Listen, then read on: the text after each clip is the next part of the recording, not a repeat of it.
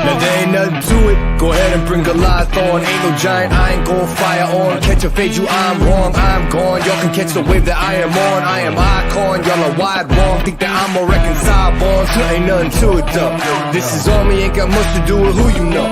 Keeping it true to form 10 L's into a milli though. But they already knew that those farewell to your opinions. Know that he is so. This is all me, ain't got much to do with who you know. Yeah, keeping it true to form, but they already knew that, yo. Here we go.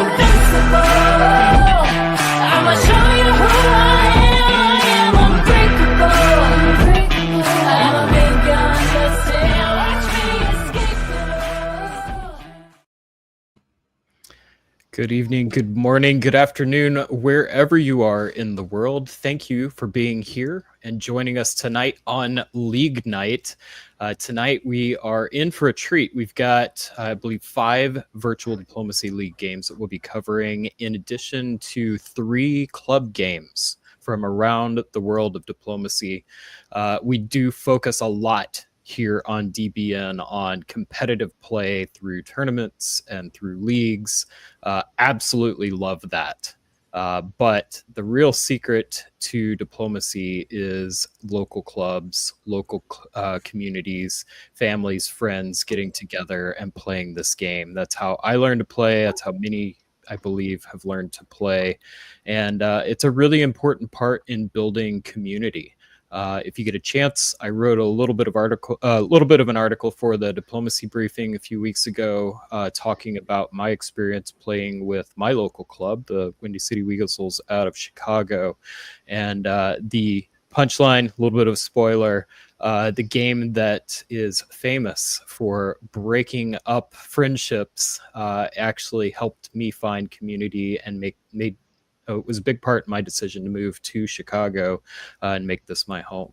So this club kind of play is very important for building community, which is the foundation that all of these leagues and tournaments and everything else that we enjoy are built on. So I'm honored to be able to cover these games tonight. My name is Brian Pravel. I'm the host of League Night and one of the founders of the Diplomacy Broadcast Network. And joining me tonight are 3 fabulous people. David Hood, welcome. Hello there, Brian. We've got Jamal Blakarli, world champion Jamal Blakarli, who does not need sleep, apparently. Welcome, Jamal. I mean, you get a few hours here and there. It's fine. Yeah. And Brandon Austin, the most appropriate caption of all, just chilling. Correct me if I'm wrong, in Canberra. Is that correct?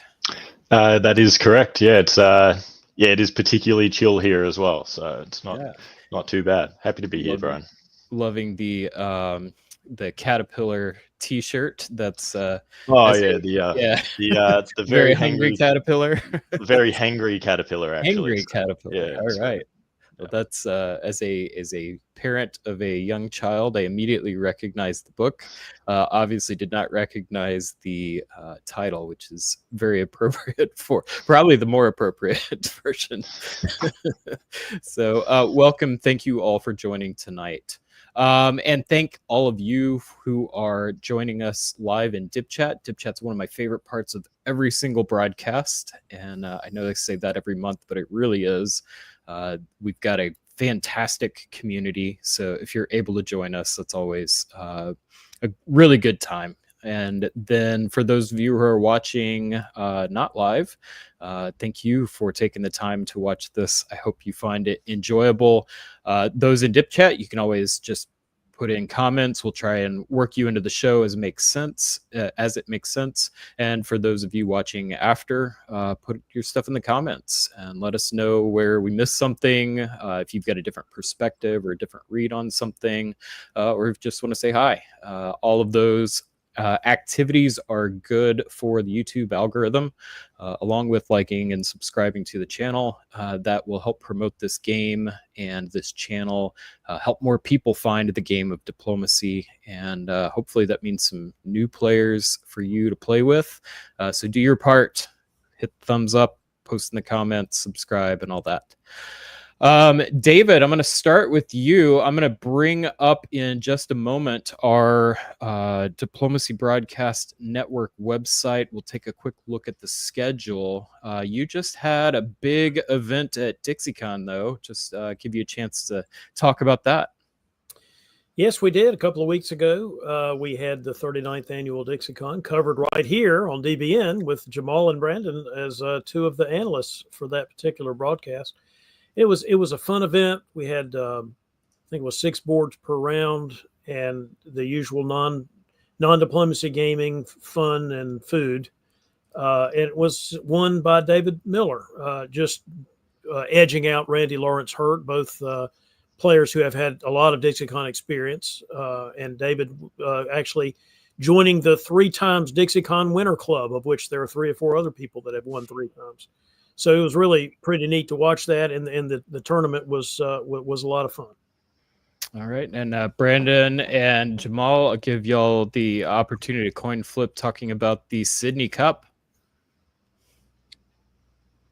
Yeah, well, like that's coming up in very soon on the 21st of June. Darcy Morris and Jason Gray have done an excellent job organizing that. I think there's going to be maybe four boards. Do you reckon that's about right, Jamal? 4 or 5 boards, I think.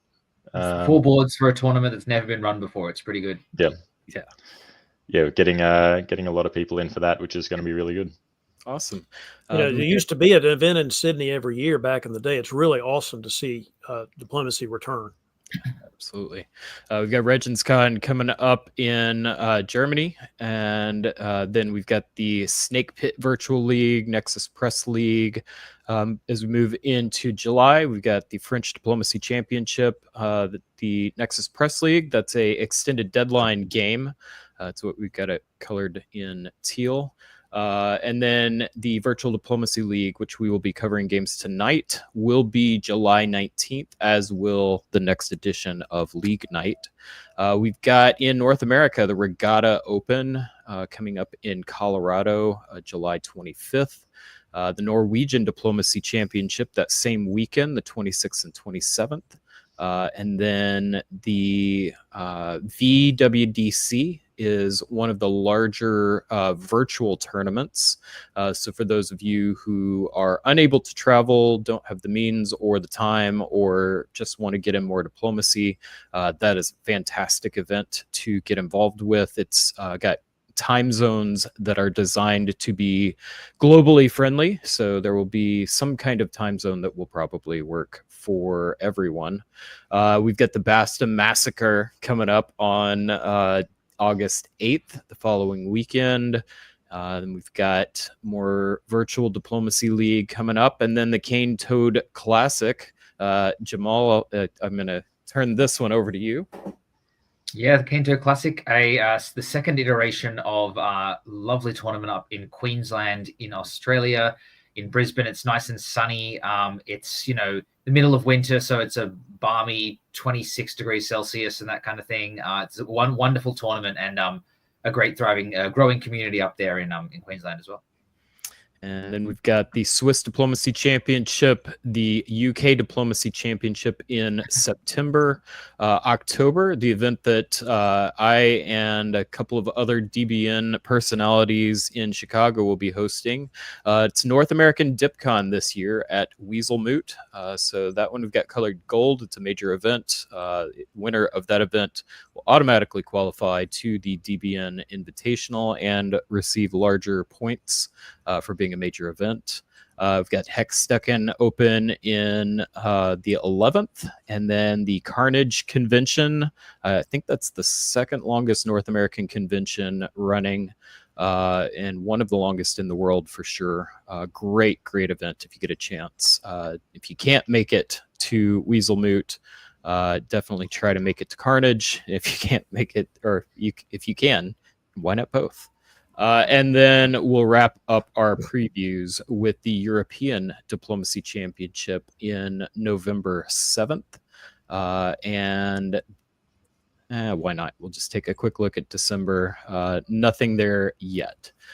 Usually in December, we'll have another, the Virtual Diplomacy Championship, or sometimes in January, it looks like. So anything I missed or any other plugs that anybody wants to give? I mean, Brian, you've missed, the premiere event of the next month, which is the Broadcaster Brawl. I was saving that for you, Jamal. Tell us about Broadcaster Brawl. That's right. I think it's on next weekend, the 15th of June. It's where your favorite broadcasters and also me and Brandon get to brawl it out with other notable DBN personality types. And it's all in the name of charity. So we've got a shared pool. I'm not sure if you have a QR code link to that, but if not, just look it up on the DBN website. And yeah, you can donate to the shared pool. The money goes all straight to charity. And I think it's going to be one of the most nonsense games of diplomacy you'll have seen in a little while, is my prediction on that one. Yeah, it's a really good time. I was lucky enough to compete in the very first one. I don't know if we're doing that this year, but that year, everyone, the community voted on the seed order that they wanted everyone to go in, and I picked first and chose Turkey. Immediately got punished for it. It was a great time. But yeah, we've been doing it a couple of times and been able to raise some good money for charity. It's a good cause. Definitely try and watch. I know it's a rough time right now for a lot of people financially, but if you have the means to donate, it's a great way to give back to the community and to thank some of the personalities that have put their hard work and time into this broadcast by saying thank you for what you're doing and donating to a cause that they believe in. David, Brandon, anything else? Let me just say that later this month, we're going to have an episode of Deadline coming out here on DBN, and it will feature an interesting interview with special correspondent Hal Shield interviewing the two daughters of Alan Calhammer. So that'll be a fun thing to look forward to later in June. I will definitely be looking forward to that. And then the last thing I'll say, this is a more serious note. You can see I've got my Pride shirt on. And before we get started tonight, I did want to just take a moment. And this is Pride Month, where we see a lot of rainbows on logos everywhere. And Pride is not just about parades or rainbow flags. I think it's important we remember that it started as a protest. It was a fight for dignity and for freedom. Today, we need to remember that the fight is not over. Here in the United States and around the world, we're seeing rights stripped away. We've got trans people, minorities, those who love differently, those who speak differently, those who don't fit a specific mold. And yes, even some governments we call allies are enabling oppression and in some cases even genocide. Freedom is not inevitable. Justice is not guaranteed. They depend on us, on people willing to speak up and to stand up. We enjoy the freedoms we have because of the fight of those who came before us. Now it's our turn. So while we're here to enjoy a game about diplomacy, we can all remember that in the real world, the struggle continues, and it's up to us to carry it forward for everyone, for everywhere. And I just want to take that time and remember what that rainbow flag really represents when you see that. All right, well, with that, let's get into our games. So first up, let's take a quick look at what happened last week or last month. So here is our standings going into tonight's games. We've got Jason Gray, Darcy Morris, Patrick Jacobson, Jaden Christian Brown, Jamal Blacarley, Justin Lohr, rounding out your top 7. Cody Miller, Marcus Lone, Zoe Cameron knocking at the door in 10th. Then we'll take another quick look at positions 11 to 20. Ben Kelman, front stabber, Ian Rudnick, Joshua Crowther, rounding out your top 14. This is one of my favorite parts of the year. We are coming into what we call the summer stretch. So we've seen this both in tournament play and in league play.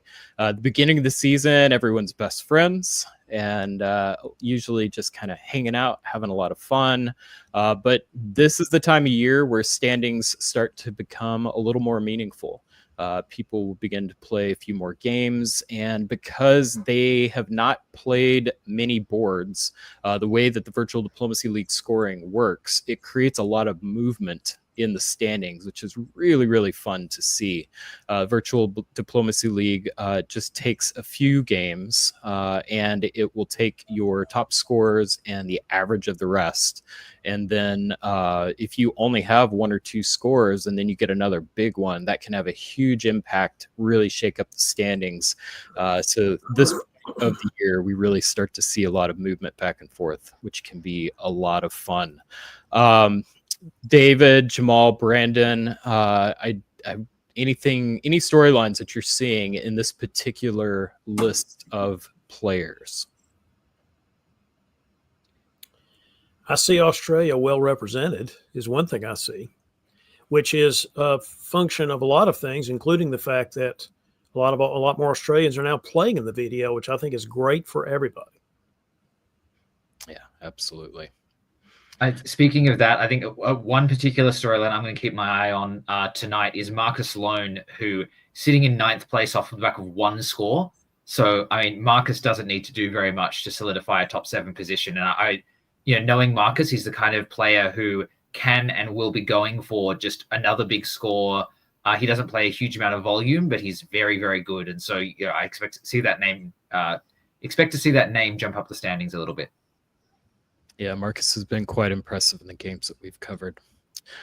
All right, well, with that, let's get to the very first game of the night. And let's see if I can get this little transition going again. And I kind of got out of habit with that. StreamYard did a great job of adding some new features. They changed up my layout. I got to relearn all the buttons. Here we go. All right, so first up, VDL 228. Let me take a quick look at our running order. Looks like we are going to have... Well, you're certainly not going to have me on this one. Yep, we're not going to have Jamal on this one. So we're going to Get out. Jamal, take a break. All right, so David, I'll have you take the lead here. We'll have Brandon be second. David, why don't you introduce these players? Austria with Nicholas Lawton, somebody who's been playing now for several years. Wes Ketchum playing England. He's the most recent winner of the Dutch Championship. We interviewed him last month on right here on DBN. Jordan Connors, one of the best players in the world right now, coming out of Seattle. Matt Lynch, great to see Matt back after having played a lot during the pandemic. One of our Irish players playing Germany. Jamal Blakarli, the aforementioned world champion in Italy. Cody Miller, the man that needs no sleep, playing Russia. And then Lena, Swedish player in Turkey. So this is a fascinating collection of characters playing the game Liverpool. I cannot wait for this one. Brandon, what are the storylines you're going to be keeping out for as we go through our first game of the night? Well, yeah, definitely looking out at some of these big names, like looking at the board now, seeing Jordan in France. He's an excellent player. So France is a comfy country to play. So I'll be interested to see that, and Jamal in Italy too. Yeah, Jordan Connors was just so impressive last season. Just came in, I think he only had 3 scores the whole league or something like that, and just punched his way all the way up to the top. Just so impressive in the Virtual Diplomacy League last year. And yeah, I mean, you got Jamal, world champion, you've got Wes, Nicholas, let's get right to it. I can't wait. All right, spring 1901. What have you got for us? You've got a French fleet in the Channel and an English army in Wales. Now, what that could mean is this newfangled opening where it gets convoyed by the French fleet. So we'll see if that's what's going to happen here. Otherwise, we've got the bouncing Galicia and a hold from Nicholas Lawton in Trieste, which is an interesting move. And you've got Lena going old school with the 2 armies going north, Turkish opening, but otherwise it looks fairly standard. That Italian move to Tuscany is unusual, but certainly not unheard of. It's intended to allay Austrian suspicion. Fall turn, we do see the convoy to Belgium. So Jordan convoying west into Belgium. We see a bounce in Holland because there's EF cooperation. Not a good turn for Matt. Is also bounced in Sweden by the Russians, and he loses Munich to the French. It's just a disaster for the Irishman Matt Lynch. Looking in the east, we've got the Turks going to Greece, which kind of makes sense since the fleet was not in Albania to contest Greece. So that's where Turkey goes and then gets bounced in Bulgaria so that Turkey doesn't build two. Russians take Romania with the fleet, which is usually a pro-Austrian way to do that. But when you're also supporting yourself in the Galicia, perhaps not.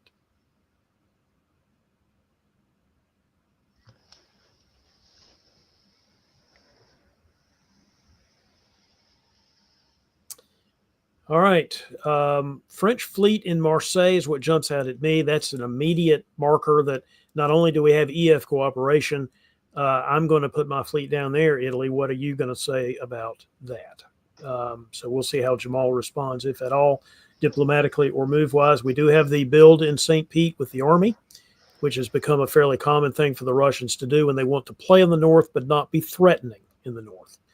The Turks building a third army is fascinating to me. Their only fleet is in Armenia, and now they've got no fleets to go anywhere except the Black Sea at this point, or Sebastopol. And Brandon, you see anything interesting here? Well, it looks like Jamal is waving as well. True, which of course is very Jamal. Yeah, I with that fleet build in Marseille, I don't know if that's going to be something. I'm real curious to see how that plays out, because we've got a classic two-build France whose builds are from Munich and Spain. Portugal's still wide open. Clear alliance, strong alliance with England, has all the freedom in the world to go to the east if he wants to. Okay, Spring 02. We see Matt popping Munich, but it has a retreat straight into Berlin. I'm not quite sure how the EF cooperation is meant to work, but English going to Irish is interesting to me. That could have gone to Mao or something like that. St. Pete holding, making sure Norway doesn't sneak into it makes sense. Cody in Galicia going straight to Bohemia and Silesia, just giving up Galicia, but making Austria think they got to use two to put it in, and pulling back to Sev as well. I'm not quite sure I understand the Russian moves there, but I'll be interested to see how it turns out. And it looks like the army in Greece gets popped as well. I cannot resist saying, all right, so Austria's going after Russia, who's going after Turkey, who's going after Austria, who's also going after Turkey, who's going after Turks, going after there's a three-way scrum, right? With Jamal being the ever-present Zen master, floating above it all, too short. And he's just being friendly in Tyrolia as well. Right. Cool. Yeah, totally friendly. Yeah. In the east, we see Jordan snagging Portugal and Liverpool, whilst West takes Brest and Holland. Yep. We see in the chat there, Chris Kelly saying Liverpool and Brest doing a swap. It's very interesting. And Cody giving up Romania. It fails because there's 2-on-2, but offering the convoy the Turk in there, whilst Lena also has to retreat out of Bulgaria, and Jamal gets Greece. I should say that Liverpool-Brest switch was something that West did in the Dutch National Championships. He talked about it in his interview last month. It was something he had wanted to try, and he thought it worked really well for EF cooperation. Prevents builds that would destabilize the alliance in the future. Ah, cool. Awesome. Yeah, that's not something I'm familiar with, but that makes sense. Yeah. I don't think it's something that Lynch is familiar with either. He is now, though. Yeah, it is odd. This is just so rude. Golly, what did Matt's a nice guy. What did you people do? Yeah. Yeah. Well, what's this? He loses Kiel and Denmark. So that's rough. And it's quite rough. Yeah. With the builds here, we see Jamal not waving, building 2, fleet in Naples, army in Venice. There's only the one French fleet down there now, and he's still got his 2 fleets, so it's not something he needs to worry about immediately. England getting 3 builds, only being able to build 2 though, and looks like they're getting ready to still keep pushing north. Russia has 2 builds, fleet north as well, and army in Warsaw, just to help shore up whatever's going on in the middle there. And yeah, I think that squares it up for builds, with poor Matt going down 1 as well. All right, Cody, if you're going to build Fleet St. Pete, go into Norway. I could not agree more. And that's exactly what he does. There's no point in building the fleet if you're not going to put it against the North Sea and Norwegians. So he has done that. English fleets, however, are going up to deal with the menace, as you can see from Denmark and from Kiel. Matt, for now, taking Kiel back, but we'll see in the fall with all these armies around exactly what he's able to do. The Brest in the English Channel, to get away from where it is, to go back to home waters. That's also what Liverpool is doing. Looking at down east, though, let's see. The convoy that was attempted in Romania by the Turks now goes into Bulgaria instead. But I'm not convinced that the Russians and the Turks are working together still. I mean, it's still kind of a scrum. And we have the Italians now moving against Trieste, which is not terribly surprising, I don't think, in this scenario. So an interesting set of moves. This is a fascinating game already in spring 1903. Fascinating for everybody except Matt, who just loses Munich and Berlin and keeps Kiel. So he continues to move around his country, but is down now to 1. What's happening else in Scandinavia? England has booted the Russians out of everything, with all those units. He just couldn't. There wasn't anything Russia could do about that. The French take back Brest now and go to Wales with the fleet, and they bounce in Belgium, which may or may not be arranged. We'll see what this was from Jordan in the fall. Was this the set of moves he was supposed to make in the EF alliance or not? Looking in the east, we have Jamal taking advantage of the scrum by taking Serbia here. The Turks are now in Romania and Bulgaria, so they've certainly done better.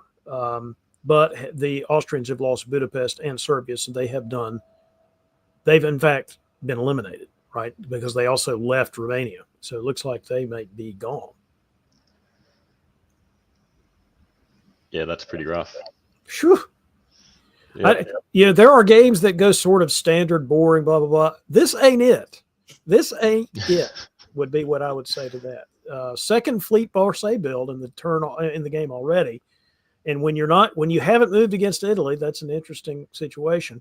Again, no English build, France building 2. What was that set of moves about from Jordan? I think we're fixing to find out. If you're going to play Turkey as an army power, I guess you go all in and have 4 armies in 1 fleet, but that really doesn't let you do very much if you're worried about Jamal. He must not be, or Lena must not be worried about Jamal. Well, he waved, so he's not a threat, right? It's not waving anymore. I think he's That's just true. waving. He's waving at those he's leaving behind is what he's waving, which would be the Turks and the Austrians and the Germans at this point. But we got 4 powers at 7, but something is fixing to happen in that EF. Now that Germany's dead, you got to do something. What's it going to be? All right, cool. Yeah, so looking straight at the EF, it looks like maybe Wes is a little bit worried about what's going on, so he's getting an army back to the mainland. I think in the chat we saw Jordan says thanks for the swap between Liverpool and Brest. So maybe that spells bad blood. We also see West supporting themselves into Belgium, trying to gain some position. Matt walking into Holland behind them, whilst Berlin gets into Kiel with support from Denmark too. Jordan supports himself up into Ruhr, but doesn't backfill Burgundy with Paris, moves it to Gascony instead. Meanwhile, West gets a retreat into Mao. Looks like Jamal in Italy is moving his fleets east and Lena is getting up into Armenia and has a retreat into Sev anyway. But with that Armenian army is going to be able to hold it, hopefully. All right, musical interlude. Da, da, da, da, da, da, da, da. That's a good conga line from the Italians, and that you're able to do all of that because they know the Turks can't do anything about it. Couldn't have stopped it if they really wanted to, and that's exactly what's happened here. And so, bye centers. For sure. Here we see Jordan again in the east. Yeah, he's covering his centers whilst looks like he snags Belgium. Bounces out London, keeps Liverpool, gets to hold in. Sorry, this is where my colorblindness comes in a little bit. The difference between France and Russia. I always struggle a little bit with the colors there, so I'm not quite sure who has Munich at the moment. France. France. There we go. Yep. He's able to hold on to that. Whilst Jamal starts to head west. You know, he doesn't need all those fleets going east, especially with no fleets opposing him. So why not push them west? Hey, Jamal, you want to go east or west? Jamal said both. Yeah, why not? That's it. Yeah, so tough year for West. Down 2. Jordan continues to climb with 1. Jamal gets 2 as well. Paulina loses Smyrna, down 1. And Cody still going up. And Matt alive on 1 in Holland too. And Cody walked out of Sweden, so there's some ER cooperation going on here, which is a good idea, I think, in this situation. Don't make the English lose more than 1 here. So that was smart on Cody's part. Yeah, you want the English to be able to turn around and deal with. You can take Sweden back later. Yeah, it's always going to be on your plate later when you're ready. For sure. All right, so 2 of our top build players are topping the board along with Cody Miller. I think it's time for Who Do You Like? Brandon, I'm going to go to you first for this one. You get 1 power. You're going to take over their position to give you the best chance at winning this game. Who would you pick? I just like the clean line that Jamal has. Like, look at all these armies he's got from Tyrolia down to Bulgaria. And he's got a fleet in Smyrna as well. Plus, he's got 3 fleets that have, nothing better to do but go west. Like, that looks really solid. And he's got the lead at the moment too. Jordan's position is good, but he's got an enemy in west. And, who's Jamal really fighting? He's got Russia to keep an eye on, but with all those armies in, around Trieste, Serbia, Budapest, Vienna, I don't think he really needs to worry about that as much. David, if not Jamal, then who? Well, if you're going to try to force me to pick Jordan, you realize that I can't really be that publicly supportive of Jordan Connors. He tasks me. He tasks me, and I shall have him. He tasks me, and I shall have him. I'll chase him around the moons of whatever. No, I think the real question, he's clearly in the second best position. I think the question is, does Cody have a path here? Also at 8 centers. It's going to be tough. I would always say about Russia, they really need to be at 10 here to be in the same ballpark as the other powers. And I just don't see how Cody can hang here in this situation unless he's able to walk into a bunch of English centers maybe at one time, because otherwise, Jamal could just be ready to explode here. Well, here's my pitch on how it could happen. You've got Jordan and Jamal who decide that they need to move against each other. That could create opportunities if they're not paying attention to Cody. I think Jamal could do both in this situation. I was kidding with the both answer earlier, but not really. I think he can do both. I think he can mess with Jordan and take Russian centers if he wants to. Well, we'll find out as we move into spring of 05. Right now, he's prioritizing going west, which is clearly the right answer. I think Naples holding is interesting. I love holds. They do have their place, but I don't want to know which way I'm going to commit kind of hold. It's just interesting to see. For now, there's no move against Cody's Balkan provinces, and he's taken Sevastopol and he's moved his army into Munich with support of Jamal. So for now, there's still something going on here. Denmark to Sweden makes it look like that West is concerned that Cody might just come into his centers from behind as opposed to doing something else with that fleet. as far as the war, the EF war is going, I mean, I think Wes is probably doing the best he can, prioritizing getting back into the channel so he can do some coordinated moves in the fall. But it's a tough scenario. The Italians attacking is going to help, but perhaps might not save Wes depending on what Cody does. Jamal, yeah, I think that's true. Chris is certainly right that from a tactical point of view, slowing down the redeployment of Portugal matters. London walking out of the English Channel. Walking out, I would say, of the English Channel. I'll repeat that. So perhaps there has been a deal struck, although England taking Liverpool might have just been part of the deal, maybe not. Maybe Jordan didn't think he was leaving London, but it's a little bit hard to imagine that's not some kind of arrangement. Bounce in Holland, as you can see. So there must not be much of an arrangement because there's still a bounce in who's not going to take Germany out. Sweden does go back to Denmark, so not as worried about the move, which Cody doesn't make anyway. Looking at the east, it's really just clean up time. Italy getting in position with another Congo line to put their units against the last of the Turkish position, the last of the Turkish centers.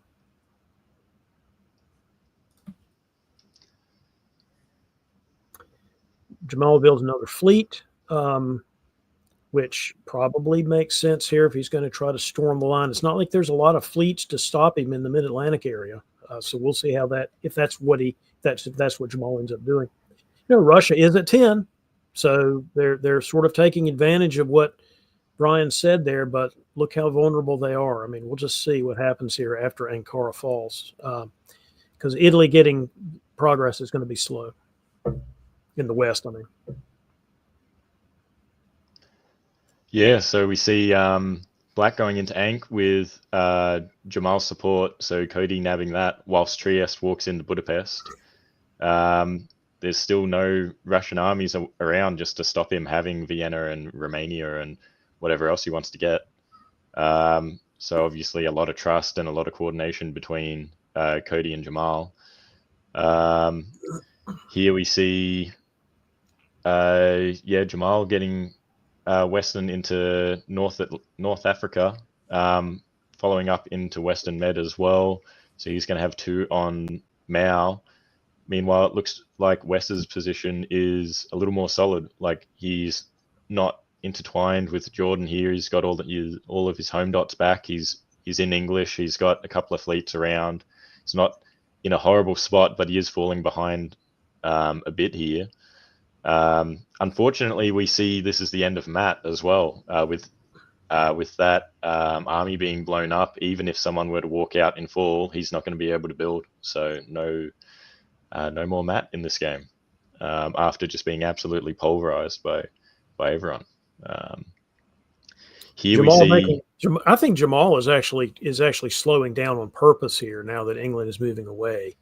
In other words, leaving Lyon doesn't really seem like the right answer here if you're really trying to keep the pressure on. So he's trying to actually give some kind of chance for Jordan to decide to do something else besides fight Jamal.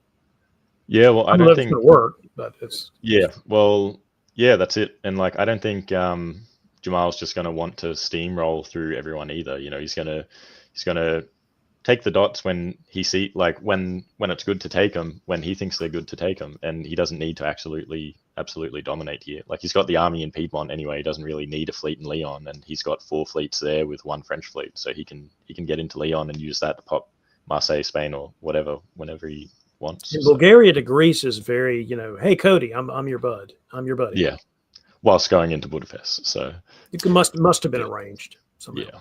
Yeah, that definitely feels arranged, considering the support into Ink. The other thing I liked is the support from just to make sure there's no bounce there to try and prevent a fleet build, hopefully, would be my guess. Cool. So in fall, we see Jamal walking out of Budapest, but into Vienna, and then Greece back to Bulgaria. Everything in the Turkish home centers is holding, so this will be the end of Lena as well. Meanwhile, Jamal gets himself into Mao, following up with Terenian Sea into Leon and Tunis to North Africa. So he's got his fleets in where he wants them to really crack into France. Meanwhile, West makes a bit of a comeback here, getting Belgium, getting the army off the mainland. He doesn't need it on the island. He can put that into Belgium and use it further forward. And yeah, there's a bit of a line of Russian armies moving south. So coordination between Jamal and Cody, maybe that's about to change a little bit. Isn't it going to have to, or you could just say Jamal's won the game? I understand they're at 11-11. I'm not getting that wrong, but depends on the relationship between Cody and Jamal as well. Like, with this being an earlier game, maybe Jamal's just being honest and upfront about being happy to get a solid score and share it, or gets Cody a solid score, but Jamal ends up one ahead or something. I don't know, but the French position of not having any fleets in the water right now is not a defensive position. That is not going to work. Well, he disbanded Mao, didn't he, rather than retreating it? But it gives him a build option. Gives him a build option, right? Yeah. This could be a very big score for Jamal. Yeah.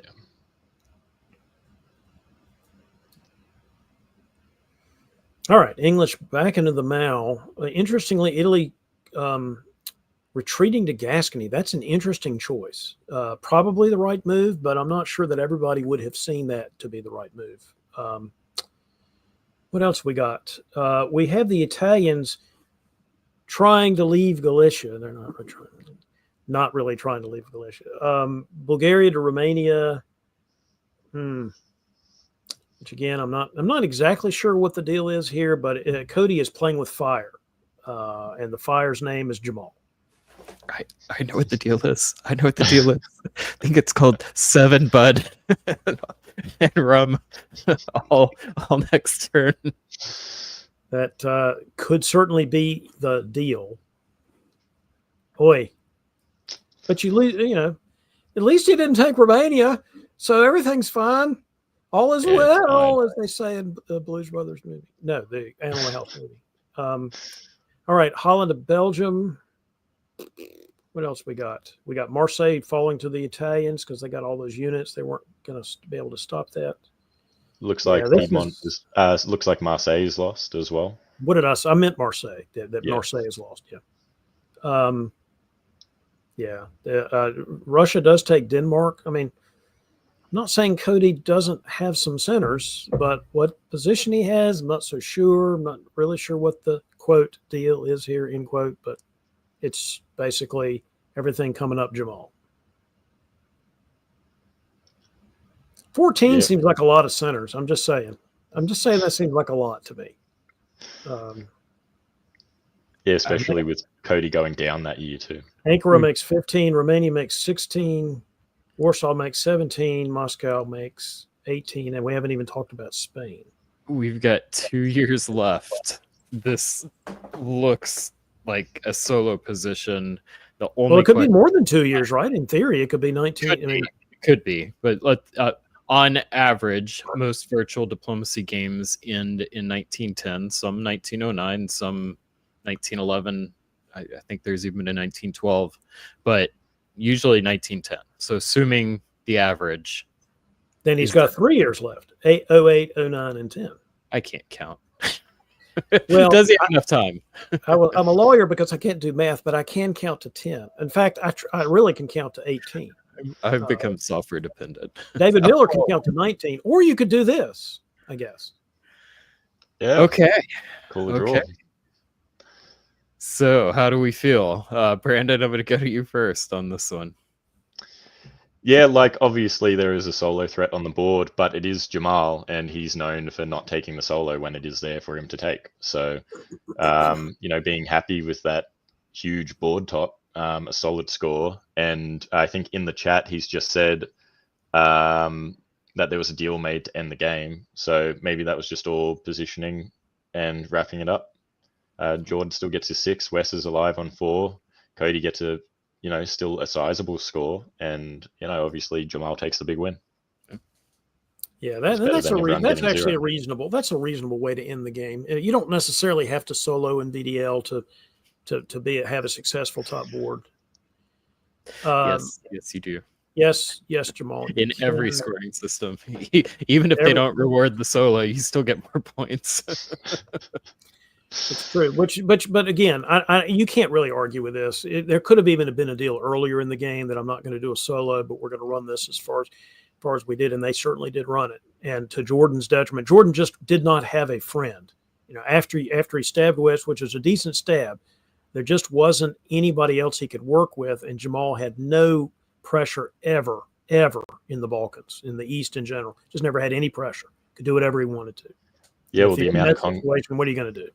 That's it. Like the amount of conga lines he had, no resistance to his pieces moving. He just cruised through. What we saw just now was classic Italian play, because the setup to the score was not done tactically. There were tactics involved. I don't want to undersell that, but this was primarily set up by good diplomacy. The way that Turkey was able to move and the delays and the Jade Buddha to build comfort and trust to help enable those Turkish moves, and then especially with the builds to create that vulnerable underbelly that you could then explode from. Like it's almost like an investment strategy. We're just delaying, and then, hey, all right, it's time to pay off. Let's go use that. And now I've got the capital I need to go take the rest of the board. So well done, Jamal. I mean, we could just bring the fella on and let him crow in person about this. I've got to get that out before he's on, because I can't say that face to face. All right. Well done, Jamal. All right. I think you muted Jamal as well. Anything we missed? Any backstory to help our viewers? Please leave him on mute. Please leave him on mute. Please leave him on mute. Oh, shoot. Okay. Yeah. No, I think you covered it very well. I mean, that was the start of that game was one of the most wild games I've seen. Like the kind of 401 through to 403 was just a knife fight in a phone box every which way. So yeah, it was fun. And when you look at that and everyone's fighting each other and you go, why should I build? If I build, I piss someone off. Well, why would I build here in 1901? So yeah. Well, there was a knife fight, except for you, standing on the sidelines watching all the knives.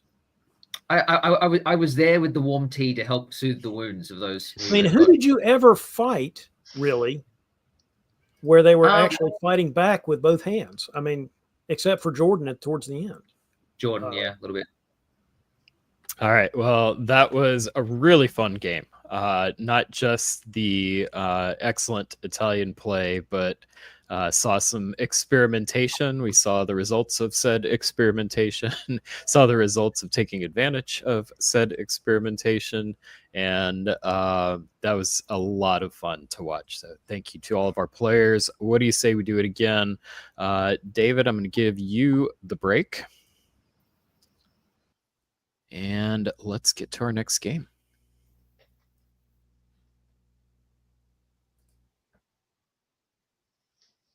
All right, Virtual Diplomacy League game 229, Greece. Brandon, I'll let you introduce our players. Yeah, so I see a couple of names there that I recognize. Joshua Crowther, the Beast, as he's known down here in Australia. Yeah, that's him. Michael Saxton, Eba Condrel. We've got Benek Robski, Christian Buchanan, and Jason Gray as well. Seeing two Aussies here, so obviously they're the ones I'm a little bit more familiar with. But there's a couple of names here that I expect a lot of good play from. So I'm very keen to see how it goes. Yeah, not bearing the lead, but first place, league leading Jason Gray. So that's always fun. I think one of the skills that is difficult for players to kind of separate from being good players to great players is how do they play when they've got that yellow jersey, when they're playing from the front, when they're the leader of the pack and everybody else is clawing to try and pull them back. That's going to be the storyline that I'm looking for in this game. Jamal, what stories will you be watching for? Look, my eye was drawn to the same thing. Jason Gray in first place, and no one else on the board in the top 10. So there isn't that same kind of leader chase down pressure that you might see at this point in the league. If say you had a few other top 10 players on the board, so fascinating to see. I mean, if Jason can get let out of the box here, Jason could solidify his place on the top board. All right. Well, with that, Brandon, let's take us through 1901. Okay, in the West, we see some pretty standard openings. England going to Norwegian and North and to Yorkshire. We've got the French going into Mao, Spain, and Picardy. We've got Italy supporting themselves into Apulia because, that might have been bounced out. And standard. I'm seeing standard stuff all around. Bounce in Black, bounce in Galicia, Serbia, Albania. I think we can roll on through the fall here. Cool. We see. All right. I'm seeing the Beast holding in Mao. So picking up Portugal and Belgium, but not picking up Spain. Still getting 2 builds. He can do a lot with those. We get a very northern England convoying into Norway, moving into Barons. We've got a happy Russian getting Sweden and Romania. And otherwise we see Russia getting into Black with Turkey rotating the fleet out. So might see a bit of cooperation between those two. Yeah, I have to wonder if Black Sea was part of the deal here or not. It's juggernaut cooperation, but I mean, Jason is the kind of player that might be comfortable with a fleet sitting in the Black Sea, particularly if he feels like he's got the upper hand in the diplomatic situation in the alliance. So, Connor's I think I know Connor as one of the ANU players. So he's young and new to the game, but really talented. So we'll see how he handles himself in this situation. And I love the move from the Beast here, not taking Spain. This is, just a classic delay tactic where you want to look a bit smaller. It's always there later. Yeah, that's it. It's basically a delayed wave.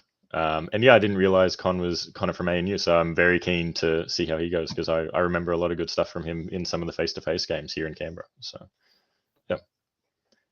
for builds, we see the Beast building Fleet Brest and Army Paris. We've got Christian with an army on the mainland, no fleets. We get 2 Russian armies as well. And a Italian fleet in Naples, and pretty standard stuff for Austria and from Turkey in this position as well. So let's see how it all goes.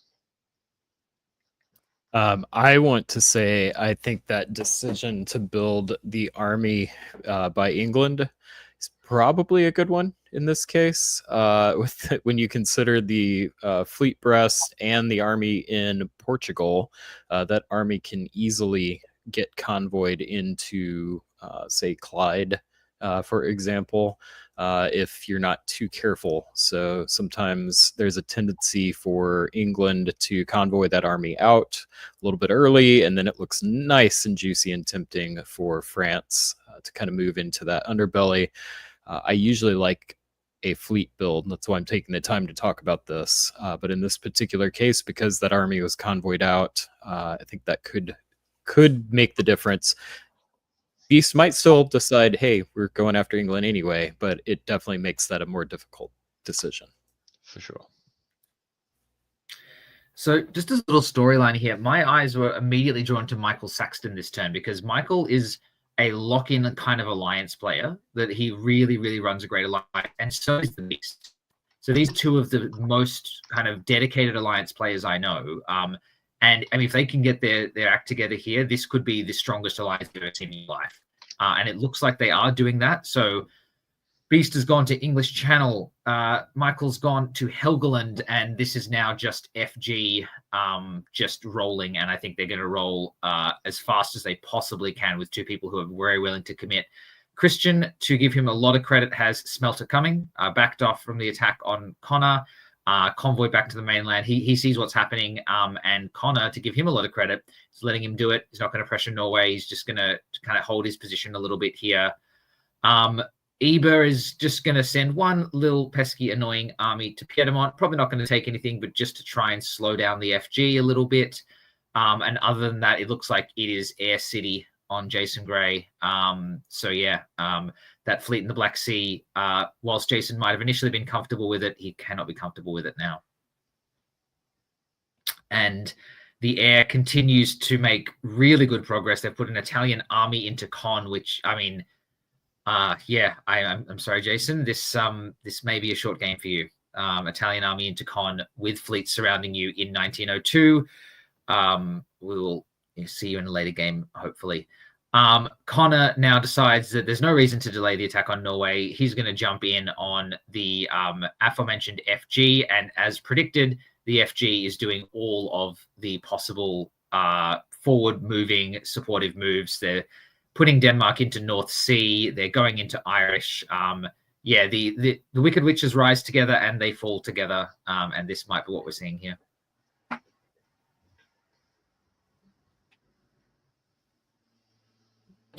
Eber's build is going to be interesting here. Let's see what he's going to do. Fleet Naples. All right. Non-committal. That makes sense. Sticking with the air. How do we feel about the army in Marseille here? I like it. It's defensive against the pesky Piedmont army, but it's not antagonistic. You build a fleet Marseille and suddenly you just kind of you're at war with Italy, and it doesn't want to be at war with Italy. So I like that build. I like Jacob's comment in the comments there. I was thinking along similar lines. It would have been awesome to see Piedmont hold and the Beast walk out of Spain and occupy Marseille, not getting a build. And Jason, I have faith in you. There's some things are just a little too high. If you can come back from this, then you are the greatest player I have seen in a long time. So yeah, please do. Please prove me wrong. Cool. So further up in the east, we've got Picardy in the west, we've got Picardy convoying into Wales, supported by Irish to guarantee it. Belgium holding.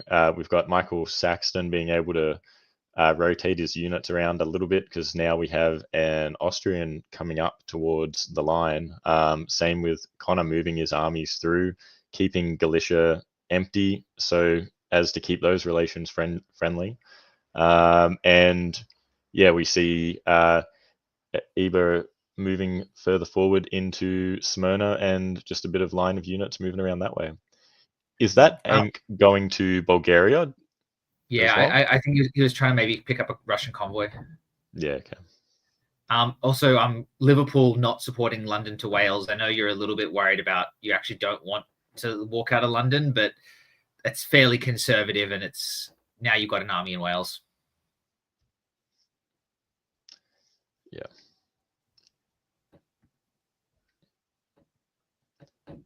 Yeah, so now we have the tricky position of that army in Wales just goes straight into Liverpool with London walking out as well. Maybe they were expecting the fleet to go into Liverpool instead. With that, we see the Beast rotating his armies around a little bit, but keeping them away from Burgundy to keep that friendship going with Michael. Michael getting into Norway with English support, causing Connor to have to retreat. But, he's got a couple of armies there that he can throw around. And we see Italy nabbing Greece here as well. Well done to Jason Gray. That this is a really, really good fight back. Maybe my lack of faith is misplaced. He's doing well. Okay, cool. So we have Jason still alive on 2, and he's got a fleet and an army. Beast continues to grow. He's up 1, putting down Fleet Breast. Poor Christian is down 1 as well, disbanding the army in Wales, leaving him with just Barons and Eddie. And yeah, Michael going up 1 too. Army in Berlin. That's going to put a bit of pressure on Connor, who has had to disband and is pulling that Prussian army. This is where I think knowing the players you're playing with can be a huge advantage or not. Now, my suspicion is Eber has not played a heap with the Beast or with Michael, because if I was in Italy in this situation, there is no world I'm ever stabbing Austria, because I know that there's no world in which the Beast is not coming south. Because France, like, you know, maybe positionally France could stab Germany, but with these players, it's just not going to happen.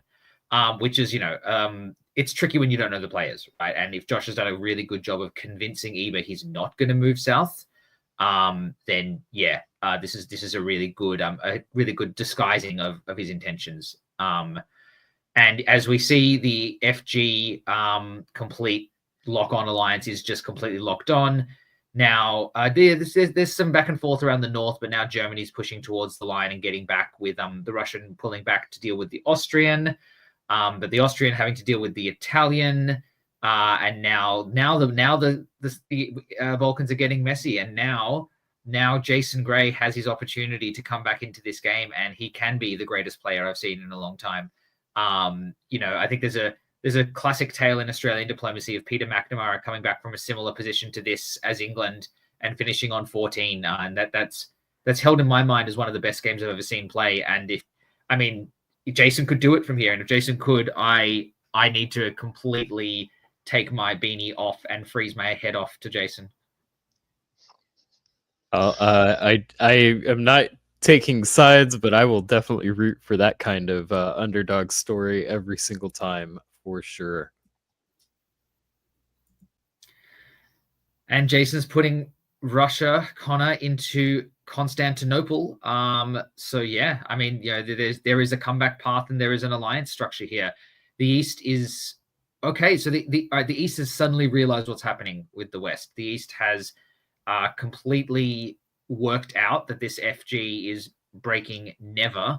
And so now they're put aside their knives and they're back on. So really good job from Eber and Benek to disengage so quickly. Like, that's a very locked up position with Austria and Italy here. And they've just been able to just unlock it immediately. They've walked out of Serbia and Greece, which shows a lot of trust. And they've convoyed Albania through to Venice to really just to shut that down. So that is excellent play by both of them. And just in the nick of time, because here comes the Beast's fleets.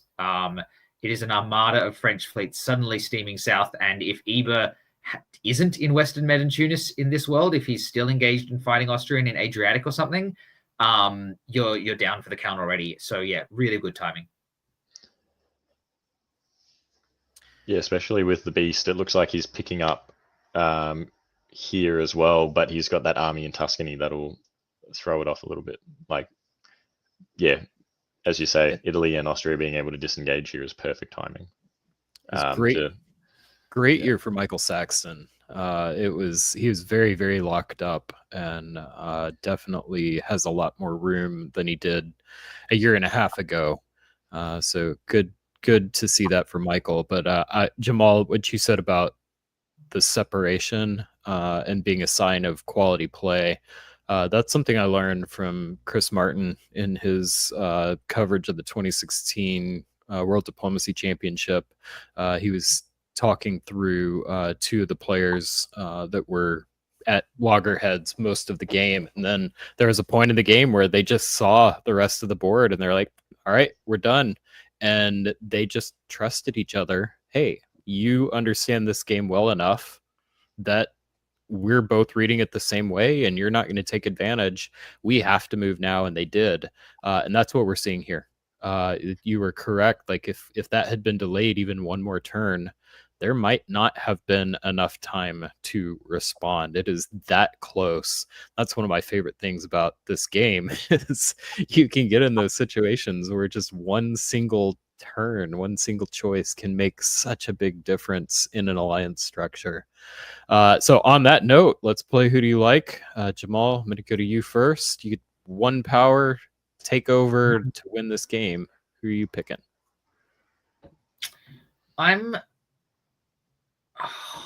It's tough. I'm going to pick Connor here, actually.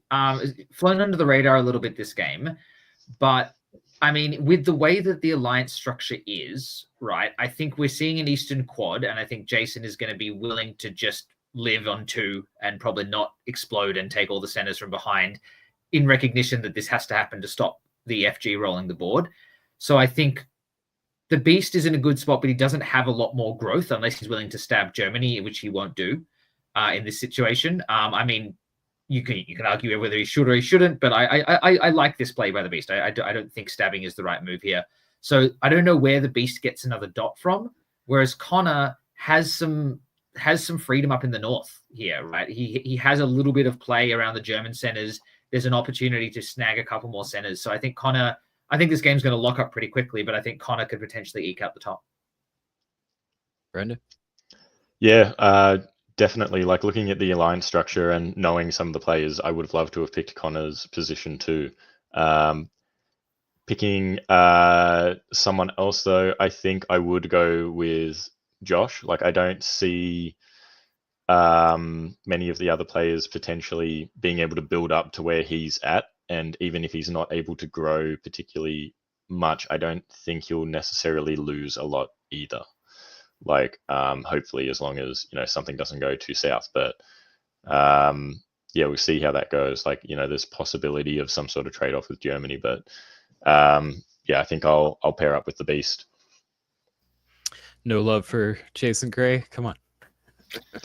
6 years is like what if you're Jason, you have to be breaking the line to grow here is the problem, right? That for Jason to actually get into a position to gain a whole lot more centers, he's got to be doing the kinds of things that gives Josh and Michael all the rest of the centers.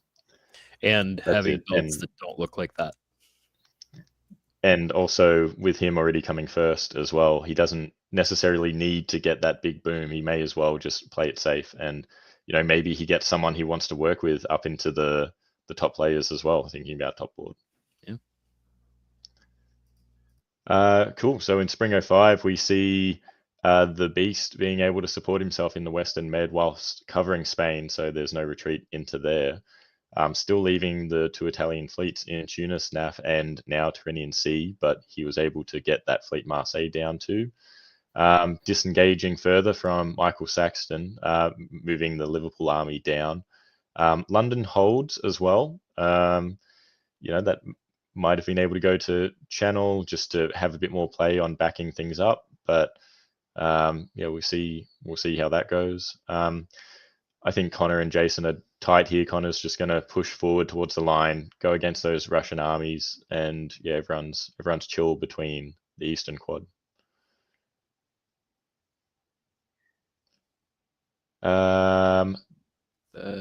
Lots of holds. There we go. Draw. Yeah. Okay. Everyone sees that this is locked. Unless the alliance structure is breaking, so the only people who can change this game is the unbreakable FG or someone like Jason taking stuff from behind. If everyone's saying openly they're not going to do it, why keep playing? Yeah, and we've got a shared top between the Beast and Connor, so looks like both our picks came true. Not bad. Hey. Yeah, everyone's a winner. But yeah. Yeah, interesting game. It's not a hard block, even without I think there's probably a little bit of room, but it would take a lot of work, a lot of time for not a lot of points. So totally. It'd take a lot of time with a few players on a low account too. So you're relying on them not getting impatient or just deciding to grab what they can. And yeah, so I think a draw there is probably pretty reasonable given the alliance structure. So. And I think also a draw there is quite indicative of the kind of, I don't want to call it Australian meta because it's not really a meta, but the Australian style of play, which is, here to have fun and enjoy a game. Like, why does anybody want to grind out for 3 more hours to take an extra dot? That just seems pointless and annoying to everybody. It's like, let's all just have a chill and just, get some dinner and hang out a bit, and maybe play second round or whatever else, right? Like, yeah, you don't need to play just to get kind of one point. I don't know. Yeah. All right. Well, that was another fun one. David, welcome you back. Brandon, we're going to give you a break. David, any thoughts on that last game? No, I think y'all covered it pretty well. Sometimes it's hard to know why games end early unless you're one of the participants. It could be all sorts of reasons. We've had games that we've covered here and we found out later it's because they wanted to eat, or because they had an appointment, or because they got sick. I mean, there's all sorts of reasons why games end early. But I think y'all's speculation was probably spot on. All right. Well, we've got one more early round game that we're going. Actually, I'm sorry. We've got two more early round games. Awesome. So let's get to the next one. We're going to go transition us over.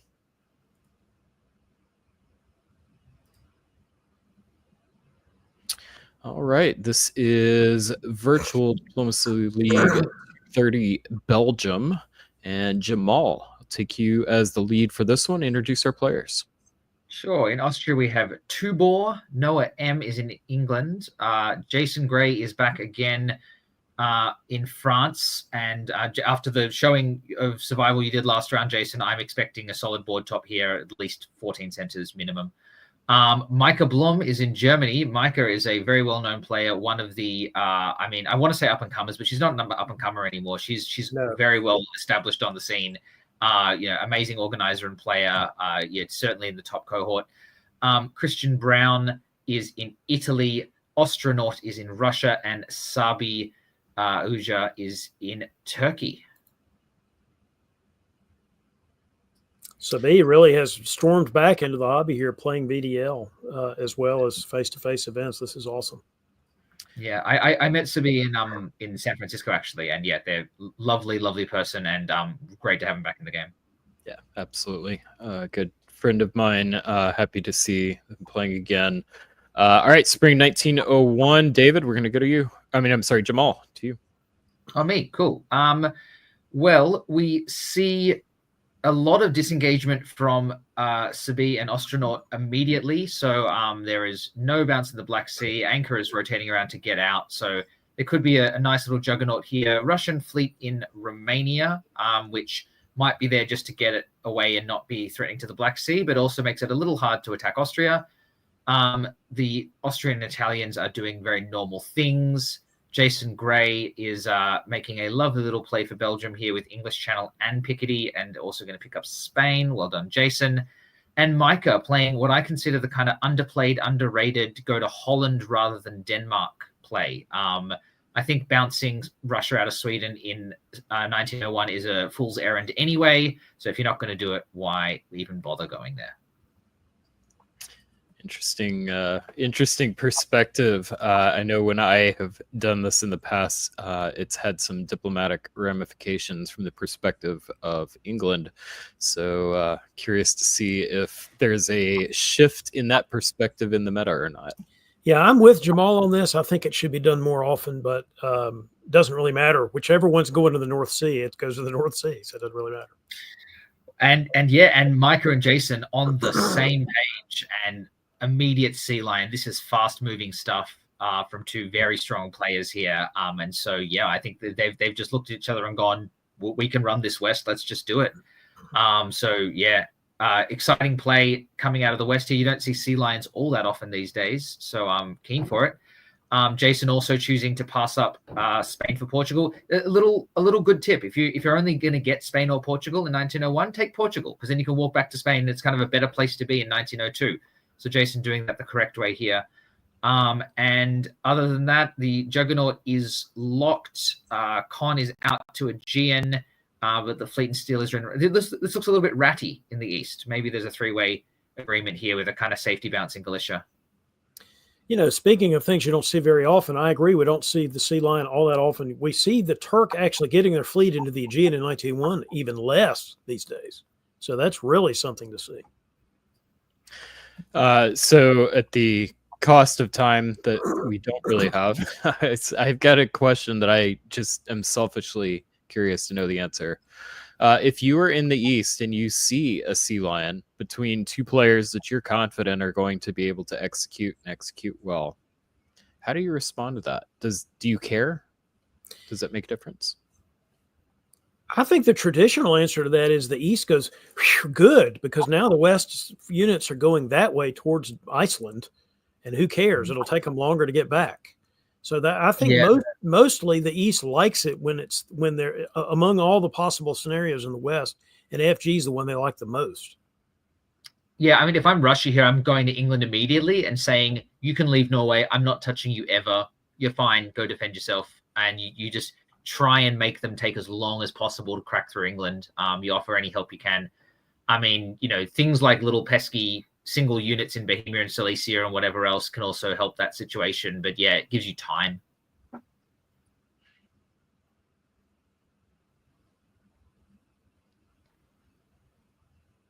Two fleets from Jason.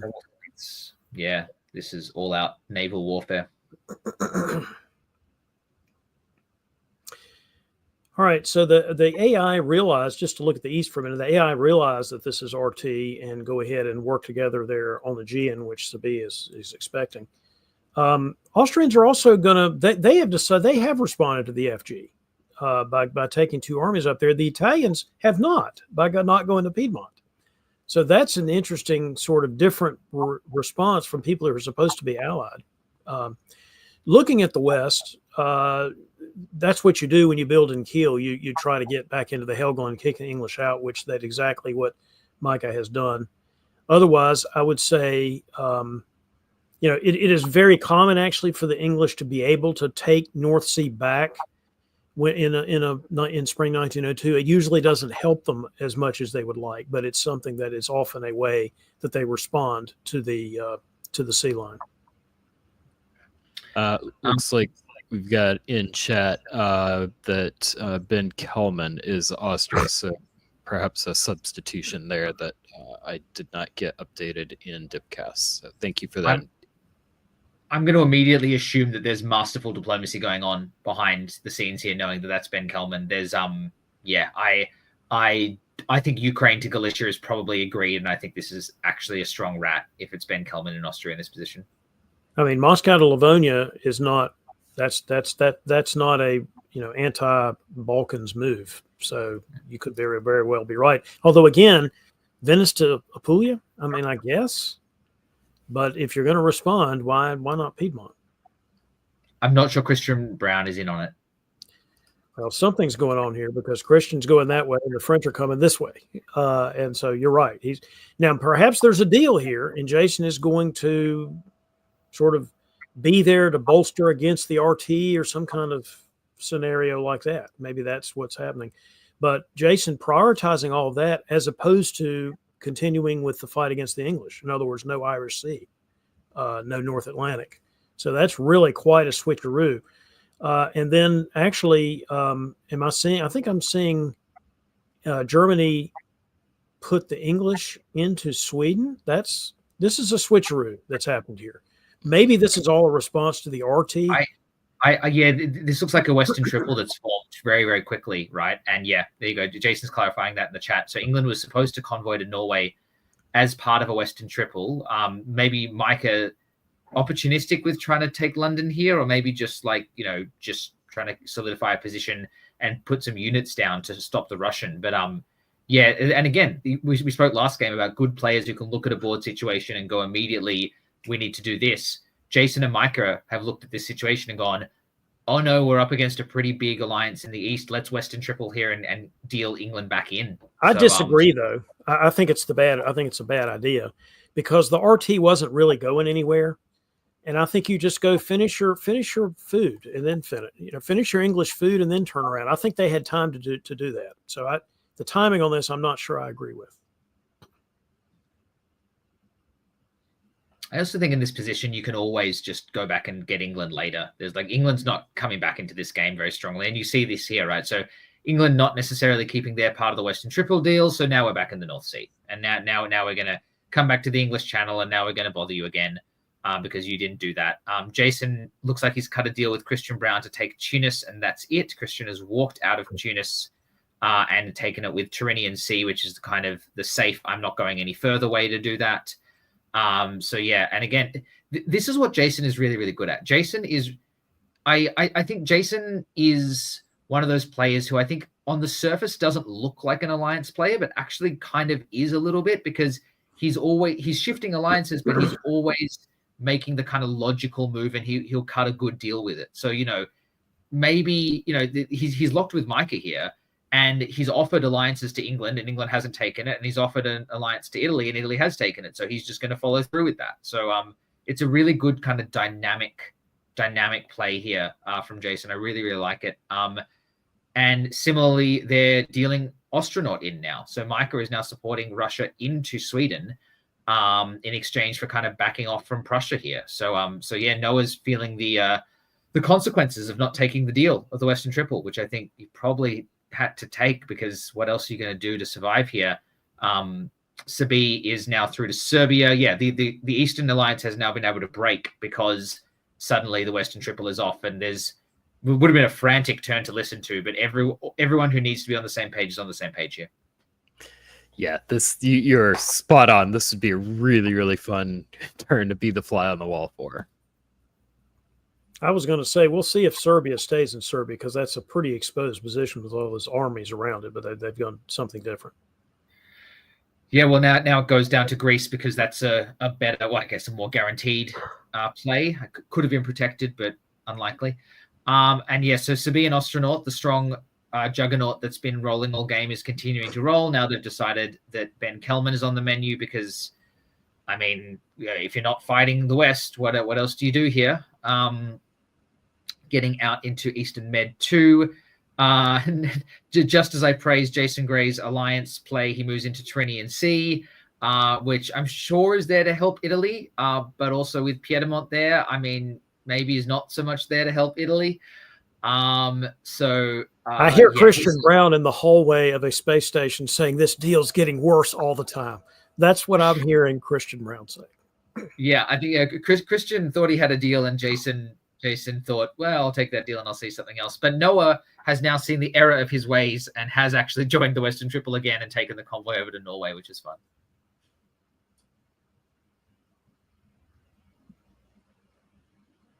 No real surprises on the builds there. All right, so Tyrolia and Piedmont is where those armies go.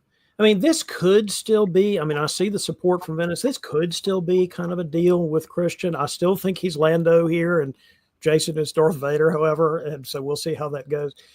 All right, convoy to London now. So the FG has made some progress. The English units are all out of position to defend now against the FG. And Micah has sent all of Micah's units there against Russia. So, if Jason is sticking with Micah here, this FG can really start to accomplish something.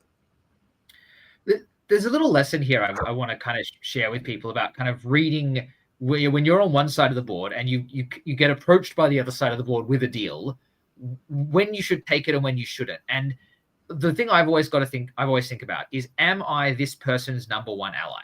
And if I'm not this person's number one ally, then they might be willing to do a deal with me, but they're not going to do it at the expense of their number one ally. Now, but Micah last turn made a deal with Astronaut to put them into Sweden and whatever else and support them here. And now Micah's turned around, because Micah's real number one ally is Jason. And Jason's real number one ally is Micah, which is why maybe this is agreed by Christian Brown, but it's not great for Christian Brown in terms of a deal. If I'm both Astronaut and Christian Brown here, you got to be cautious when taking these deals, because you got to go, well, unless I can see the person who's offering me this deal turning on their person who is on paper their number one ally, this is I'm just a path. I'm just a pawn in this game they're playing, and it's not going to end well for me. I'm not really sure what else Christian could do here from a practical point of view. I mean, obviously could have bounced the guy from Marseille to Piedmont, for example. But other than that, it's almost like, well, I hope this deal is not terrible. FG is making good progress now, but I wonder if they would have made even faster progress if they had kept the foot on the accelerator earlier instead of pulling it up and putting the foot on the brake. But they are going to the Irish Sea here. The French unit is. The English are in St. Pete. The Germans are in Warsaw. I mean, there's obvious progress being made here. Germans and the French. French take Venice. French do not take Naples because the Army of Rome could only support one of them, so it was a fork situation, as they say in chess. Sabine taking Serbia and taking Romania is really making a play here. Russia's going down, so get what you can and try to rearrange the alliance structures somehow. I mean, for Sabine to have a shot here, there's got to be an FG war. Romania looks agreed. It looks like Austria not saying, "Well, I'm going to punish Germany here." Oh, I agree, but I think Sabine is taking advantage of that and hoping that Sabine can end up in some kind of winning position at the end. But that's going to require an FG war, maybe after England is dead. And they're just so Jason and Micah are so well just disconnected here. Like there isn't really an active stab. Like maybe a stab for Belgium, but like there's no other stab you can make. At least not right now. I mean, there could be later. Again, once the English units are gone and your units are a little more discombobulated up there. I mean, we'll see. Gosh, -3. It's certainly going to happen to Russia, can't it? It's always precarious. 2 fleets from Sabine. Sabine knows where they're needing to prioritize, and they're probably right. So we'll pause here and we'll play Who Do You Like? David, you get first pick. I recognize the fact that Germany is 2 ahead, and yet I still think Jason is in a better position. And I would think that Jason is the odds-on favorite to top this board with or without a rearrangement of the FG alliance situation. Jamal, you go for Micah as choice number 2 or somebody else? I'm going to go for Micah as choice number 1 and actually say I reckon she's got a better shot than Jason.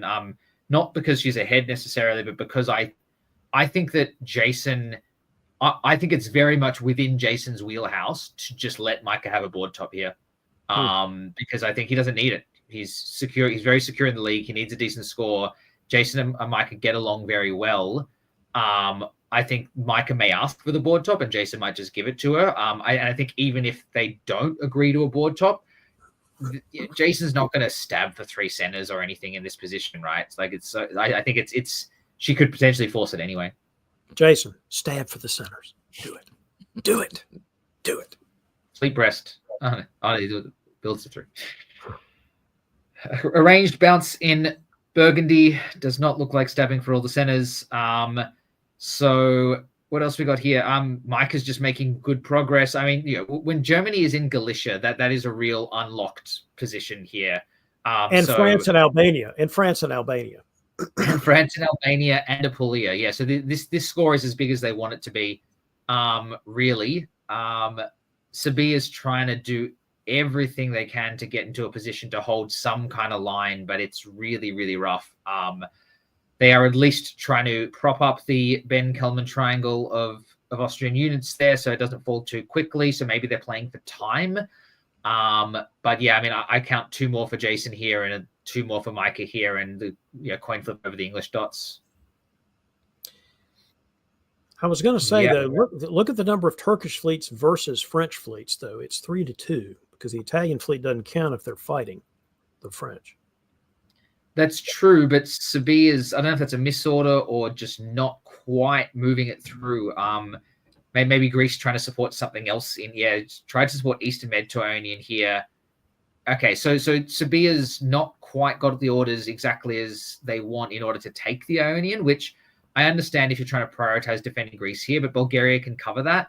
So I do think that's maybe a missed beat here. I think Sabine was trying to convince France to move out of Albania to Ionian, Ionian to Naples or something like that. Yeah, that could be it, right? And yeah, at least unlock the position and actually give France an opportunity to fight Germany, right? Which again, going back to my earlier point, I mean, you have to look at this and go, is Jason going to turn on their number 1 ally here in this situation? I am not sure I see it. London is obviously agreed. So Micah takes Norway. And, so there's just a trade here. But now Jason's catching up. Now they're even, and now there's 2 builds. And the builds phase here is where the stab might happen. If you see Army Paris, Army Marseille, you might have a stab on. Well, as I said, I'm not even positive that Jason needs to stab to get ahead here. I just think Jason's position is better in terms of even if they stay together. I mean, Yes, we'll see. but also, wouldn't it be delicious to have Army Paris, Army Marseille right here? Like, there's the units would not be able the Micah's units would not be able to respond fast enough. But that is not what The we're exact going opposite. Yeah. Which, by the way, is fine. Even if you're going to stab, I think, you're going to get fleet superiority around the North Sea. Good for you. That's exactly how you take a bunch of centers from the Germans. Yeah, and look, Sabine needs to take Ionian Sea right now that those two fleets are down from Jason. Otherwise, they're never getting it. So Didn't do it. In fact, really didn't do anything. That self-bounce is some kind of diplomatic play to try to get France to do something else. Maybe to try to get France to turn on somebody. But it doesn't work. Marseille doesn't go to Spain. It goes to Lyon. So whatever Sabine was trying there, I don't think it really worked the way Sabine wanted it to. I mean, maybe there's an agreed score here.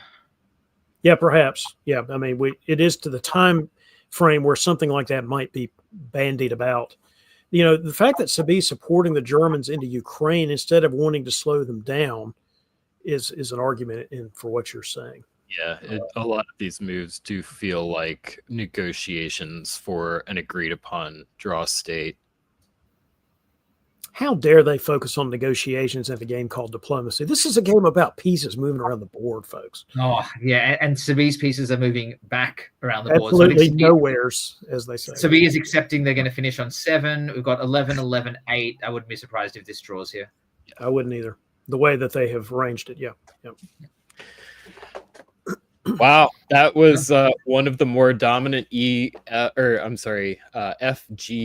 that I have seen in a while. They could have had as much as they wanted, as long as they wanted to keep going. Jamal, this one's your game. What's the story of the game for you? I mean, it's two good players looking across the board and just going, let's go, and they're players that know what they're doing. And it's different to the we saw an FG in the last game where there was like two really strong alliance players that just went together from the get-go. And this was a different kind of FG where I think both players kept each other a little more honest, a few more kind of trust but verify moves, but an equal amount of cooperation. And the diplomatic play, I think of both of them amazing. Micah getting Russia to turn and Jason getting Christian to turn in Italy, it broke the game open. So the combination of good, strong strategic alliance play and excellent diplomacy. Now, obviously, we talked about this. Jason could have pushed this into a French board top. I don't think with any question. I mean, honestly, even from this position or before this, but could have happened. So Jason has prioritized relationships with Micah, not needing the score. The issue here is, does 77 points really help Micah all that much? I don't know. I mean, it may be a situation where Micah's had a very good game. She's enjoyed the game as a good alliance. But I don't know if this is the kind of game that's going to get her onto the top board. I'm just not sure.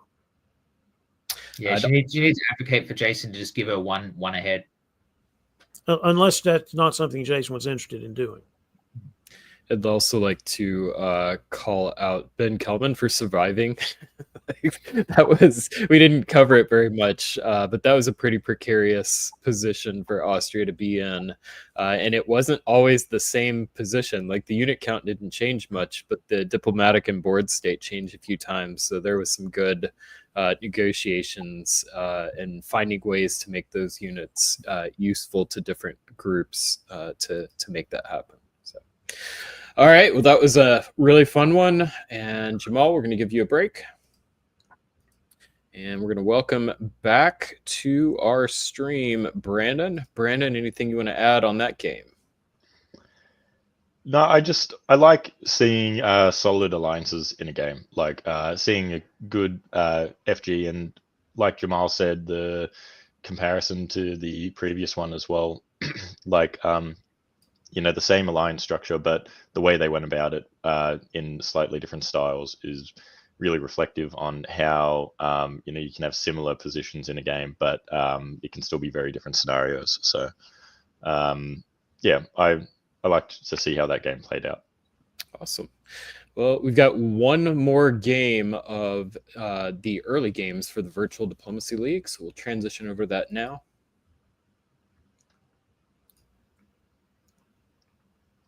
And we're taking a look at Virtual Diplomacy League 231, Trieste. And David, let you introduce our players. All right, here's this suspicious character back again playing Austria. Tugbot Tully in England, Justin Lohr in France, Hal Shield in Germany. Wow, we've got some interesting. Khan we've already seen in a game earlier tonight. Joshua Crowther, the Beast in Russia. Spiros Dovas in Turkey. I got to know Spiros and ran a great AI alliance with him at World DipCon. What a great guy here playing Turkey. Can't wait to see this game. Yeah, I think as well, Tugbot Tully was in the comments at the beginning of the stream. Their name is David Seymour as well. Awesome, David. I will try to get that information over so we can get our database updated. Thank you for that reminder. And as another reminder, just seeing Spiros, we did not preview earlier the World Diplomacy Championship coming up in 2026 in Athens. So definitely. Last weekend in May in Athens. It's going to be a great time. Yeah. Definitely get that on everybody's roadmap. All right, spring 1901, David. All right, looking at the West first, basically see not much commitment there one way or the other. David Seymour taking the unit to Edinburgh that Ed Sullivan likes so much, what we call the traditional Churchill opening. We'll see how that goes. The move to Livonia by Joshua Crowther is one that we've seen more often lately. I am still waiting to hear the raison d'etre for this, and we will find out perhaps in this game what that raison d'etre is. Bounce in Tyrolia, you don't see very much. So that is an interesting in and of itself, interesting set of moves in and of itself. And we've got the full Sunstrom opening from the Turks there, going to Armenia, making that early commitment from Spiros. Sometimes that's not really an anti-Russian move. We'll see as this game progresses. But the fact that Galicia's open always the fact that Galicia's open always means something. Russians taking Romania is one thing it means, because that was not something that Josh was expecting. So Spiros does that move. You know, there are lots of choices in that situation that Turkey has. Do they let the Russians in and hope that the Russians are going to go to Romania, and then you slip into Sev, you've let them in the Black Sea? There's all kinds of guesses there. But basically what happened is that his guess is that he takes Romania, and that Russia does not get any builds, because Russia is also sending 2 units against the Germans. I guess this is potentially an EG that, where they made a deal and that Russia knew this. It's also possible that Russia and England made a deal here. I'm going to let Germany take Sweden. Why don't you take Denmark behind? There's all sorts of possibilities diplomatically for what could have happened here. That convoy that Justin has done to Portugal is setting up a move, a potential move later where you convoy into Clyde and all that. So we'll see how that goes.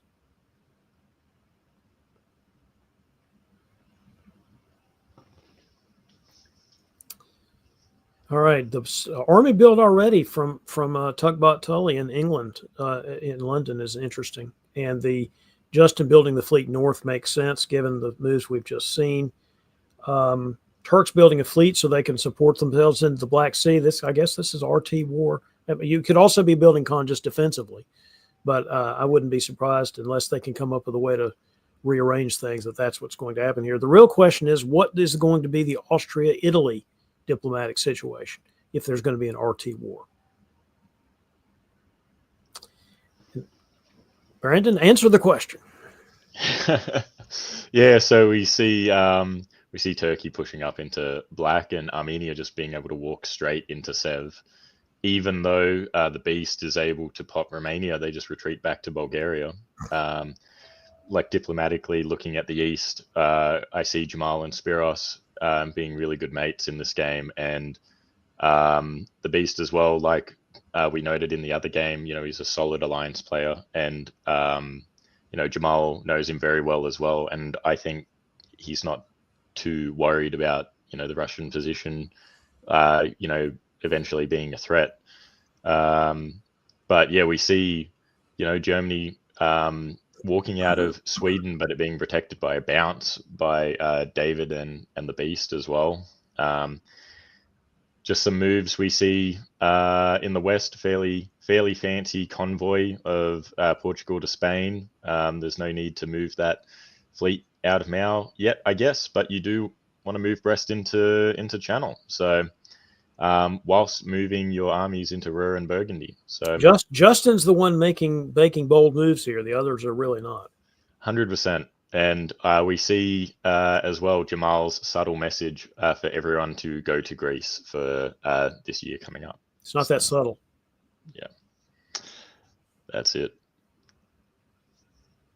In fall, we seeing Connor in Venice holding whilst Jamal vacates Trieste is interesting as well. Their diplomatic position must be pretty solid. But also putting Jamal up into Romania, which is blowing up the Russian fleet, whilst they also go down Sev as well.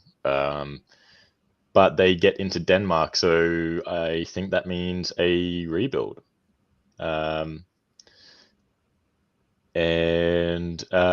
We've got an Italian convoy across into Syria, which could bode a little bit of trouble for Spiros.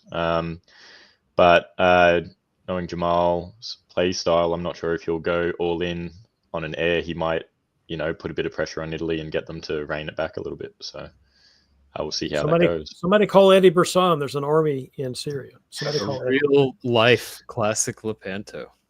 Yeah.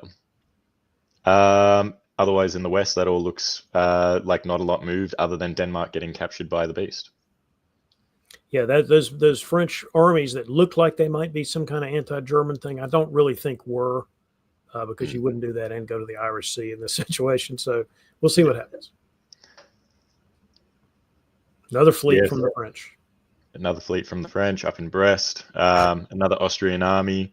Turkey gets a build. And the Beast gets that rebuild, which he chucks an army down on St. Pete. So we'll see how that goes. Yeah, Venice. I was expecting that after you build that army. I know Jamal had to do something here.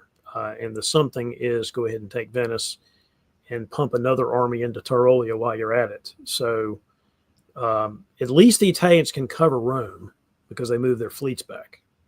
But going to Piedmont, they were guessing that Austria was going to go to Piedmont, I think, and trying to do a little bounce of the conga line. I mean, who knew that that Jamal sometimes liked to do conga lines, but that's not what he did here.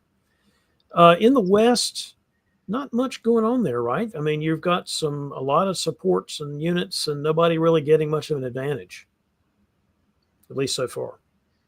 Fall turn still true, which might be why we see a supported move to Burgundy from the French. The French are having to respond to the fact that the Italians have gone west here, sort of stranding the army in Syria by its own lonesome self, which is an interesting way to play this. Really is. Jamal moving the fleet out to Ionian. And I guess the Venice was perhaps agreed to, or at least ex post facto agreed to, because Italy doesn't care and just keeps going west. AT going into Ukraine. So we've got sort of an AIT situation here, at least for the short term, with the Italian army occupying Syria. And it's not sure how that really works. Well, you get rid of it, I guess. Yeah. Perhaps that was the theory behind Venice. That I know we did this convoy, but we're going to go a different direction now. Let's figure out some way to kill it. I know, I'll take your center, and then you could just discard the army of Syria. That's the way we'll do it, says Jamal. It's a good idea, yeah. Yeah, why not? It couldn't possibly go wrong. That's it. But look, everything's fine. He's totally fine. I'm loving this Piedmont convoy into Spain. A nice little guess there, and perfect opportunity from Connor just to throw some chaos there. We see everything bouncing with the French fleets again. Belgium walking out, just going straight into Ruhr, and French having an army in Gascony and Marseille. England, David not really worrying about Justin too much anymore because he has Italian problems. So being able to vacate one of the armies off of his mainland and take Denmark back from Russia. Meanwhile, Russia goes to Bothnia, I guess, expecting some German play there, but he's in a bit of a tough spot. Maybe not really trusting whatever was going to go on between Jamal and Spiros in the south. That army in St. Pete could have possibly gone to Finland or something to try and hold off whatever's going to be happening around Denmark and Sweden. But it's just something to pay for those that may be watching and trying to learn the game. I really think Justin should have just gone to Portugal here and prioritized getting the other fleet out of Brest, because now I understand the bounce in west seems really important, but it's not that important. You really need to get your other fleet in position. And now that Portugal is one of those corners, if someone else is in that corner, it's trouble. You want to be in that corner if you can, I think. Yeah, that makes sense. Feels like Justin is Vincini from The Princess Bride, where he's looking at this like, well, that they're going to go here, and I know, so because I know, I'm not going to do that thing. And I think he just was a little too clever here. Well, that's why I think Portugal, you don't even have to get into the shell game. You just go to Portugal so that your other fleet can come out. Prioritizing movement when you need to get your units repositioned can be more important than short-term positional gain or loss. Well, net result, that convoy from Piedmont to Spain is beautiful. You called that out, Brandon. Lovely. Yeah. Inconceivable, maybe, on Justin's part. I mean, I agree. I'm not really saying that. Even if the convoy doesn't go to Spain, I think you're still better off going to Portugal and moving that fleet out. But at any rate, this is you. In the fall, we see the Turkish fleets. I was expecting a little bit more of a westerly move, but Con going to Smyrna, Smyrna going up to Armenia. We see Jamal snagging Naples as well. But, Con has gotten Marseille, so that's okay that Jamal's taken Naples because he still gets to stay on 3. Actually, he got Spain and Marseille, so he gets to build. That he does, yeah. Sorry. Meanwhile, we have Justin going to Portugal, being able to get that fleet out of Brest, and just holding in Channel as well, giving him options. Meanwhile, there's no real movement from the Turkish armies over in Russia, and Jamal having a little stab at Munich, but not getting in. I think otherwise it's all pretty much just holding in place. We see Jamal in the comments saying that everything is all agreed. I'm assuming that is related to Naples and Marseille. I would think so too. It wasn't much point in the Italians building 2 there. Again, I don't think I would have made the deal as Italy, but Italy's already in the alliance the way they want to be, so they're following through with it. Yeah, that's it. Janissary management right there. And Chris Skelly pointing out everyone moving away from Jamal. And so on that note, we'll play Who Do You Like? Brandon, you get first pick. Diplomatically, I like Jamal's position. It's pretty solid.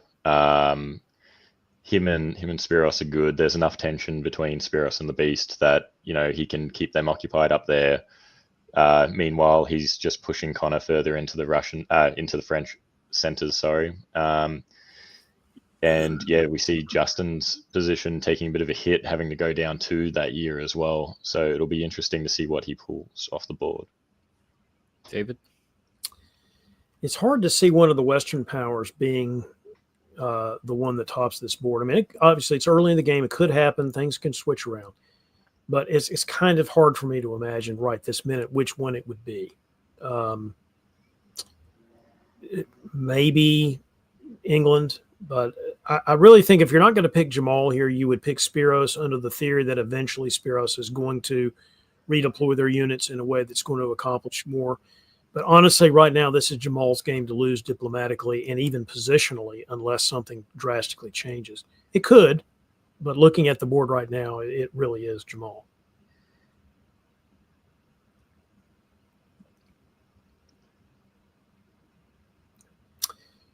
All right. Ionian to Tunis. We'll see if that sticks in the long run. They do take the Eastern powers take Silesia. There's a convoy to Livonia, trying to shore up the position here, I think. English moving their fleet to English Channel, which is good. They needed to do that. I mean, I'm not really sure if this game is locking up, and if it is, what somebody does about it. But it kind of looks like it is. So I guess there's not enough armies in the center to hold up against the Austrians with 3 armies against Munich. I mean, there is, but there's not any room to, make a mistake here. There's not any room for error. So we'll see what happens. We have potential for a Turkish convoy as well now. Yeah, that could be fun. Convoy Well, I guess they've left Ionian, so they're going to have to wait on the convoy. Sorry, that's true. Yeah. I mean, it's still a thing that's going to happen. You don't go to Syria and just sit there, unless you're Italy, and then you kill it. I feel like they're going to play to see what happens in Scandinavia and then make the draw decision. Be my read.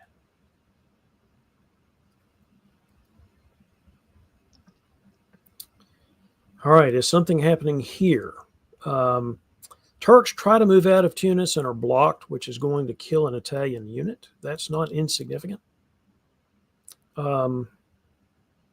Let's see what else. Oh, I see. The English have taken the French dots. I mean, something had to change here if somebody in the West wanted something more interesting to happen, and this is what David has decided to do, is make that happen. Germany has taken Denmark, though. I don't know if that was an arrangement or not, but they have taken Denmark while Germany is losing the Livonia army. Anything else happening? Not really. We got Spiros telling everyone to go to Greece. Yes. All right. So what does Justin remove? Gascony and Marseille. So in Mid-Atlantic. So they've got an army they can play around in the middle, and then they got their fleet, Portugal, that they're going to try to survive with. Germany builds the army, so I guess EG is going to stick together here, which makes perfect sense. You're up, Brandon. Yeah, so we've got those eastern units, Italy, Austria, and Turkey all pushing further forward. Now they've got 3 fleets on Mao. England's rotating the fleets down. They're trying to get an army up into Norway just to lock that up or get some sort of progress, but the Beast is able to bounce them out. Meanwhile, he makes progress down into Prussia, with Jamal trying to move some of his units further forward. But yeah, that's not happening. He moves Trieste down to Albania. I guess that's more just to cover Greece in the case of a stab. But yeah, otherwise it all looks like it's fairly straightforward. Yeah, it's amazing how much cooperation you've got with the East. All 4 Eastern powers doing their part of this arrangement. Yeah, I'd say generally we've seen a lot of national cooperation from both alliance structures in this game. That's definitely been fun to watch, especially in the West. They've done a lot of coordinated convoys, and now we're seeing some good coordination in the East too. I mean, David is just taking stuff now because there's not really anything for him to do except hope that something breaks in the East, and he's just going to try to get as big as possible. Yeah, that's it. Why not grab those dots? Like, there's the coordination between the East is going to crack through Germany anyway, so you may as well grab them. Exactly. And yeah, we get Josh snagging Norway as well. So yeah, we see David, sacrificing Norway to be able to get that army into Holland. I'm not sure I was expecting the Beast to be able to build in this game. So the fact that they've been able to do it is amazing. I mean, I don't know if the game cracks open or if they just leave it as a sort of we're all together, but somebody's one ahead of us kind of game. But I guess we'll see. Yeah, that's it. Is it time to draw here? Who would not want to draw? That's really my question. I mean, if you're just gonna do this, then you might as well draw. If someone is really going to change the alliance structure and do something different, then do that. I mean, I could see an argument for Spiros to say, nope, I need one more. Like, there's so much they'd be leaving on the table potentially. But I think that's up to Jamal. Like, it's because Jamal could really punish that. Not really sure that. I mean, AT. It's always hard in AT for Austria to really punish the Turks if the Turks move their units correctly. But that's not what's happening. Excuse me. That's not what's happening anyway. So, Turks are taking Moscow because they want to get more stuff. Austrians go into Tyrrhenian Sea is probably because they're just letting the Italians go. They're going to take Rome with it, maybe. I guess we'll see. It is probably time to take out the trash here. You don't really need the Italians anymore. I guess we'll see. Germans are losing Berlin while not taking Munich. So the Germans really are on their way out. Justin still got his 2 centers, but the Italians have actually killed that unit in Spain, it looks like. Turks have moved back. So there is something happening here. Either he was worried that Jamal was coming and was trying to hold that off, because he also still supports Jamal into Warsaw. It's either that or they're retreating because they've got a deal arranged and they're just done with it. Yeah, like if he was trying to be a bit more effective, you'd think Ionian would go to Aegean as well, rather than Eastern. True. That's a good point. So maybe this is some kind of arrangement to end the game or something. Yeah. Although if I'm England, I'm not sure I take it. If I'm England, I'm not sure I take it. You've got some flexibility now with the pressure being somewhat removed against the Mid-Atlantic. Yeah, well, even with the Beast getting that extra build before, his position has now dropped. He's lost 2. So that means Norway's back on the cards. And yeah. I mean, the 4 Eastern powers can't stick together forever. That's not how the game works. So the fact that Joshua was the odd man out doesn't really surprise anyone. I was just surprised he got to build at all. On spring 1908, we've got our Austrian Jamal Blakarli leading the board at 10 centers. We've got a split between the 2 witches, England and Turkey, at 8. I definitely think there is movement for England. Let's see what else happens as we move in. Yeah, we've got Spiros just walking up into St. Pete, getting his army up into Moscow as well. So that's a line he'll be able to hold, and he's not going to lose that. We've got David trying to work with Justin a little bit here to get into Spain. And we've got, those Turkish fleets all moving back to where they were before. So just a little bit of swaying left to right, east to west. That's it. And yeah, the Austrian position just solidifying, moving up into Bohemia. They've got solid units there. Yeah, that's it. The line dancing Turkish fleets. Paris supporting Brest into Gascony is interesting, but it stops that unit getting in there, and it gets them an extra play on Spain. So we'll see how that goes. In the fall, we see Jamal taking Rome now, but being able to keep the Italian in Spain. Meanwhile, we have an Austrian in Burgundy that has a cheeky little jab at Belgium, but it is bounced out by Ruhr. And yeah, we just see, I think this is the end of the Beast as well. They've slain the Beast. Berlin goes, Norway goes, St. Pete goes. Just call Spiros Gaston. The Beast is gone. Yeah. All right, so now we've got a 12-center Austria. Surely at this point, the rest of the board sees that this game is over. Are we drawing here? Yes. All right, well, we've got another top for our world champion, Jamal Blakarli. Congratulations, Jamal. Brandon, how did he do it? What's the story of this game? He's got a lot of friends. He knows how to make new ones too. So they're definitely things that are crucial to playing the game. And I think, having Josh in Russia pretty much meant I think that dynamic allowed him to not have to worry about the East too much. He could have a little play here or there, do his thing, make sure everyone was in check, but it gave him the ability to probably focus on talking with everyone else and push the way he did. But I want to give a shout out to David, who did awesome to climb up to this shared second, 9 centers after having, Justin move on him early in the game. I think that was a really good play. Jamal won this game because because it was fine with everybody for him to win the game. Yeah. Nobody rejected the proposal. That whenever it was made or however it was made, nobody said no. Yeah. That's how he won. All right. Well, Jamal, congratulations on the top. Let's take a quick look and see what our standings look like before we head into our last games. So just make sure I'm not including any results from any games that shouldn't be there.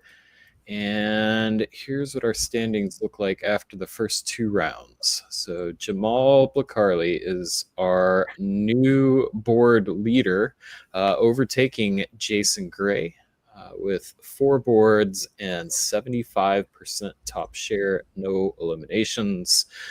Jason Gray, Darcy Morris, Cody Miller, Patrick Jacobson, Jaden Christian Brown. So we've definitely had some movement in the top 7. We've also seen some movement rounding out your top 10. Joshua Crowther, Justin Lohr, and David Samore. So well done to those players. We'll come back and see if those last based off of our last games. But before we do that, we are going to switch it over to club play for our feature league tonight. So while I'm bringing that up, David, I know you've played club play. Brandon, I know you're very involved in club play right now. Jamal, I'm not sure your experience. Are you actively playing in a club right now? Or have you had that? I'm dabbling in the Canberra Club where I can. Yeah. Nice. So I talked a little bit about my experience. What is everyone else's thoughts on that style of play?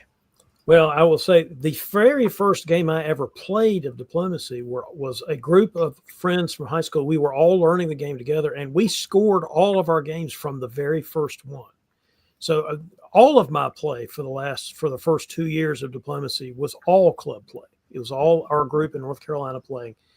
And not only was it the way that I learned the game, the way that I taught others to play the game, it was a heck of a lot of fun. It's not just the competition with club play, and it's not just the competition in a tournament either. It's fun also, and companionship and making friends and all that. But club play in particular is about building community, and these guys, of course, in Australia know that because they've been doing it, frankly, better than anybody else in the last 1.5 to 2 years. But it's happening all over the world. In North America, it's happening in Europe, and it is a great thing to see. It's always been the way that the Diplomacy hobby increases in a net increase type way, is to have strong clubs bringing in new players, and then they join the wider hobby, and then some of them join the wider hobby in a big way, but you still have the clubs going as sort of the backbone for how you bring new players into the hobby. And it is great, I think, that we're focused on club play tonight for our featured games. A couple things I will say real quick. We've got a new club starting up in Houston, Texas. So I just had it in front of me, and I apologize. We've got the first game of the Space City Diplomats in Houston coming up on June 13th. So if you are in the Houston area or willing to drive a really long way from one of the neighboring metropolitan areas in Texas, look that club up. Windy City Weedles have a game coming up on Tuesday, this coming Tuesday. So our monthly game will be at the Green Post. You can check out our website for that. We were planning on covering 3 games tonight. We are going to feature games from London, from North Carolina, and Australia. And I am not sure why, but I continue to have some issues loading the North Carolina game. We are troublesome people. I think it's just because David's joining us. this broadcast. So we're only going to be able to cover 2 tonight, unfortunately. But I do hope to be able to do another club feature on League Night later in the year. I'm going to try to get one of those games from the North Carolina club in one of these upcoming games. And if there's anyone in the audience that's involved in club play, if you get us the link in Backstabber, send that to me. You can email info@diplobn.com, or you can message us on Discord, or post a link to the game in in the comments. We can take a look at that to evaluate for a future game. The resurrected PTKS has sent us a game, and we'll be able to cover that as well. Wonderful. Yeah, really looking forward to that. Yeah, and David, if you want to talk through that one, that's a good call out as well, about the resurgence of that club. The Potomac Tea and Knife Society, years ago was a very, very active, the most active club really in the United States before the Windy City Weasels got going. And it was focused on DC area. So Maryland, Virginia, DC players had their own tournament, traveled to all sorts of places. Lots of famous names of the hobby today got a lot of their start in the PTKS, including Chris Martin, who was really heavily involved in that years ago, and lots of other players as well. Peter Jurgen was a PTKS person. Graham Woodring, Conrad Red Wing, who's now one of the organizers of the London Club, cut his teeth playing PTKS. So that was a major club in the hobby, and it has been resurrected by some new people, and they're now playing games in a local brewing establishment. I think at least once a month, and we, like I said, we have one of their games that we'll cover. If we're not covering it tonight, we'll cover it in a future episode of League Night. And it is great that the new organizer has that going.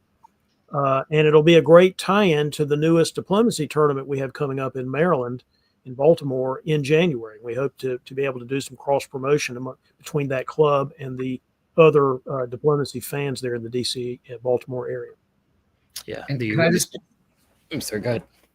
I was going to say, can I just jump in here and give a plug to the Australian clubs that David mentioned before? So we have quite a few clubs that have started up in the past year or so in Australia. Coming from north to south, the Brisbane club is a little bit less consistent than some of the others, but certainly if you're in Brisbane, get in contact with Gavin or Ken, and they'll get games set up for you. The Sydney club, with the upcoming Sydney tournament, has just really kicked off again. We've got some local organizers there who are now happy to carry that through, and they've got monthly games going. The Canberra club, the Mandarins, we have, I think, on average 2 to 3 games a week happening, some through the Australian National University, and then our regular club games as well. So monthlies, and then kind of ad hoc when people feel like it. We can usually if you're in Canberra, we can usually get a game going within about 24 hours if you're interested. I think when we put the feelers out for a game, we usually get 7 within an hour. So it's usually there. And then the traditional home of diplomacy over the past 10 years or so in Australia, Melbourne, now has established the I think they're calling themselves the Melbourne Megabats, and they are there running some pretty regular games, monthly games as well as ad hoc games when visitors and that come to play. So yeah, really excited for where the club scene in diplomacy is at in Australia at the moment. Let's not leave anybody. I'm sorry, Brandon, you go ahead. No, that's right. Thank you.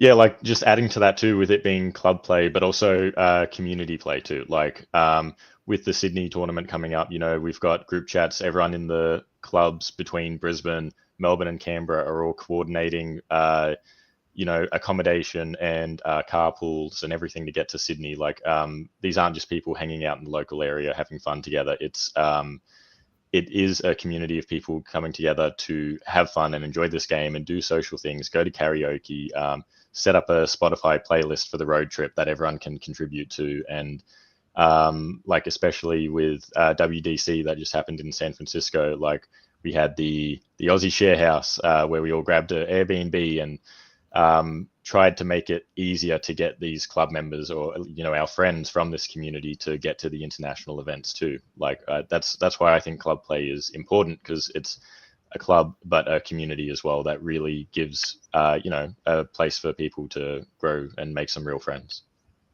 It's totally right. What I was going to say is I just don't want to leave anybody out. The Diplo Rats in New York City just had a recent game, I believe. The Legionnaires in Los Angeles have been playing regularly. You've got the Armada Group in Colorado that's still playing regularly on at least a monthly basis.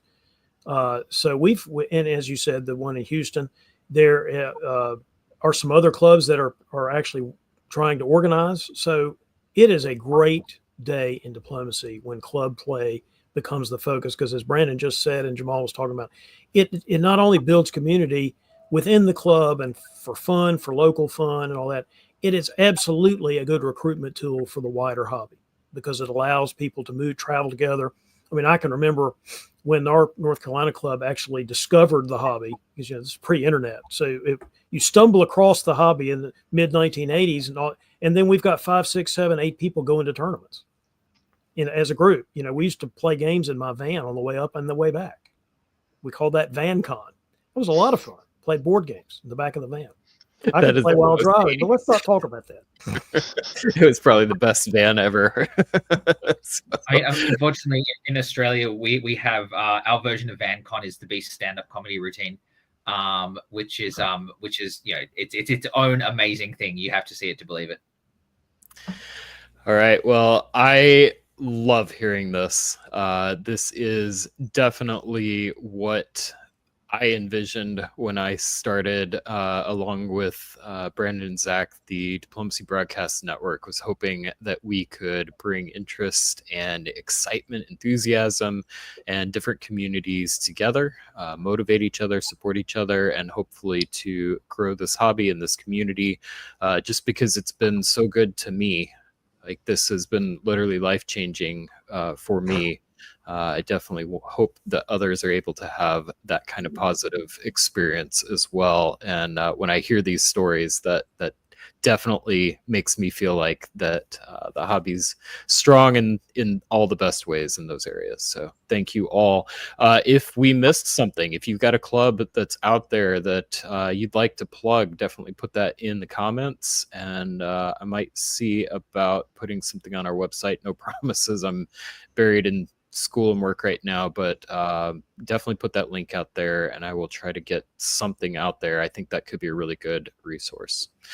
All right, well, we've talked about that quite a bit. Let's get to seeing some of these games. The first one we're going to feature tonight is the London Diplomacy Club. So we've got all the games tonight, just FYI, because they all have different scoring systems and things like that.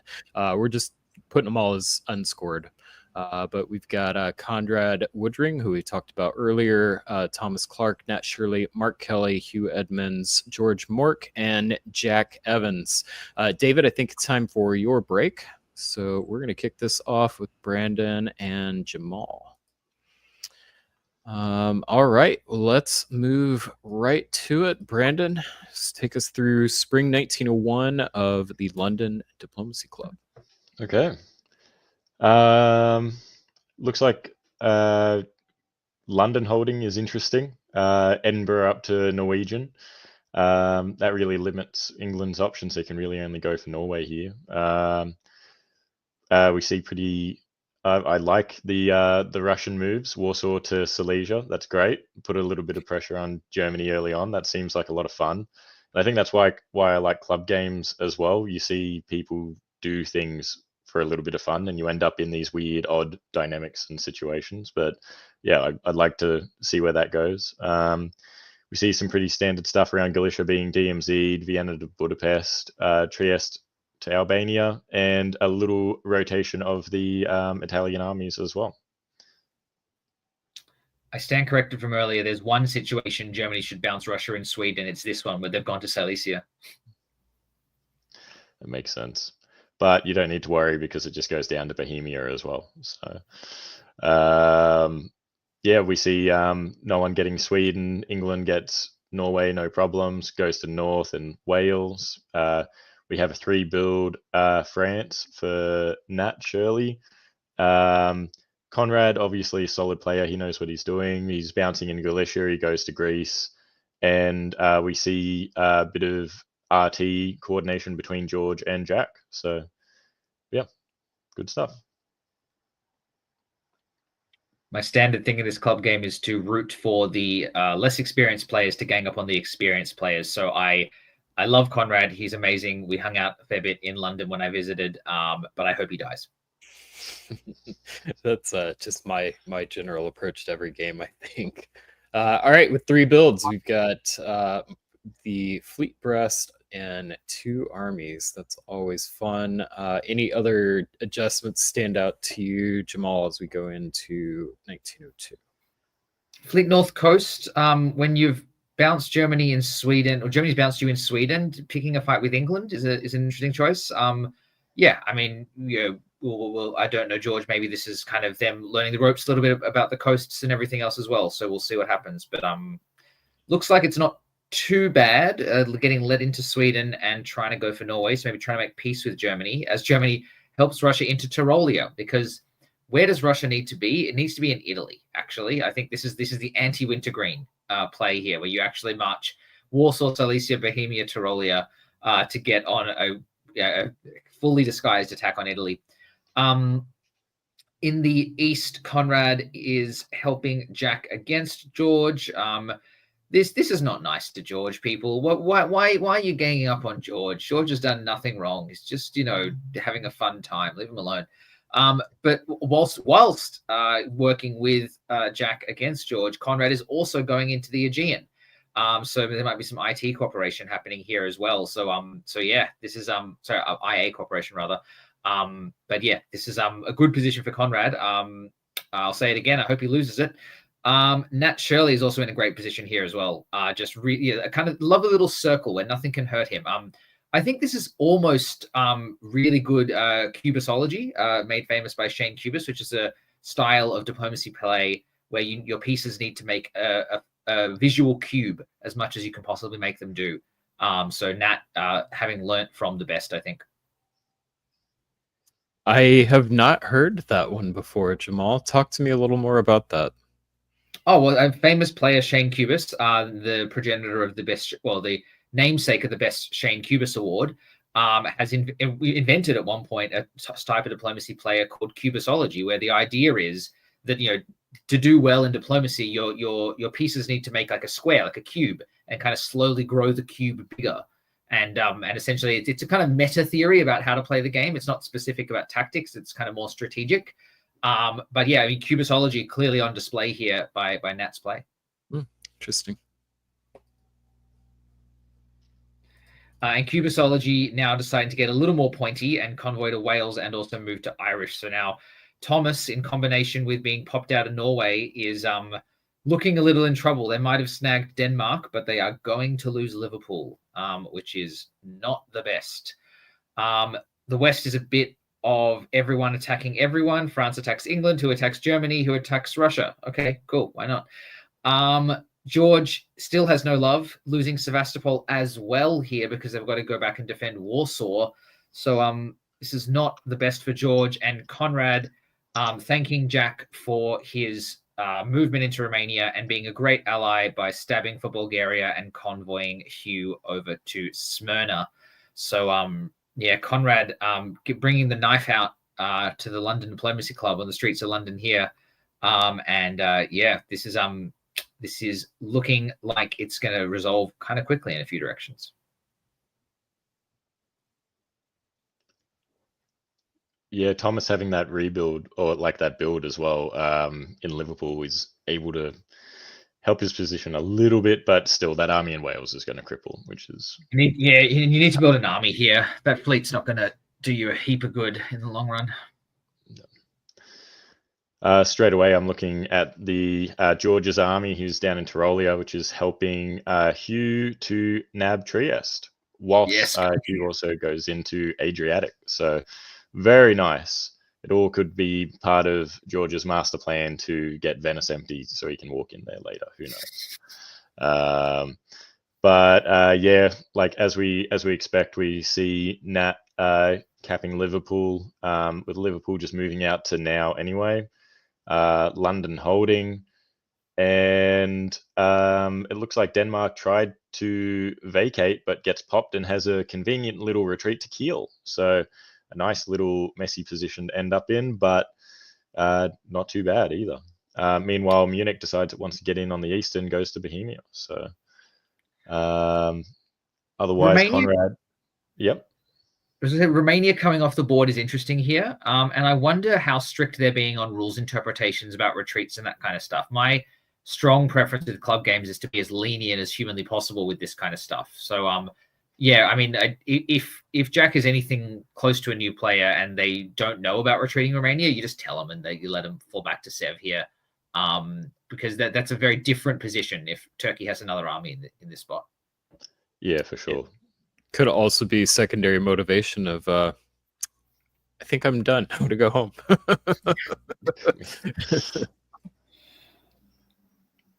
In full, we see English covering Mao, stopping anyone getting in there with a south bounce in Spain too, which is a nice move that not a lot of players necessarily pick up. New players don't necessarily pick up on straight away. So it'll be interesting to see Nat's background in the game too, or to hear possibly what that is.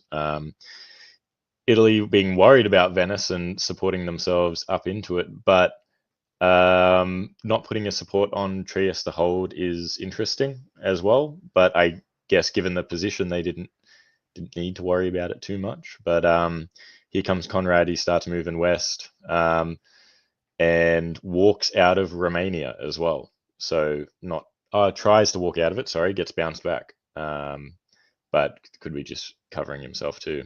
Meanwhile, Germany doesn't worry about the fleet in Kiel, just decides to secure Denmark and Baltic, which is cool. Cool. Turkey going up one, popping down another fleet. See how that goes. And yeah. We see Conrad get back into Trieste because Hugh is now feeling like they've got to cover Piedmont. I'm not sure why you need to cover Piedmont here rather than support Trieste, but there it is.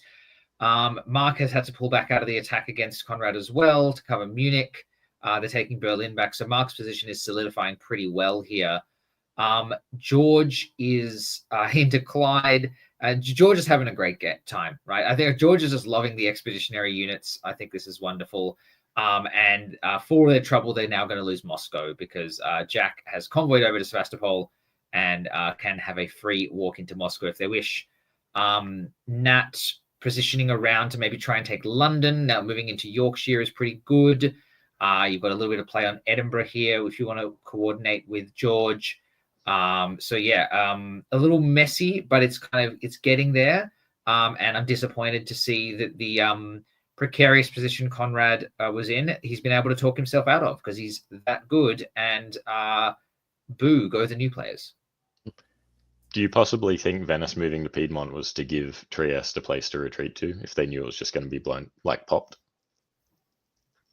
Maybe, yeah, potentially. Maybe that's in that. Yeah, that could be it. Actually, that's a good shout. Which just shows a lot more foresight from Hugh than I would have.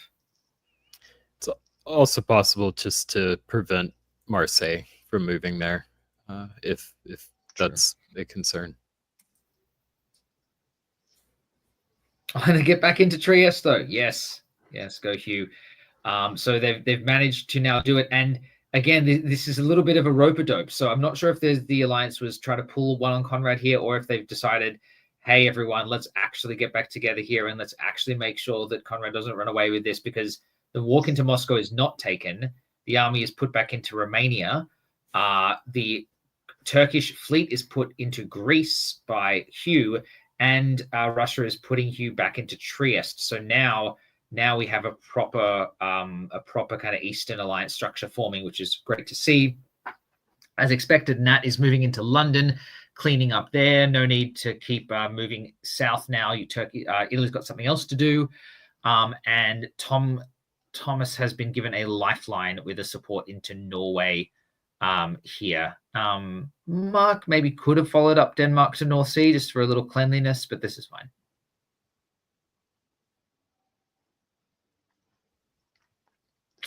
Tom going down 2, keeping Norway. Yep. So it's kind of the latest possible Western triple you can think of. With now Thomas maybe janissarying for the FG. I love the 2 army builds from Jack. Shows a lot of awareness that actually what you need to do here is pump armies across. Well done. And Conrad is now very precarious. Yeah, like Conrad having to go down a couple there and disband, or go down and disband there. Like here we've looks like everything he tries to do doesn't succeed, and in the process loses Vienna as well. Meanwhile, Hugh pulls the Piedmont army back into Venice. Maybe they've had a chat with Nat, and Nat's just saying, hey, like, I've been holding these armies for ages now. You don't need to worry about that. You can pull it back and worry about something in the east. Meanwhile, Nat gets a solid position with Norwegian and North. And yeah, they're just going to roll up through Norway and possibly St. Pete as well. But it's nice to see George's army that's been going on that stroll capture a center now. So we'll see how it pans out for him by the end of the year.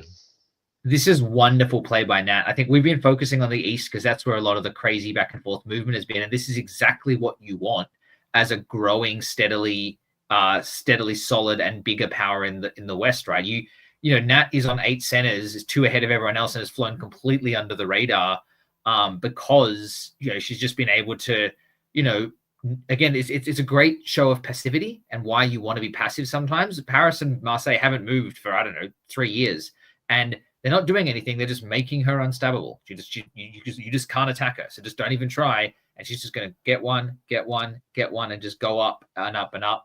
And not bothering anybody, not making any enemies. And I mean, there's very little to stop Nat from topping this board now. Yeah, and like looking at all the movements this turn especially, like there's nothing that's even pointing west. So everything's all going east. Yeah.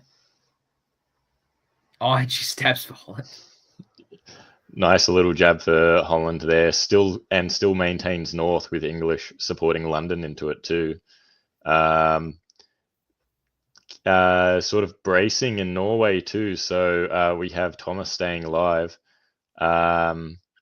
German army in Munich pulls back, maybe seeing something coming, but it's a little too late now, and they don't have the units to really hold that off, especially with going down this year too.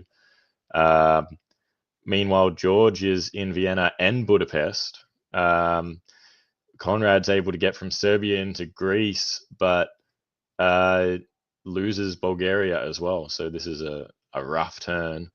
And Jack's able to get that convoy through into Sev, which is going to have them more play on George. But George is about to get a couple of builds, so that's going to lock up pretty quick.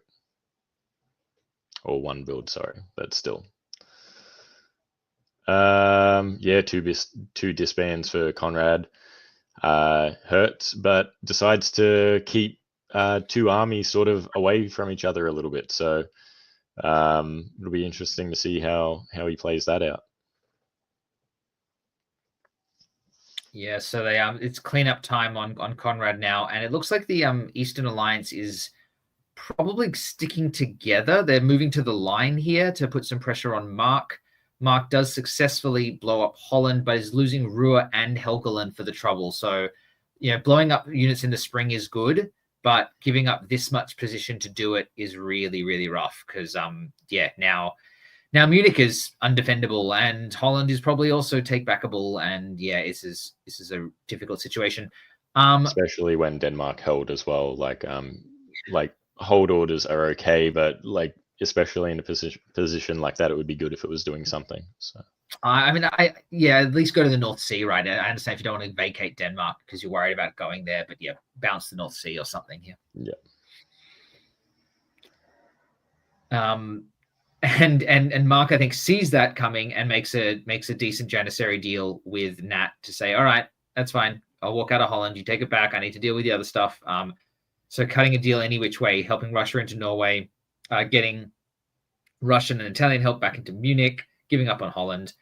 Russia is Russia has a sneaky walk into Liverpool here. So these expeditionary Russian units are actually doing George a decent amount of good. So Russia has a free walk into Liverpool if they want it later. And now Jack is well and truly out of the Turkish box and has an Italian ally in Hugh who's decided it is now finally time to move west. So Nat finally facing some pressure. 4 centers ahead. It might be a little bit too late, too little too late. But it's good to see the board reacting. Especially with club games as well. Like, you don't know how long they're going to go for. Like, ours tend to like max out around 07. Like, just depending on when it's being played and how long you like, how much time everyone has to play, especially since there's no like tournament regulations like keeping it to a schedule. A game could end fairly early, or it could go for a fair while depending on the players.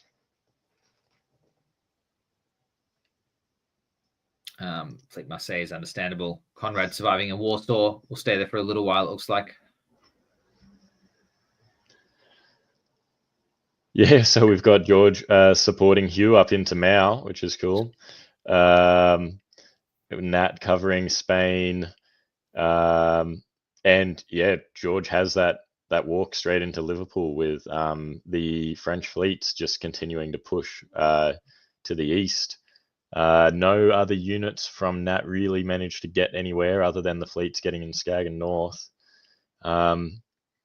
George has walked down to Ukraine, but Jack has convoyed Con up into Sev. So now George has to probably worry about having a Turkish army there rather than the fleet doing any threats. But an odd little exchange with Hugh getting Budapest down into Serbia, but then Rum just walking straight into Bud. So I think the technical term for that is a little bit of dipsy doodle. Dipsy doodle. Very nice. Poor old George gets Serbia blown up and loses Budapest and Vienna as well.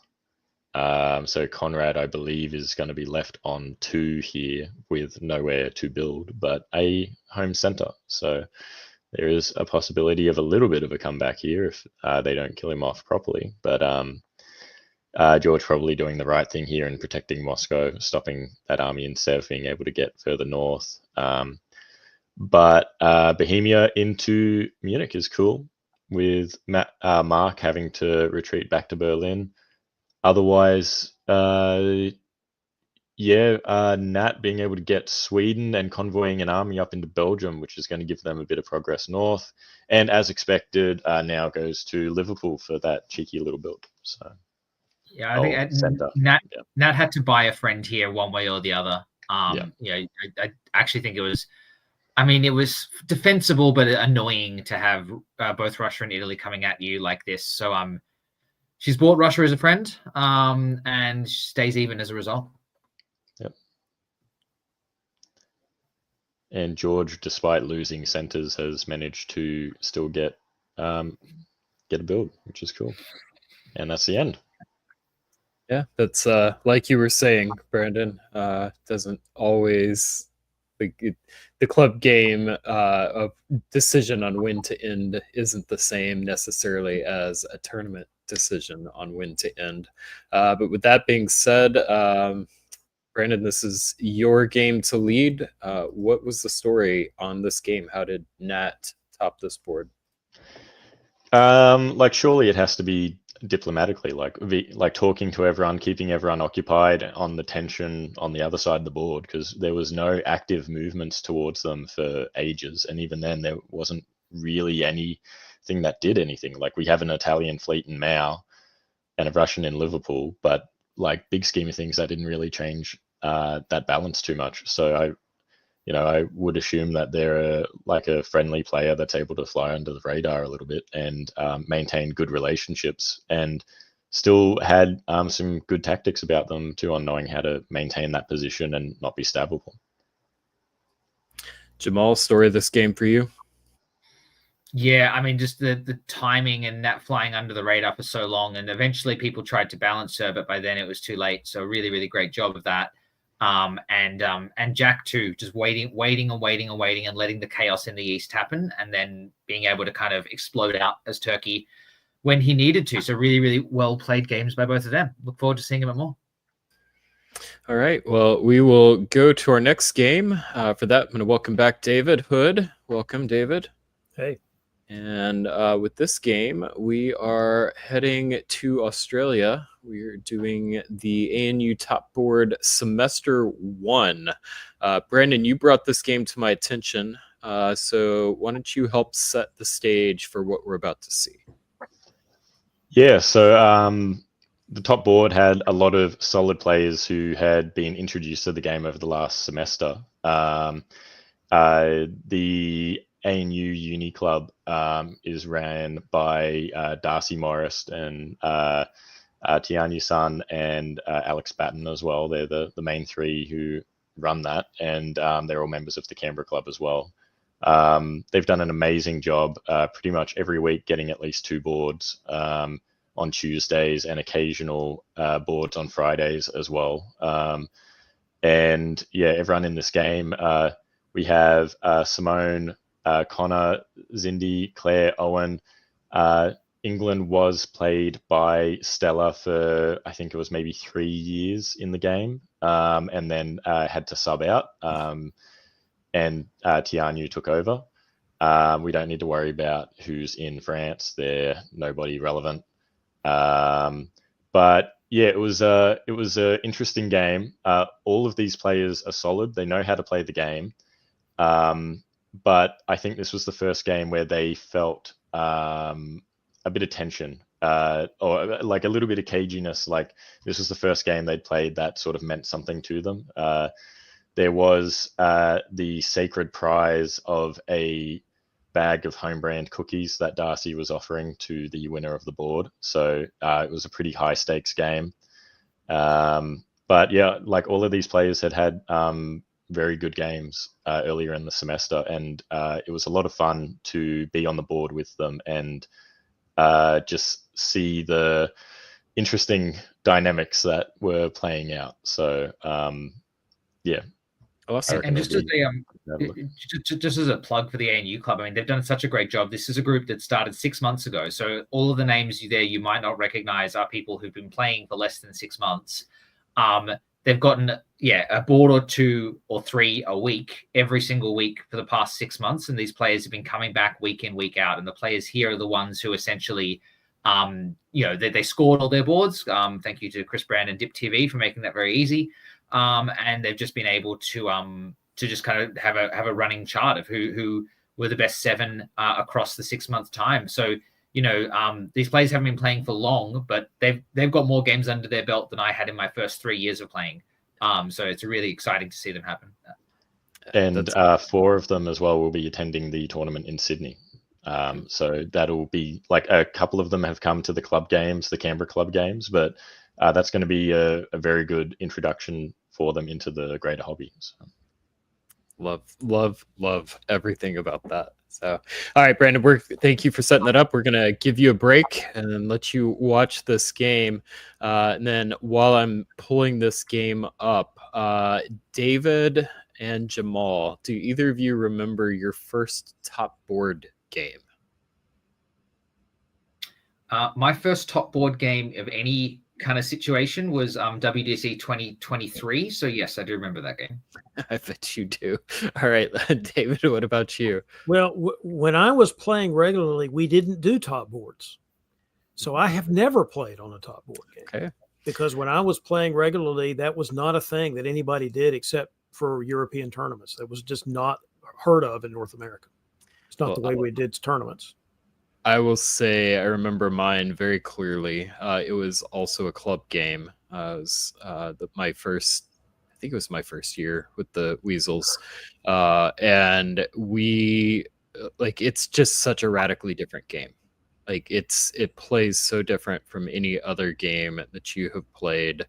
The stakes, like Brandon was talking about, are different. And then especially for, like, I'm making some assumptions here, but if this experience was any like mine and a few years when you're doing with club play, like you get new players and this is their first time on any kind of pressure situation like this, and people play differently. Some people will play more aggressively. Some people will tighten up and not handle the pressure as well, like me. But the other people like Jamal do extremely well with that scenario. So I'm real curious to see, and I think it's important as we're watching this game to keep in mind that this might be the very first experience in this format, this type of game for a lot of these players. Yeah, I will say I've not played any. I've certainly commentated and seen a lot of top boards. And there are some that understand the difference, and there are some that do not. All right. Well, spring of 1901, Jamal, I'm going to have you take the lead on this game, and let's see what happens. So one tiny bit of backstory too here. This is a very interesting West-East dynamic because the West is significantly more experienced than the East. Tian Yu Sun and Brandon Austin have both won tournaments in Australia over the past year. And Connor is the same Connor we saw playing VDL earlier tonight. So is making that transition. So yeah, it's an interesting dynamic here to see how different people play it.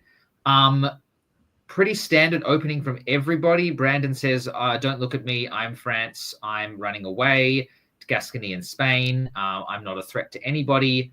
Tianyu, I think it was Stella who's playing at this point in the Tianyu position, going north, pretty standard to Edinburgh, trusting Brandon here.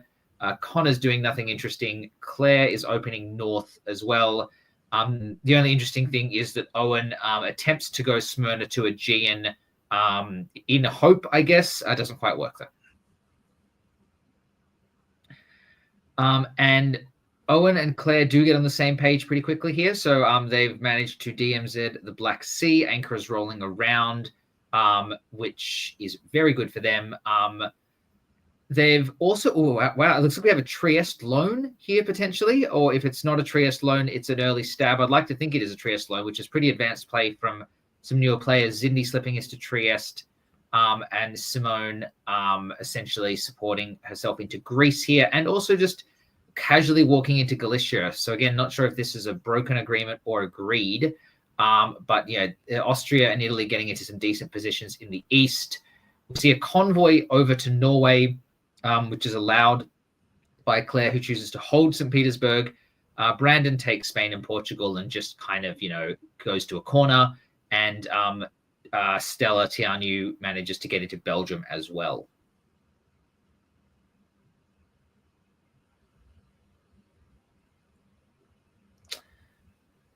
So the builds here are starting to look like everyone's favorite Australian alliance structure, the Western Triple. We'll see what happens in the spring next year, but Fleet Marseille, Army Edinburgh ready for another convoy. This is looking awfully triple-y. And in the east, it's all pretty standard. Army Venice is probably not what Simone wants to see after losing Trieste, and I guess we'll see if it's a loan or not. Western Triple's fine, but usually England doesn't have this position in a Western Triple. So we'll see if Connor will put up with that. Nope, no Western Triple. No Western Triple. Although Brandon is, again, suggesting that everyone go to Greece next May, which is not a bad thing to continue to advertise. But we do have the English Channel. We got Picardy. We got Germans killing English. We got French getting in position to do something similar. And we've got a lot of holds in the north, don't we? I can't help but comment on Edinburgh, Norwegian, Norway, Sweden, and St. Pete not doing anything. So Claire's only got one move in general, not moving in the east either. So I wonder if maybe ran out of time. It's certainly something that can happen when you're, within your first 6 months of playing. I don't care how many times you play. The first time you play a pressure cooker game, you may run out of time in doing your order writing. I mean, even if this is not deliberate and it is a time issue, I actually don't dislike all the holds here because she's let everyone walk away from her. And now takes Norway. I mean, it's fine. It's a different style. All right. So the Austrians have taken Trieste, and the Italians have taken Ionian. So this doesn't look like Zindi is in great shape at this point. Looking at the West, the French actually try to take Belgium away from the Germans and then bounce in Burgundy. So Brandon and Connor do not appear to have a great relationship. On the other hand, we still have conflict in the North Sea between the E and G as well. So there's a lot to sort out here in the West, I think. But in the East, if that was a loan of Trieste, it was not appreciated. Probably an unwilling loan. You're going to loan me this, right? He says after he takes Trieste.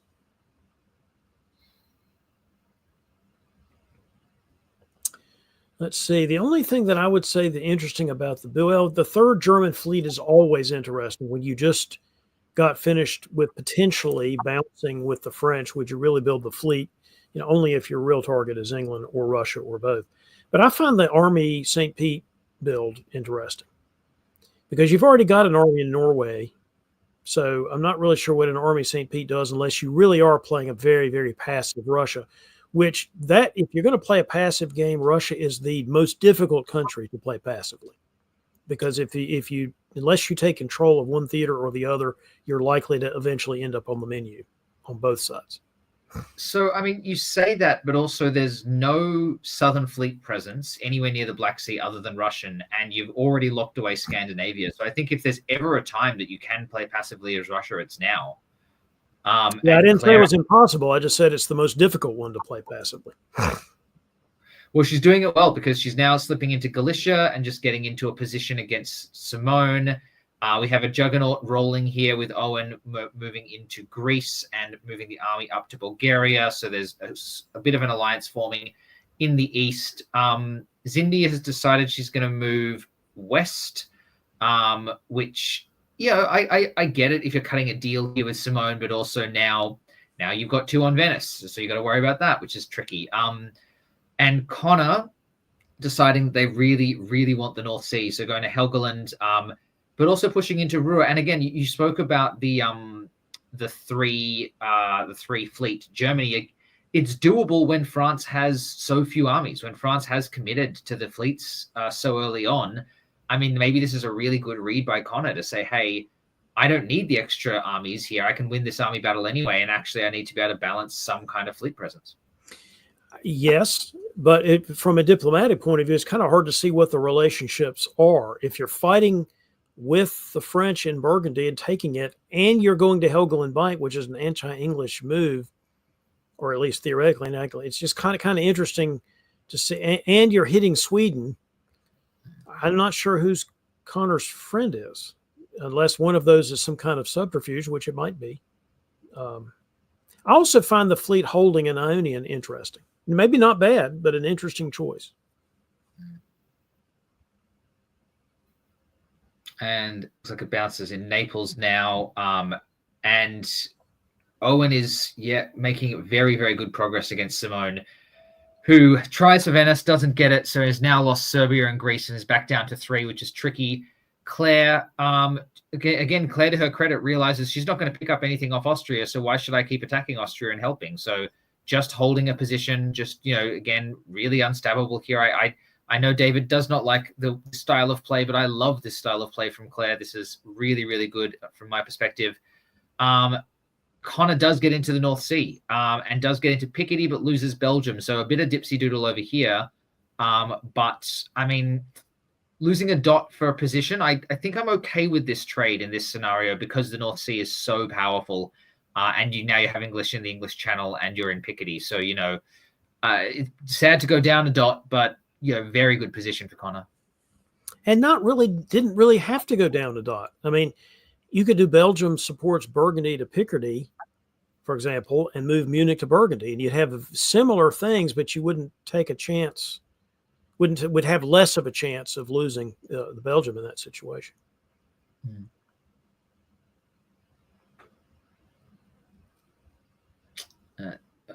I'm on Turkish out of the box watch here, by the way. Yeah, that's very true.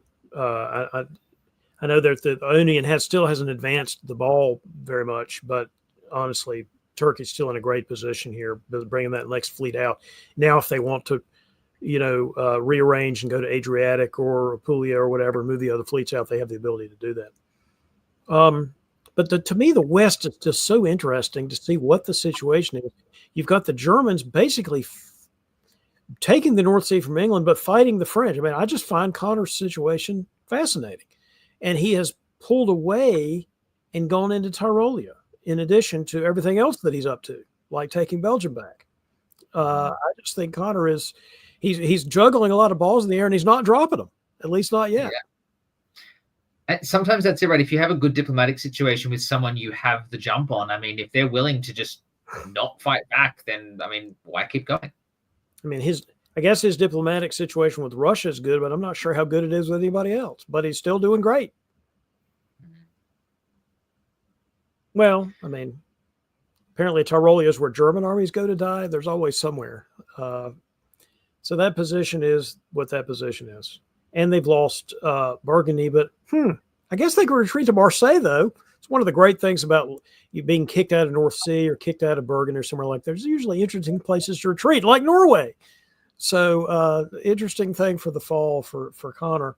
Fighting both England and France, but still somehow taking centers as he's being kicked out of things. I love Connor, but sometimes it's better to be lucky than good. You get kicked out of North Sea and you get kicked out of Burgundy, and it just so happens that Marseille's walked out and allowed you to retreat, and Norway's walked out and allowed you to retreat. So you're going up 3 after getting 3 piffs or 3. You can only build 2 because because his army got piffed, so you could only build 2. But whatever. I mean, that's like yes. Now he's got a 4th ball in there, and he's still keeping them all up. I think. How's the East, David? Yeah, we forgot to look at the East, but it's essentially status quo-ish, except that Austria took Serbia back, which means that you've got the Austrian build and the Turkish disband in Albania. So that is significant. French losing their fleet in the Tyrrhenian Sea is also significant. I'm sorry to step on you there, but that's also significant for what's happening here in spring 1905. Take it away, Jamal.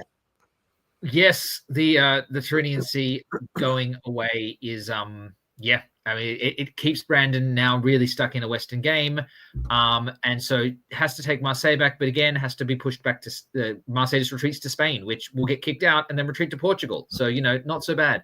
But I think the big thing I see here is that Claire has finally decided to move. Claire has held back, wound up, and is now having a go with it. I think the 4 builds to put down Germany was 1 too many. So now she's going for Norway and getting it. She's going for Munich with Italian help and getting it, and following up with Galicia, putting an army in Romania to defend here. Simone is just saying, I'm staying alive. Come try get me. You can't. Yes, but Connor, but look what Connor has done in Silesia again. Who's going to defend Warsaw? Yeah, this is Connor, his mind magic. Yeah, that's true. I think Connor just has the foresight. He knows where all the pieces are going, so he doesn't matter if you knock him out of somewhere, because he's like, oh, now I'll just go over here. Connor is the kung fu master. I'm gonna call that now. He knows where to move. He knows where to move. Takes Warsaw, takes Sweden, but does lose Kiel, which is disappointing. A tricky situation there. Gets popped out of Spain and pulls it off the board. So a massive deal that has been made with Brandon here to, I think, really, really buy friendship.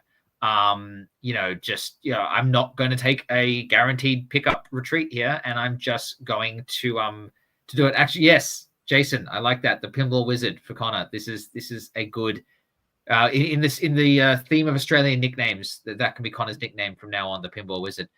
And managing to, I don't even know what's going on. Connor's lost Norway to Tianyu now, and taken Sweden, and lost Kiel, and taken Warsaw. And Simone is now in Romania because Owens decided to flip and deal her back into the game. Now this, I think you say the pressure gets to some people, and people just start, spinning. I think we're starting to see some of the spinning, and this is now going wild. That Connor Moorhead, he plays by sense of smell. He's the pinball wizard. There are some players that are going to be looking at this and, oh man, this is so much pressure like this. I'm getting frustrated. There's another class of player, I'm not saying that in a better or worse sort of way, but just love this kind of play. So I could see this being a really, really fun game for some people and frustrating for others. Probably a mix of both for all of them. All right, so the pinball wizard puts down an army. Take it away, David. Yeah, I mean, the issue with all the pinballing is that eventually you lose that stuff because you can't hold it. But he has now consolidated his position again, allowing him, now that he's a more consolidated Germany, maybe he can actually make a deal with somebody. And it looks like maybe he's trying. I don't know whether England's goal here is to take Sweden and St. Pete or just take St. Pete, but we're going to find out soon enough whether perhaps Connor's been able to make some kind of deal with Tianyu. If this is now Tianyu playing the position. Yeah. Brandon's sending all of his units back because all they were doing was playing whack-a-mole down there with the German army. Now they can actually go towards the front, so they're doing that. Interesting to see Simone. I know that there's now an AT relationship, but not going to Galicia was surprising to me, to at least control who's going to be in Galicia. So I guess maybe the reason Simone was there was to deal with the Italians, which they do. Kill that. Yes. And to pick up on what's going on in what's the dip chat about Canberra nonsense, just a reminder, everybody, this is a game that everyone is actually taking seriously, and this is how we decide to play. So, come play in Canberra. It's great. Yeah, if this is nonsense, then, sign some of us up because that's fun. All right, the French do take Belgium now. I mean, Brandon's got it, and leaving English Channel is significant. That's no more pressure on Tianyu, maybe, is the theory. Can Germany, what is Germany's situation? They've lost Sweden, they've lost Warsaw, they've gained Kiel, they've lost Belgium. But they're playing like 5 builds in pocket. So yeah, I don't want to do the math. There's no reason to. We'll see in a minute what they're up and down, but it's an interesting situation we got going on here. Let me look and see what else is going on. Do we have the Turks are really not pushing any kind of advantage vis-a-vis the Italians, which I find interesting. Owen's just really frankly not doing anything. It may just be playing the waiting game that you were talking about, Jamal, that Claire was doing, just waiting for an opportunity later to do something. Again, not a tempo play that some of us tempo players would do, but certainly a play that can work in a game that's a little more relaxed potentially, or at least where the players are a little more relaxed with each other. Yeah, Dimension, completely agree. This is a very chaotic game. Definitely enjoying it. I think we can all see why Brandon suggested that we play. Yes, absolutely. Brandon, one thing I forgot to ask, and I don't know, Jamal, if you know, or anyone in chat, if there is a time limit to this game or if this is untimed, because I think that is going to be significant in our analysis here. So no time limit is what Brandon's saying. So awesome. No time limit, but mandatory pizza break. So they're going to get fed at some point during this, and you'll probably see a completely different game style. Good. Self-care is very important and underrated in diplomacy. I definitely encourage that. Or the more specific version of that, which is called pizza care. Sure. Well, Brandon is now pushing into Rua to helpfully blow up that Russian army. And Connor, I'm doing this to help you. It's okay. I'm in Rua. You have a Russian army you have to deal with. It's fine. I'm not going to take Holland. We're okay. Don't worry about Tianyu coming to Helgoland Bight, by the way, as well. Totally fine. Tianyu is now taking St. Petersburg. So now Claire's on the back foot a little bit. Connor has decided that he's a little too far east, so he's going to come back to Bohemia here. And Simone is defensively just inching her way around now into Galicia. Owen tries a lovely sneaky little convoy to Apulia. Doesn't come off, but good attempt. I guess you wanted to also protect the Ionian Sea. I get that. A bit of positioning this turn. We'll see. They'll see how it happens in the fall. This might be post pizza break. They're playing with a few more of their senses about them. The only comment I would make is go ahead and support that convo to Apulia instead. If they kick you out of Ione and you got cool places you can retreat to, go ahead and make that convoy work would be my suggestion. That's true. And Owen's waiting game is now done, and Owen is going to march into Serbia and Bulgaria. And we said Turkey out of the box watch. Well, this is Turkey out of the box watch. And I'd love to see kind of fleet anchorer here, and just, you know, there's a real position that Owen can now start to maximize with all of the units kind of pushing the other way, because Zindi and Brandon are now engaged in fighting in the kind of Mediterranean area. Brandon pulling a tactical trick on Zindi here, supporting the bounce into Tyrrhenian Sea to then walk into Tunis. Brandon, you've played a lot more than Zindi. I call that cheating. You're using rules that they may not know about. But Connor says, thank you very much, Brandon. I really appreciate you blowing up that Russian army. I'm going to go to Burgundy. So I guess Brandon's now lucky they get to build, because now they're not going to get a walk into Paris. But Connor is now losing Denmark for their trouble as well. Bohemia is blown up. So now Connor is back on the back foot. We have Germany back down to 4 after their heights of 8. The pinball wizard crashing back down to earth a little bit here. We'll see if he can come back.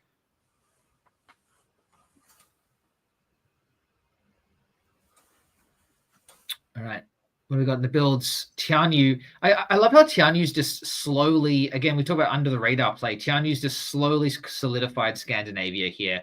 Nothing crazy, just quiet Tianyu. This is the thing with Tianyu. He's phenomenal at you just don't look at him. You just don't think about him. And then suddenly he's winning the game.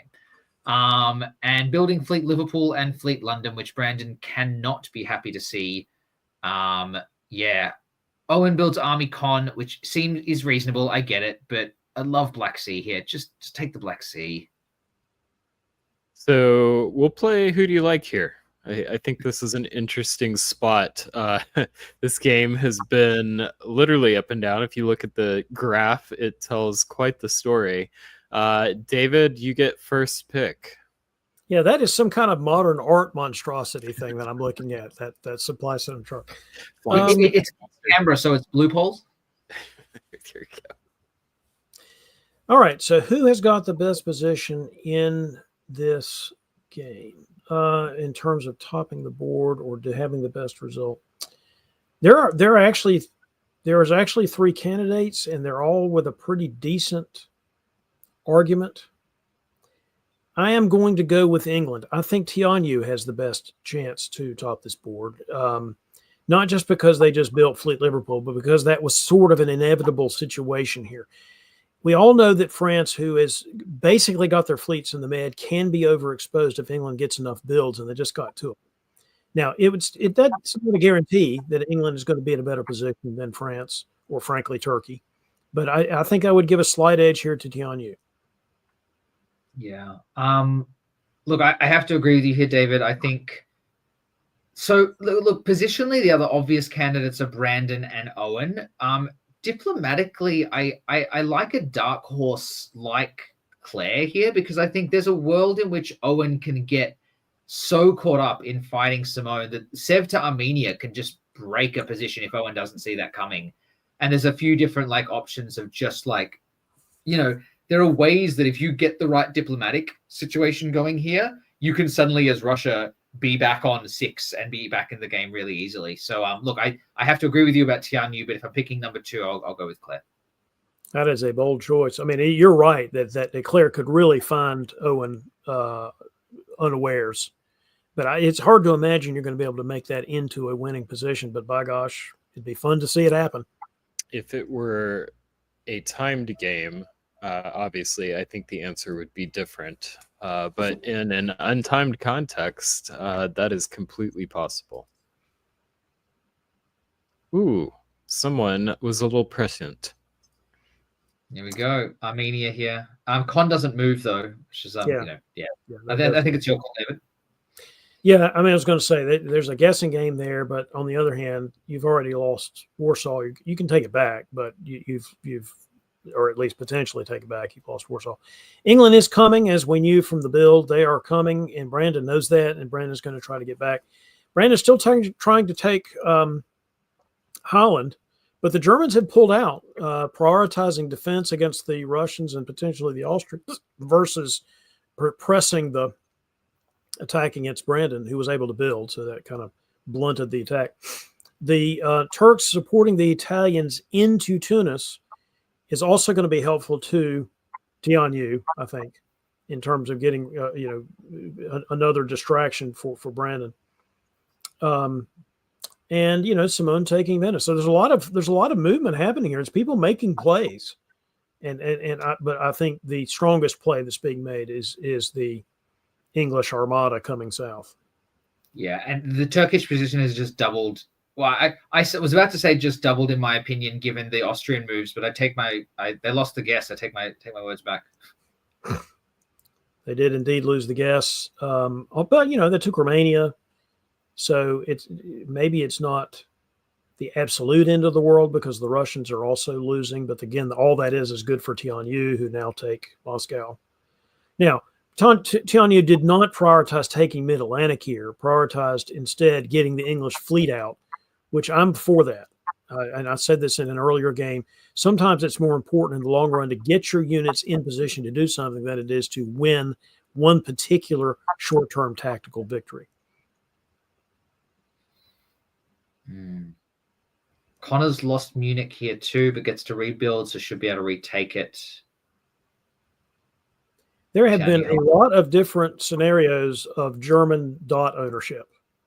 If we made a list of all the different years and what years the Germans, what dots they had, the only thing they didn't have they could have is Portugal, but otherwise they've been all over the freaking place. Yeah. So the pinball wizard goes back into Munich and manages to convince Simone that because you can't hold it, why don't you go to Burgundy now? That sounds like a fun thing to do, and indeed it is. Tianyu, in exchange for helping Connor into Belgium, Tianyu has now been attacked in the North Sea. Claire is getting supported back into Moscow, but losing Sev in the background. Simone is holding position and attacking Brandon, and Zindi is back into the Ionian Sea whilst Owen and Simone are patching up. This is just insane. This game is just wild. Come on, Owen. Come on, Owen. Greece holding. Don't hold in Greece. What could you do in Greece that's not holding? I would love to have heard the negotiations on this one because I cannot imagine what they would be. Crazy. All right. And yeah, okay. So Connor, pinball wizard, takes back Denmark, walks out of Munich, just says, "Hey, Austria, your Burgundy army is good to me. Let's just leave it. Let's just leave it there." Tianyu takes Brest because even though you are being attacked by Germany, you know what's more important? Continuing to attack France.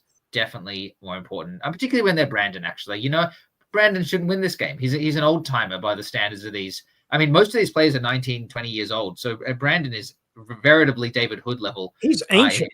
That boy's ancient. Yes. Yeah. And Owen backing out again. Owen, a couple of little tactical missteps here. Aegean Con not being supported by Smyrna just makes it that much harder to take back Ankara. I know you're taking Sev here, but okay. This 1909, I think a lot of these players haven't played to this long too. Fatigue can start to be a factor here as well with some misorders. Well, the position that Tianyu did have in Russia is gone. They must have lost the diplomatic war there to work with Austria, whoever it is that they were trying to work with. Yeah, the stamina is definitely a big part of the game of diplomacy, particularly for face-to-face. I would definitely say virtual can have that impact as well. An extended deadline has its own kind of stamina as well, I guess, but the physical stamina is very real whenever you get a game like this, particularly when stakes are high and you're pizza and Mountain Dew start to wear off a little bit, and then you're depending on caffeine to help keep you going, and you're starting to miss things, and then it becomes a cascading effect of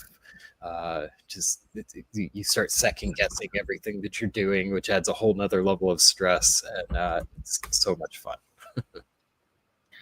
I feel like this is the kind of game where if you play this kind of game and you come out of it either hooked on diplomacy for the rest of your life or never wanting to play ever again. Yeah. Just reading the board, I hope that the players were having as much fun as I am watching this. This is a blast. Well, the Turkish positions, even with the little minor things we've been talking about that Owen could have done better, are still pretty good. So we'll see what happens here. Takes back Ankara because Russia leads. Now, maybe Russia has decided to prioritize getting back into Sevastopol with Austrian help or something like that. I don't know exactly, but Austria's decided not to sit there anymore. They've made a move. Romania, Moscow, good stuff. I'm beginning to wonder if Tianyus are actually going to be taking advantage of this board as much as we thought, because losing Brest, losing position there in Mid-Atlantic. I know that goes to Western Med, but still. There's a lot going on here. And as much as Owen, I think, has played in some ways inefficiently, if Owen can fight off this Austrian assault, we're going to see. Yeah. And actually, as Shane's pointing out, no eliminations yet, 1910. And we still have 7 players, and that chart is wild. What? So Turkey left Ankara and giving up smart. Russia could build one if they had anywhere to actually build. Okay. You guys in Canberra are awesome. You're just plain awesome is what you are. Connor has taken Munich back because that's what pinball wizards do, is they keep pinballing back and forth. And they take Sweden. So Connor's back up again to 6, maybe 1, 2, 3, 4, 5, 6, 7. 1, 2, 3, 4, 5, 6, 7, actually. So good for them. Good for Connor. And as we said, Tianyu's position kind of falling apart here and actually convoying back to London.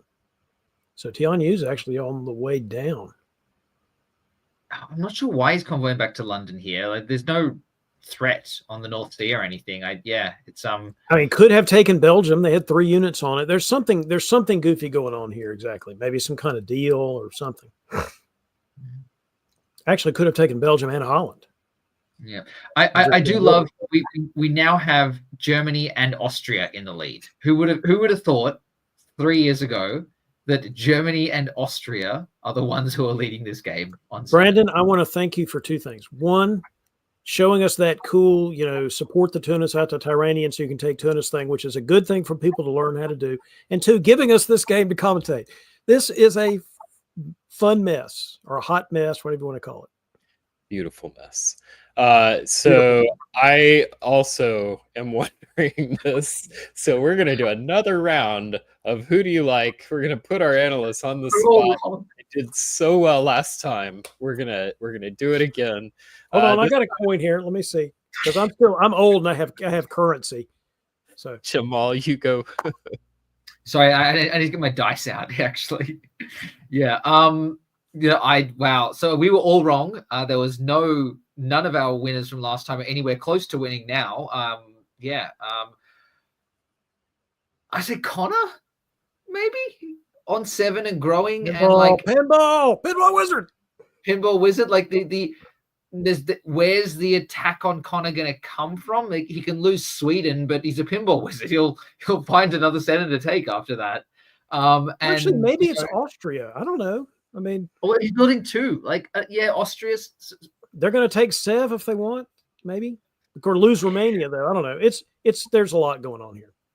Yeah, I fully expect Connor to put in Army Berlin here and make it a death charge over to take Moscow by the end of this game. At this point, good. David, your pick. I'm picking. I am actually going to pick Connor. Actually, I think you're right. I think if there's anything that we could possibly take a shot on here, it would be taking a shot with Connor Moorhead. I think so. Put our coins in the pinball wizard and go. All right, we got a pick from Austria. Austria. Austria. I mean, Uh, maybe, but I think there's too many Turkish armies to deal with. Is the problem. All right, spring of 1911. Here comes the move. Here comes the move to Russia. Prussia, Silesia. I would have loved Galicia here instead, but maybe Austria is supposed to go there. No moves from Austria. So that is either Simone knowing about the Jade Buddha Peace Prize and wanting to take it, or there's a misorder. There's a kind of deadline passing kind of pressure cooker situation here for her, which is a little unfortunate if so. This top board might be one of the few games. I know as I mentioned before, we go lenient on rules and orders in Canberra, but the top board might be one of the few games where they decided that, hey, this is a serious game. Let's actually play deadline. Turkey's going. What is he doing? He's going for Holland. Simone chose to hold. Okay, so Simone wins the Jade Buddha Peace Prize right here. Very, very well done, Simone. Not the worst scenario to do it in, although now you're going to lose Warsaw. What is Tianyu doing? Tianyu is taking Holland and losing Liverpool and the North Sea in the process. And Edinburgh or London. Yeah. And Tianyu is a very experienced, good player. Like, Tianyu is someone I rate to make it onto the international scene very, very soon. Or if not already, if he played a bit more. Sometimes you can get into a position where there's so much craziness going on that you fourth dimensional chess your way into a horrible set of moves. I think that's what happened to Tianyu. He thought he was being the cleverest person and making all the right bounces, but it was just there's too much chaos. You can't predict it, and now you're going to lose London and Liverpool and Edinburgh. Can Brandon come back and take this game? I mean, I guess it's possible with Fleet and Westermed. Yeah, it's just a fleet. Yeah, and the Fleet and Westermed is successfully repelled. Edinburgh and Liverpool are lost. So Tianyu is now our pick from before is now, I think, well and truly out of contention. Does take St. Petersburg, which is good. Bounce in Munich, takes Warsaw and Livonia, which is going to mean the guarantee. I told you, David. I told you, Pinball Wizard's going to end up in Moscow. It's true, although they are losing Belgium. So because you got to have, if you're up one place, you're down the other place. That's what Pinball Wizards do. But they are gaining Norway. So, how dare you try to keep up with this? How dare you try to keep up with this? That's not the way he plays, man. So just to roll back a second, Turkey has lost Smyrna and taken Ankara. So Turkey is taking a very long time to tactically clean up their home centers, which I think is really hurting their chances here. Although, they're also taking Romania. Well, killing those fleets when they did, they needed one of them to come over to the Aegean if you were actually going to try to take your homeland back.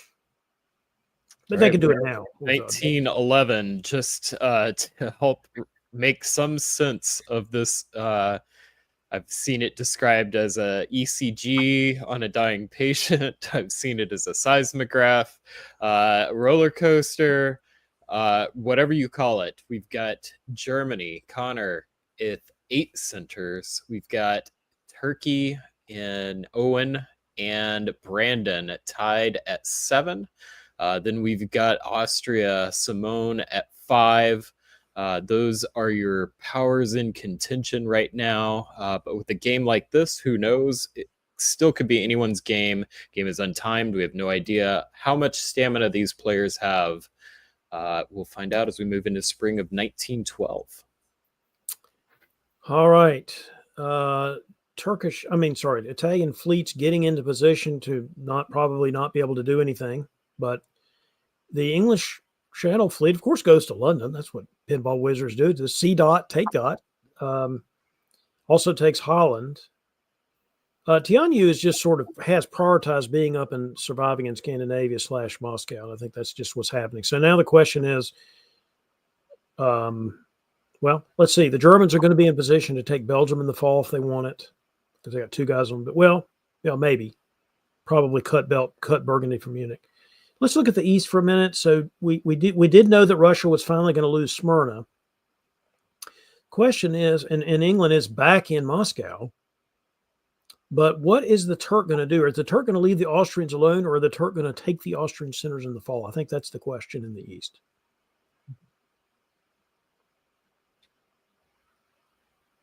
Leave them alone is the answer. And lose Russians are still alive. Russians are still alive. They've taken Sevastopol back with help. But the Germans are coming. The Germans are coming. The Germans are coming. They're in Galicia. They're in Warsaw. No attack on Belgium, which I thought you would at least take a shot. I guess prioritizing English Channel, that actually makes sense. Prioritizing English Channel, that actually does make sense. Italians getting the Mid-Atlantic is significant. That's the thing that Brandon couldn't cover everything. So he has lost the guess here on what the Italians were going to do. Yeah, and if Zindi is holding any resentment from the 5 hours ago take of Tunis, it's payback time, and yeah, that might be Brandon's opportunity. All right, we've got Connor starting to pull away a little bit, and we've got a reminder from Brandon. It's 1 a.m. at this point. College students, that's like 9 p.m. for me. Yeah, their kids are finally awake. And then we started the game when I was in college one time at 2 a.m. Started the game at 2 a.m. Yeah. And I was at my 9 o'clock, and this was in Charlotte, my 9 o'clock class, 2 hours away. I was there. All right, winner of 1912. Hey, pinball wizards. That makes sense. That he really had pulled away at that point, and diplomatically had England on side, and I mean that's the right answer. But wow, that was such a fun game to watch, and way to go, Connor. Yeah, congratulations, Connor. That was a blast to watch. Jamal, this is your game. Tell us the story. Make some kind of sense. What did we just watch?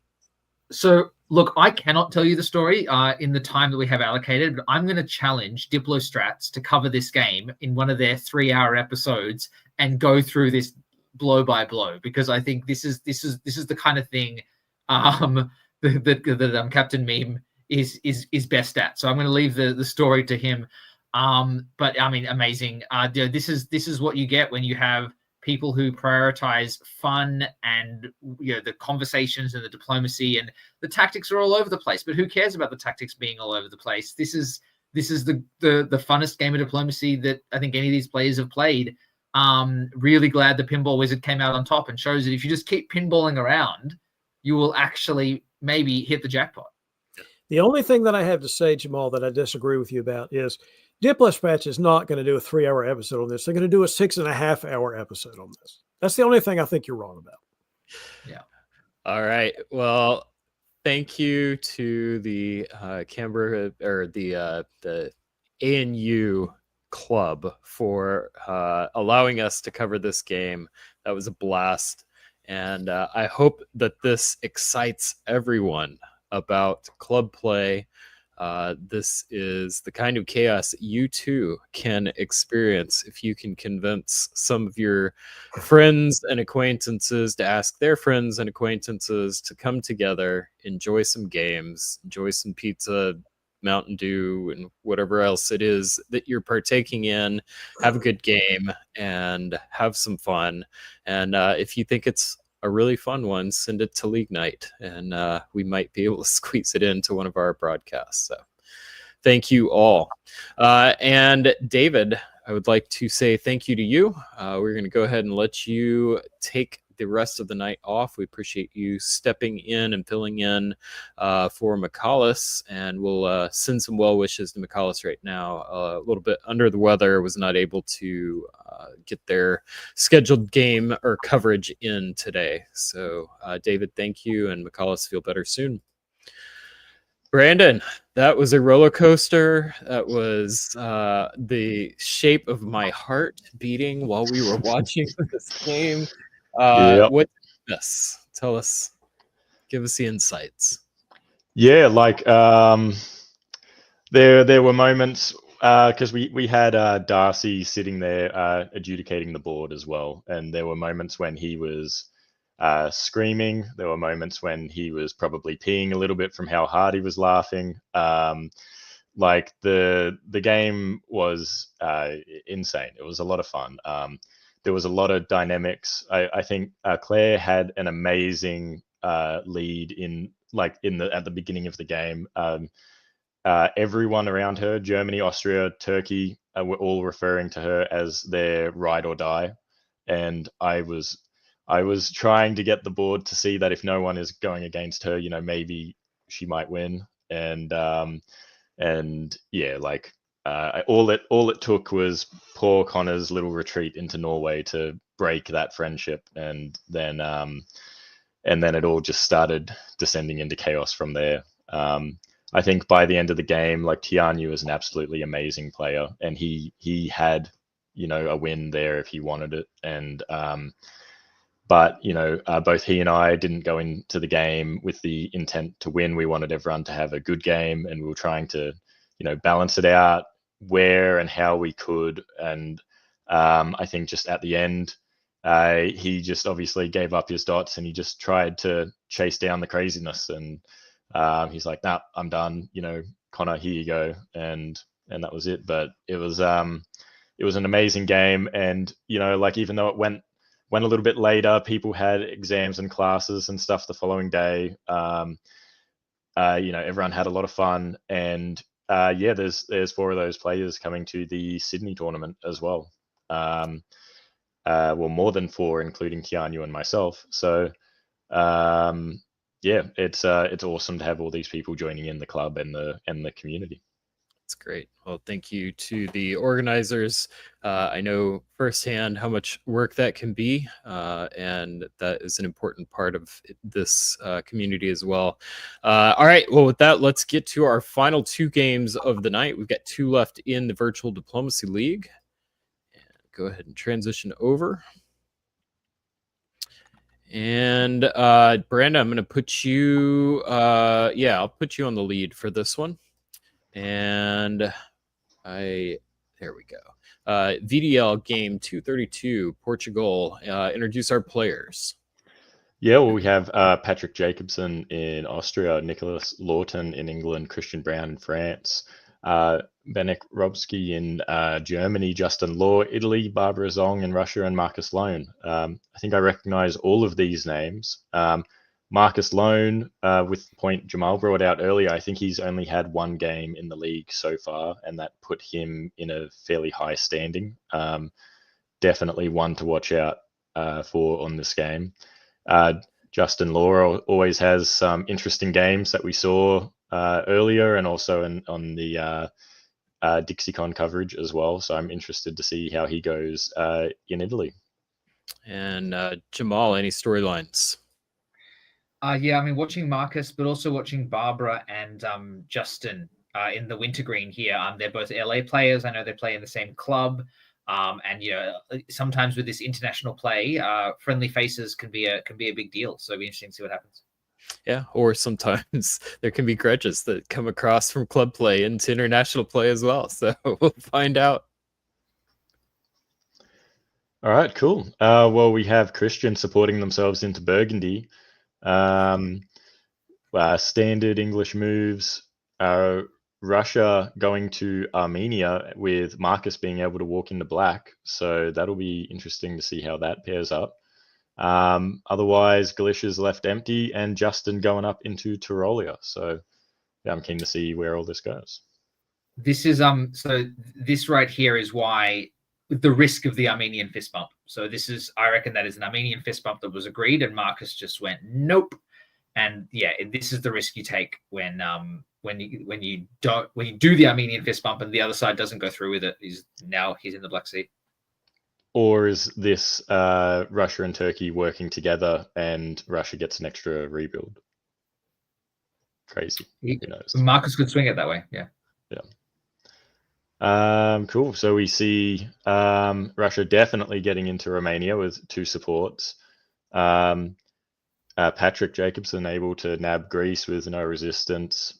Justin pulling back into Venice, maybe going there, annoyed Benek and Patrick a little bit. So he's like, don't worry me, I'll pull back, cover Venice, stop that from getting nabbed. And even though they were offered support from Christian up into Munich, which would have been interesting to see. So maybe he was worried about Venice being nabbed by Patrick, so he decided to cover that instead. And yeah, Germany really suffering this turn, like only capturing Denmark and getting bounced out of Holland. So yeah, we'll see how that plays out. Justin not taking the support into Munich is saving Bennick's game right here, because if that Munich is taken and you're bounced out of Holland, you get no builds as Germany and you don't have Munich, and that is very, very hard. Very true. Yep. All the builds seem pretty basic, and yeah, we see Russia having that third build as well. So just all armies ready to go. Yep, all armies ready to go, and yeah, Marcus, I think you know, I mean, so this is the problem. So the problem with the Armenian fist bump is you risk Turkey doing this. The problem with doing this is you risk pissing off everyone else on the board. So Marcus is now facing a pretty strong air with Barbara very, very happy to help Patrick into Bulgaria. They're going to try and put Justin into Aegean. Greece. Oh no, Greece gets tapped. That's why. Okay, that's fair. But in the West, we see just a little bit of shuffling around. Bennick going into Ruhr, and again getting a chance to solidify a position here. So, you know, not the best start, getting bounced out of Holland, but actually getting a chance to fight back. So again, it's potentially a very good play from Justin, realizing that he doesn't necessarily want the EF to move that quickly, and so actually just pulling out makes it a slower fight and gives them time to dig out Marcus in Turkey.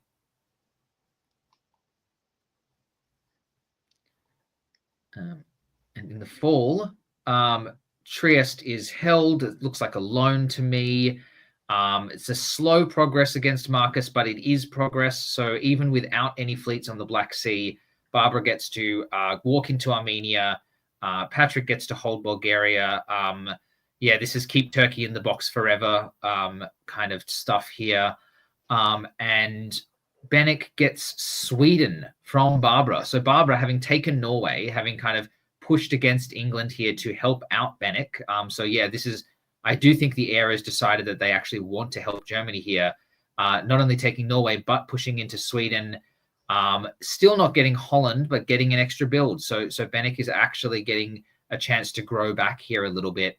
And Nicholas and Christian now still very much firmly working together, but not in as good a position as they'd want to be. Chris Kelly pointing out there's been a pattern violating Armenian fist bump stigmatizes Turkey, leads to their demise. So that is at least what we're seeing in this game, it looks like. And then got Stupid Flanders saying the Dutch independence movement is quite strong in this game. So still neutral. All right. Winner of 1902. Fleet Berlin is interesting, especially since Barbara's on side. I guess he needs an extra fleet and has nowhere else to build it. So, you know, you can probably sell that pretty easily. I like it. Yeah, well, we see again Nicholas trying to convoy into Holland, but being bounced out. Meanwhile, Christian moves up into Now and Mao. It'll be interesting to see where he's planning to go from there. Patrick Jacobson supporting Justin into Aegean, which gets in because Smyrna was cut. Really just positioning for that air a little better. Meanwhile, Trieste, you know, maybe this was just theatrics, but, you know, a little bit of a supported jab on it whilst it's held, so it's actually fine. But yeah, maybe there's a little bit of tension going on there between AI. Meanwhile, Russia just pulls their army south.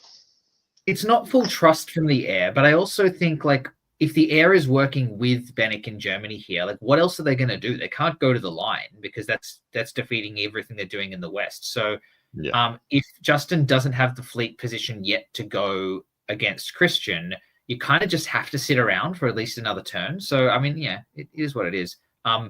And just one thing with Nicholas, one of the few times you want to get bounced out of Holland is when you've just been stabbed by France and you can say, don't even bother, I'll protect Liverpool. Yeah. which, yeah, we don't need to worry about because Christian goes up to Norwegian and into Channel as well, getting a better position. Also with Burgundy going to Marseille and Gascony into Burgundy, just got that solid line of armies in Belgium Picardy holding that. Meanwhile, Holland is continuing to be bounced. Denmark saves Sweden from being taken and is able to position their fleet that little better. Now they might have a bit more play along with Barbara to pop Skag and move into north. But we have some in the east, some armies all trying to move towards, hopefully you're sort of going up towards the line a little bit, but Ukraine going into Galicia could worry Patrick here a little bit. I don't think Patrick... Yeah, you go.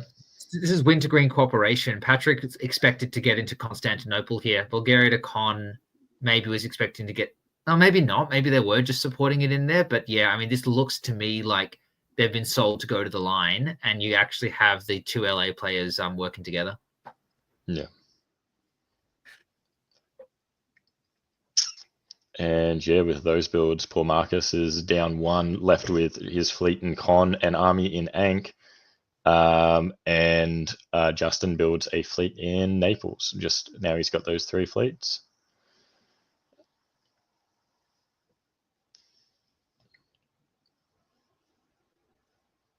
There we go. So Patrick, I think, sniffs out that maybe that he is the odd man out in the air, so makes the preemptive move. I say preemptive; it's this move at the same time that Italy's trying to take Greece here. So yeah, so decides to move against Barbara. I guess he's in better position to do that. Takes Romania, forces the retreat back to Ukraine. Barbara is helping Justin into Ankara, which is good positioning for them. And Marcus's last gasp is to mess with their plans a little bit and help Patrick here out, not to lose Greece. In the West, Christian is finally making a little bit of progress against Bennick. So Holland is finally taken, but you're losing Ruhr to do it, which is tricky. There's a little bit of Norwegian Sea holding and not, say, tapping Norway. I guess if you think that Barbara is going to attack Sweden and actually on side to kill Bennick eventually, you let that happen and see. So yeah, Bennick, for a very valiant effort, is now in a bit of trouble. Yeah, and in the chat we see, I believe Stupid Flanders is Patrick Jacobson saying that Barbara had suddenly started avoiding conversation. So yeah, that, and then followed by his next comment. So yeah, it's stabby time. So that's a tricky part in this game when you have to negotiate with people if you don't feel like you can have a poker face when you're planning to do a flip. Avoiding a conversation is maybe good, but if you're avoiding talking to someone, that is also a red flag. So you really got to be able to have the conversation, even if you're planning something against that person. Yeah, it is indeed stabby time all over the board. So yep, the Wintergreen is on. They've put Barbara into Vienna. They've put Justin into Greece. Don't take Romania back, but that doesn't matter too much. Barbara's also getting Sweden, and it's stabby time because now that they've made progress against Bennick, Christian Brown has decided now is the opportunity to sneak in and take Edinburgh and London. And Liverpool will not be holdable given that Nicholas probably won't have any builds. So yeah, Nicholas suddenly his position just evaporating, insane. That this is a very, very brutal and effective stab by Christian Brown. Hats off to him for this. This is if you're going to stab, this is how you do it. That's it. So we see Nicholas having to disband as well, which is going to hurt. So eventually gets into Holland, but just has to pull that army back anyway. Yeah, and just to talk about the stab one more second here, like from Christian, it's such a good stab that he doesn't even have to build any armies, right? So he's gone to the build phase and been able to build for his next move, which is going to be against Justin with the fleets. And he's just been able to do that immediately because the stab was just so effective that you don't even have to, you stab and you can just keep letting that knife go through. You don't even have to do anything to follow it up. So really amazing stab. Yeah. and shout out to WDC's Players' Choice Award winner, Zoe Cameron, in chat when she says France against England with not one support is absolutely wild. Like, it was, like you're saying, Jamal, brilliant stab, and they were able just to walk in and get both centres without having to use multiple units. It's great. There's a Golden Knife Award. Go there. Yeah. On you, Brendan. Alrighty. Here we have, I believe Marcus is in con. He's just walked back to Smyrna, but now you have Justin in con and Ank. Meanwhile, Barbara is pushing down into Romania. Not a lot of movement from Patrick here, but retreating to Bulgaria. Not that it is really going to help a lot, since Justin now gets that army convoyed across into Albania. Did Justin wave as well in that previous turn? Because I thought he went up 2. Yeah, he did wave 1. Cool. So he gets that army across, in Tyrolia, Trieste, Albania, Greece, and with Barbara in Vienna, Galicia, Ukraine, and Romania, it's looking like ouchie time. So, Christian walks into Holland, supports himself in. Meanwhile, he's gonna get Liverpool this year, but also lose Edinburgh, probably. We'll see what these fall moves are. Or it all just bounces back. So Christian's actually able to maintain Edinburgh whilst taking Liverpool and Holland as well. So I believe that is the end of Nicholas here. Meanwhile, Barbara is able to pick up both Bulgaria and Romania. And Justin continues his advance up into Serbia, Vienna, and Smyrna as well. So gets, what's that, an extra 3 builds this year, plus he's got 1 in pocket. This is a concerted effort here. They've eliminated both the Australians at the same time, and I feel personally attacked. So, very sorry to my comrades Marcus and Nicholas here. Not much you can do against this. This is a tactical masterclass by Christian Brown. Some players play the diplomatic side, some players play strategy, and some players, and Christian's one of those players we know plays tactics, and this is tactics at its best. Christian is getting everything right. Yeah. +4 for Justin Lore, since we did have that wave. So don't often see a +4 Italy. So just want to call that one out. And now there is the inevitable Mediterranean war that has started. So Justin is now managed, I think, for all the tactical brilliance, Christian, I think, maybe strategically held off going to the Med a turn too long. Probably maybe needed to at least put something in there a little bit earlier, because now they're facing a 3-on-2 fight in the Med whilst they still are trying to clean up some of this Northern Fleet position. They're probably not going to lose more than Marseille, maybe, if that. They could probably defend it, but it's not as good as they want it to be. Justin, on the other hand, Justin, on the other hand, is just... Oh, sorry. Yeah, go. No, you go. All good. Yeah. Sorry. Justin, on the other hand, is Italian fleet in the Black Sea. You love to see it. And they're taking Bulgaria with a fleet on the south coast, which tells me that is agreed. And Budapest, and I think the LA alliance is sticking together here, because now Barbara's pushing to the line. I wouldn't be surprised to see Justin walk out of something here, or maybe Barbara's happy for him to contest Christian for the board top. Yeah, I was going to say, I think Justin just goes for it here, because he goes to Bulgaria south coast, but he also went to black, so he couldn't really go much else other than Bulgaria south coast. And yeah, he's got a build-in pocket. He's picking up Bulgaria, Romania, and Budapest this turn as well. Yeah, Jason Gray, I think you're correct. Justin on solo watch, particularly with these moves. I mean, Justin on throne solo watch, potentially. I don't see Barbara doing any kind of defense. So no. Maybe this is rushing to 18 next year. And we say goodbye to Patrick Jacobson here too.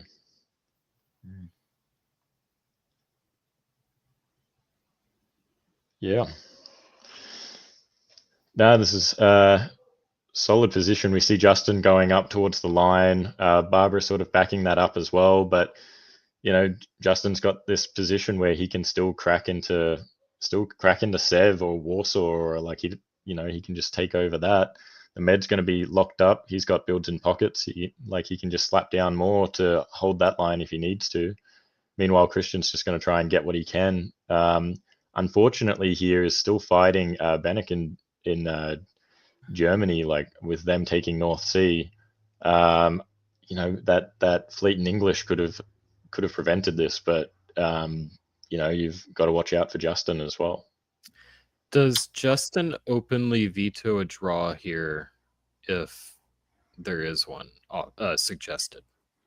It depends on Barbara's disposition, right? So I think you can stop a solo here if Barbara is on side, but Barbara has done nothing to make me think she's on side to stop Justin's solo. Yeah, I think he just goes for it from here. Like, vetoes the draw, just keep playing. Like, you've got a solid lead, but why not keep going? Apparently there was a failed draw vote in 07, so yeah. In spring. I think that's the right answer. Like, you've got to get, if you've got a chance at a solo, make the board prove that they can stop you. Solos are overrated. You don't need them. Jamal doesn't need them. Some of us would. So here we see some consequences of Bennett getting into North. He just is able to walk into London. Like Eddie sort of moving down is interesting, but why not? Everything else is pretty much just holding, not a lot of movement, but Justin is moving up into Barbara's southern centers. So the solo's off though. Barbara's supporting Silesia and not taking Berlin, so she's decided to not throw the solo. So this should draw soon. Yeah, getting to 15 is still a solid effort with a massive lead on top. Almost 100 points ahead, which is crazy. Yeah, so Justin's going to keep trying, but now Barbara's convoying Kiel back to Livonia. So a conversation has been had. I think Barbara maybe has been turned around and convinced that throwing Justin a solo is not the right thing to do in this situation, which I agree with, and I applaud her for seeing that just in time. Just in time for her, just in bad time for Justin. This position is now locking up pretty easily. Bennick is even handing Christian London, which I'm sure he's asking for to keep the line here. So there's not much more to happen. Yeah, that's it. Like, even here, we're not really seeing anything move. That's all staying stationary. Yeah. But the game continues. So tries once again, keeps going. Why not? Yeah, again, nothing moving. Oh wait, is that no, it's not. Nothing moving. No. Never mind. Justin's offering Bennick Moscow here to try and break the line, but yeah. There we go. Yeah, 95 dominating Justin up by Justin Lohr. 15 center Italy, 6 center gap above the closest competition from Christian Brown, who also had a very impressive game. Brandon, what's the story of this game? Like, if Marcus was able to maintain that trust with Barbara in the beginning, that would have been awesome. But like we've sort of said earlier, it sounds like Barbara and Justin were working together, and then Justin saw his chance, took it, and it's paid off. Like, he got a massive lead, and in this point system too, 95 points ahead of second place Christian, and Christian still got 9 centers, so that's still an amazing score. It was amazing. Green flags all around. I'm going to make a shocking statement here and say that this is a victory of diplomacy over tactics. So we were talking up Christian's tactical genius at the start of this game, which was true. He had a tactically phenomenal game. I don't know I've seen a better one in a long time. Peter McNamara kind of level. But diplomacy wins at the end of the day. You can be as good as tactics as you can be and do the best stab in the league so far. But Justin had the diplomatic relationship. He had the diplomacy to get him over the line, and tactics can only take you so far. Diplomacy can take you everywhere. All right, well, let's do our final game of the night.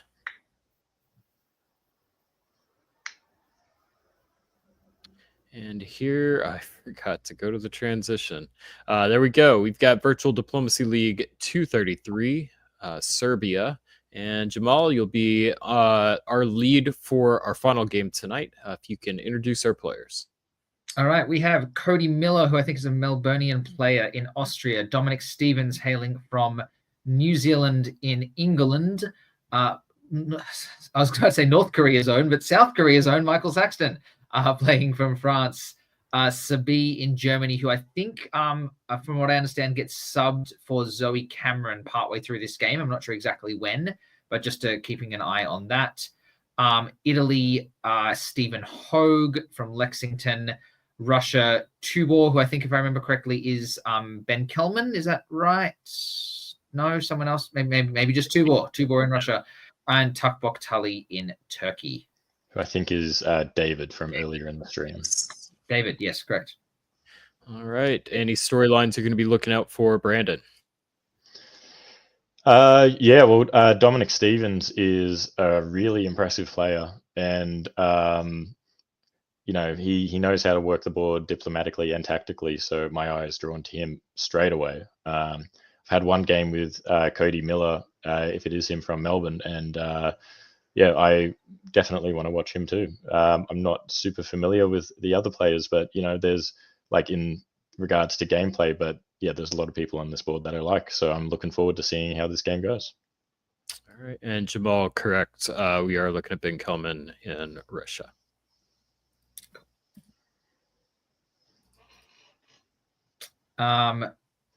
There's nothing interesting in 1901. Let's roll through to fall. Standard moves for a reason. Yeah. I do like Venice to Tyrolia, though. It's great. Bounces. Yeah. Bounces everywhere. Venice to Tyrolia. Yeah. Venice to Tyrolia to go to Bohemia, which I also like, which you can often see as a kind of a way to get a jump on Russia. If it's a really strong Austria-Italy alliance, this is a way where you get another army in play against Russia, because what's Italy doing with that army if not helping out? And Stevens convoying to Tunis, and you see a juggernaut with the slight tactical efficiency here of putting the army in Romania, which is gonna matter, I think, if it is AI versus RT. This is gonna be we're gonna get into some locked situations pretty quickly here in the east. In the west, convoy to Portugal, walk to Spain. That convoy to Portugal's got to send alarm bells going for Dominic Stevens. You tend to do that if you want to build Fleet Brest and have a sudden move on to England. But Dominic gets 2 builds, so can't be too unhappy about that. Free walk into Belgium because no one contested it, and free walk into Norway.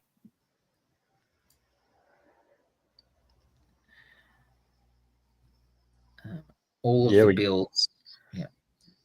Yeah, they all make sense. Get that southern fleet from Turkey as well. So we've got the east, wanting to roll together like Russia and Turkey. Poor old Bulgaria does get popped though, with Con supporting Smyrna into the Aegean. The Italian army in Bohemia for Stephen is helpful in being able to nab Galicia as well. Having that Italian army up there is good, and if you're able to convince Sabi in Germany that it's not a threat, then it can be all right. But otherwise, English Channel gets bounced. That was well played. Norway gets bounced from North back into Norway because North doesn't get into Channel. A self-bounce of Denmark in Kiel in Baltic is interesting. I'm not sure. I guess they don't particularly want to be moving on someone here, but at the same time, maybe they could be positioned to actually do something like that. Fleet and Kiel, all it's good for at the moment is sort of holding Denmark. If it was somewhere else, maybe it could do something. Yeah, I don't know why you bounced Russia out of Sweden in spring, make an enemy of them, and then don't go for Sweden in 1902. Yeah. So, yep. Because Sweden could be theirs right now. So,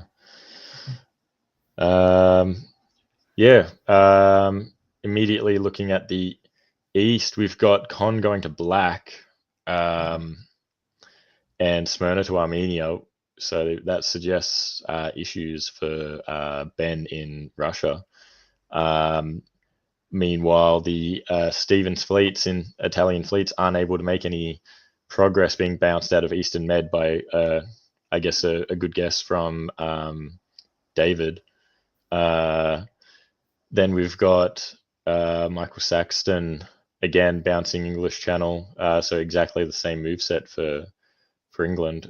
Picardy being left vacant because of bounces, and Burgundy as well, which is good for the English army in Belgium.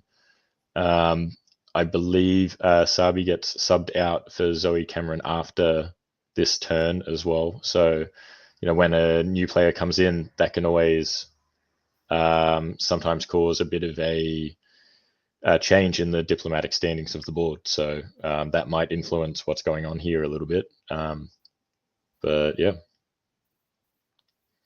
we see Russia getting Sweden and being able to use that for the army in Moscow.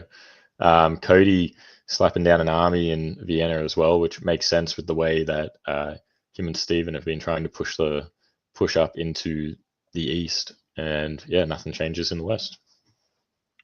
Yeah, I think the sub is going to make a big difference because, Zoe and Dominic know each other from playing in Australia. And, Michael is obviously lovely and has played a lot in Australian kind of leagues. So suddenly the West kind of all know each other in a different way. And what you can see here is kind of, again, Australian Western Tripoli moves, right? So now Zoe's pushing back to Berlin, not fully committing against Baltic or whatever else, but trying to signal that she's not going to be part of this fight against France and England. Dominic, for his part, just says, "No, you know what? I still want English Channel, so I'm still going to go there."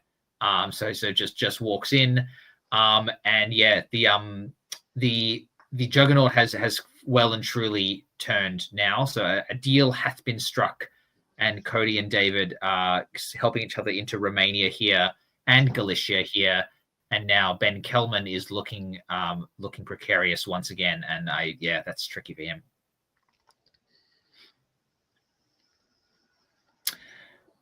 Oh, and Zoe loses Munich. Yeah, Zoe loses Munich, which is not what you want to see. So yeah, I mean, there was never a Western Triple. What are we talking about? They've decided to go into Burgundy here with the support of Dominic. Dominic is kind of doing some rotational moves and getting good position here. So actually, it is jump on Michael time, but Stephen Hogue sniffed it out. Stephen Hogue and Cody Miller did not want to see a strong EG, and so have put themselves into Munich. And now that the alliance structure in the east is more stabilized, you can afford to do that, and you can afford to grind down Ben a little bit with Turkey and actually start to make some play in the center of the board. That's it. We see Cody's comment as well, the bit more of a test and ripple rather than a Western Triple. Yeah.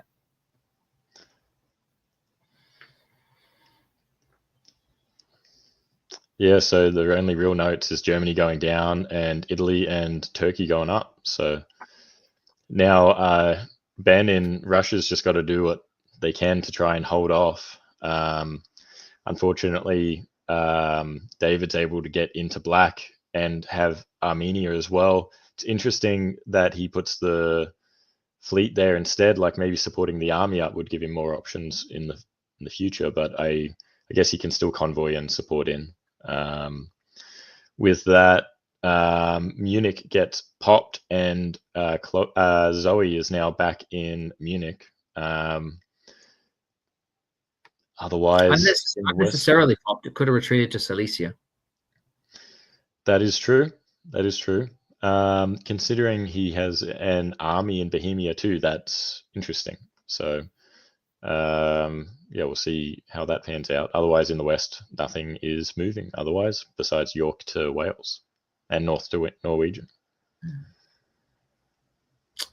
A sneaky little England, Germany, Russia alliance has just formed in the background here, and I think it's kind of quiet. And it's one of the reasons I love this alliance. But Scandinavia has now been allowed to be entirely vacated. So now everyone can go use their units to do other things. And that is brilliant for everyone involved. You don't see this enough. People try and fight for Scandinavia and they really, really want to do it. And yeah, Zoe's called it. This is the famed Magic Hat Alliance, where it's like a magic hat where you have the three at the top and then they pull it down over the rest of the board and then suddenly it all disappears.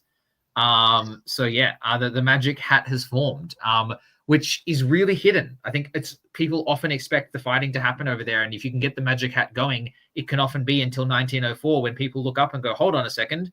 Oh, why are my legs gone? And so, yeah, good job here. Yeah, we see a bit of a switch around in the east as well with David getting into Sev but losing Rum. So, yeah, we'll see if that's signaling some AT issues as well.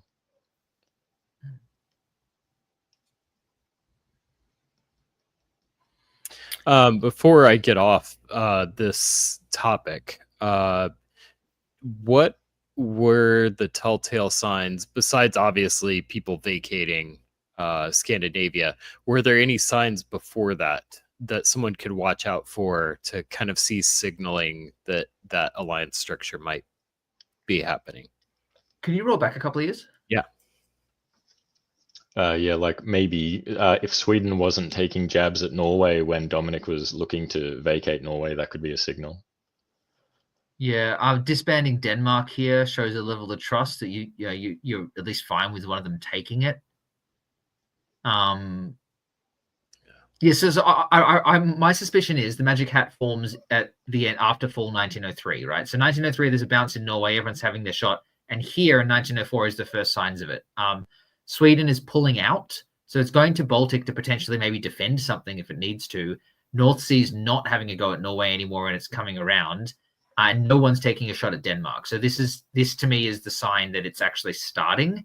And then yeah, I think from here it's kind of clear as it goes on. Nice. 1905, Dominic gets into mid-Atlantic Ocean. This is just slow, grindy progress from Dominic. He's finally got the strategic and diplomatic situation he wants and needs, and yeah, he is now pushing ahead as Dominic is wont to do. Livonia to Prussia, I suspect, is going to blow up the Russian fleet because we now see the Magic Hat. Austria, and I think Stephen probably thought was the one that was hoodwinked by this. I think Munich not retreating to Silesia was a deal with Zoe, and now he's realized and he's putting Austria back into Bohemia to try and form the line. But maybe it's too late. The south is probably already broken. There are not enough French fleets to hold back Dominic here. So this might be a little too late. And Stephen is, again, you maybe want to give up on attacking David here in Turkey, and maybe you want to start to send some fleets around to help France, but instead you're convoying to Syria, which I think is going to get you centers. Don't get me wrong. That's an effective way to take down Smyrna and that kind of thing. But when you've got England only a couple of steps away, you need, it probably prioritize defense of your ally here. Yeah, like England's already got a slight lead on you, and it's like, how many dots are you going to be able to get when you're sort of going to have to share them with Austria at the same time? And yeah, England's just rolling through uncontested with German help. So yeah. But for now, England is continuing the slow, steady march, taking Brest here. Prussia goes back to Livonia. Okay, that wasn't a blow up. That's fine. They are blowing up the Austrian unit in Ukraine, though. And then, yes, taking Smyrna. So, I mean, and Stephen going for Greece. I probably agreed. Maybe agreed. Maybe not agreed. I'm not sure. That's Stephen going up 2 at the expense of Austria going down 1. I guess the Ukraine blow up is fine, and you maybe need fleets now. I don't know. We'll see.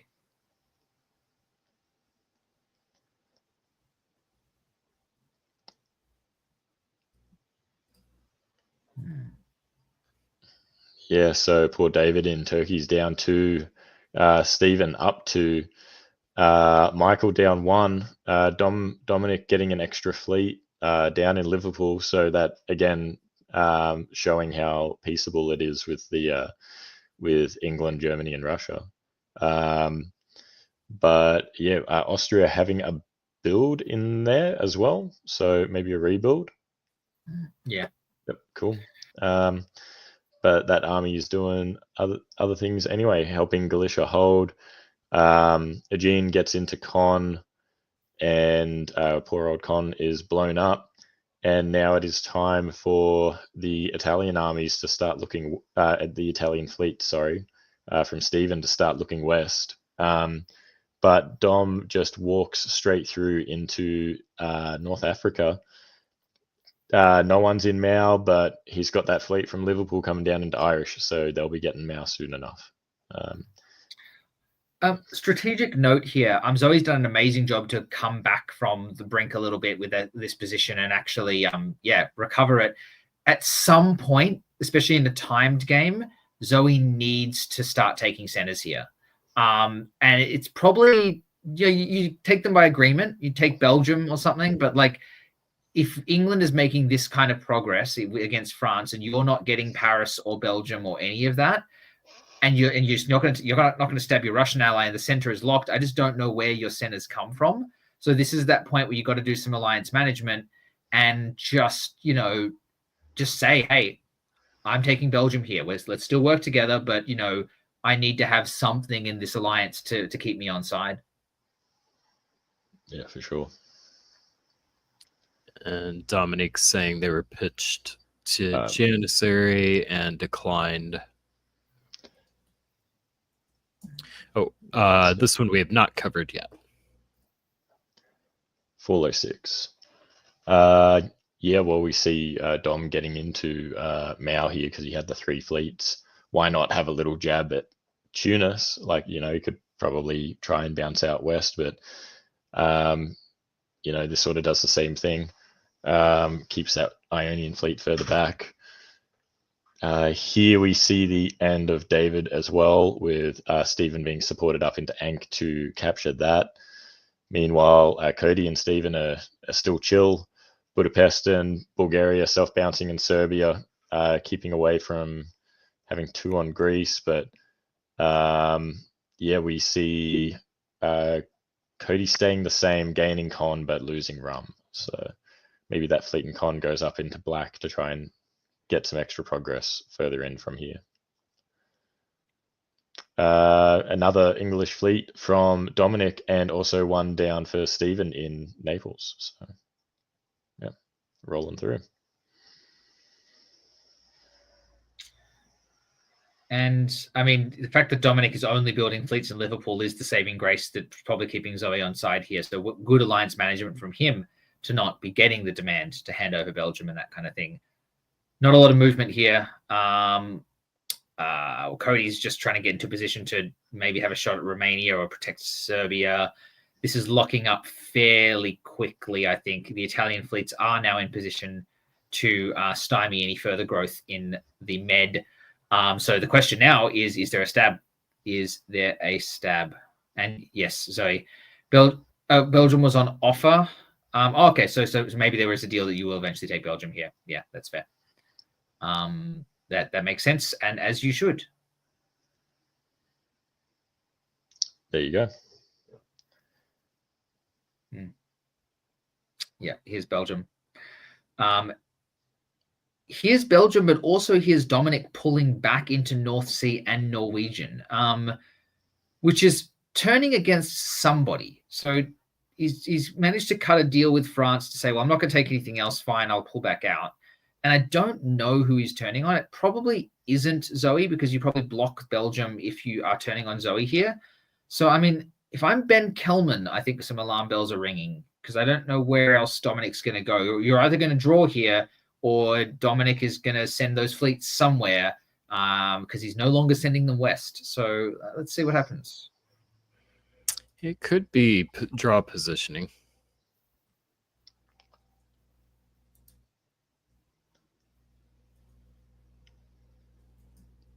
Fleet Kiel from Zoe is also interesting. Wow. Yeah, we see Ben pulling up to the north as well. Fleet and Prussia going into Baltic. Armies going up. We've got Cody pulling back, but also taking Smyrna and Con and attempting to get into Greece. Like maybe here he could have supported himself into Greece this turn and then taken Smyrna next, since it wasn't, necessarily going to be contested. Could still get Smyrna and Greece in this moveset if he had have supported himself down, but Bohemia going to Tyrolia and Budapest to Trieste gives him that extra jab at Stephen. So bit of a stab here. The only person he sort of has to contest with is Ben with that army and Sev that's come down to Armenia. Otherwise, in the west, not a lot's really moving around besides Kiel to Hell. Well, Kiel to Hell is interesting because that's it's stab o'clock, and I wonder whether Zoe and Ben sniffed out that a Dominic stab was coming, and now they're working together. Yeah. They bounced North Sea, bounced Sweden. Yeah, well done. Well done, Zoe and Ben. That's a really good stab block. Yeah. Here we've got Cody walking out of Smyrna to pull back into the Aegean and putting Con in the Smyrna. So he gets Smyrna but still doesn't get Greece. With this too, sort of losing Tyrolia with it getting popped, but not actually going down any centers. So going to have that rebuild plus the gain from Smyrna as well. Meanwhile, Dominic's just going to find himself sort of stalemated a little bit, like trying to work with Michael here. But we'll see how that turns out. Fleet Trieste, love it. Very nice. So yeah, it looks like a prearranged pop with Zoe was there here, and it looks like maybe Stevens accepted a Janissary deal. So essentially because he pulled Ionian Sea and is now just pushing against France. And yeah, England offered 2 French dots to defend against the stab from AR, and then England actually decided writing those support orders wasn't an important thing to follow through on. Yeah, that's the problem. If you offer people things, you got to follow through. Otherwise, they're going to potentially be more caring about punishing you than they are about defending Greece and Venice, which is the situation that Stephen finds himself in now. So now Cody has a real run at it at a really big score here because he's going to have some walks. Ben and Zoe are making the slow Dominic style progress against Dominic now. So now, yeah, it's interesting. I lost Belgium, but can take it back and maybe lose North Sea. This is a lot of guesses here, but yeah, I mean, this is, I think, a lot of people reading the board situation one turn ahead of what it was about to happen, and everyone kind of just shifting when they needed to. So you actually don't have a runaway leader. This is really good defensive play from everyone on this board. Yeah, I agree. Good play by several of the players on this board. And Cody, any game is Austria where you're able to build fleets is usually a good one. So well done on that. And as suspected, Cody takes Greece and does get into Venice and convoys to Apulia. And yeah, wow, Cody has a lot here if he wants it. They get into Norway as expected with Ben and Zoe. So Dominic prioritizes defending Belgium, which makes sense, which is sad for Zoe. But the long-term thing of getting Ben into Norway is important here. So yeah. The West is locking up as well, and really, this game is maybe a question of how many centers does Cody want to take off Stephen before they draw.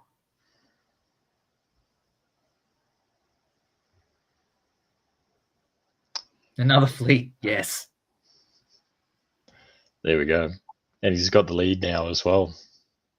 And why not push it in this situation, right? Like this is probably Cody's shot at a huge score in this league. Yeah, for sure. Like he gets Rome and Naples here uncontested. He's going to have 2 fleets on Tunis. Like there are 2 fleets there for Stephen, but he could try and defend Tunis, which is probably something he wants to do. Otherwise, he's going to be left with nothing.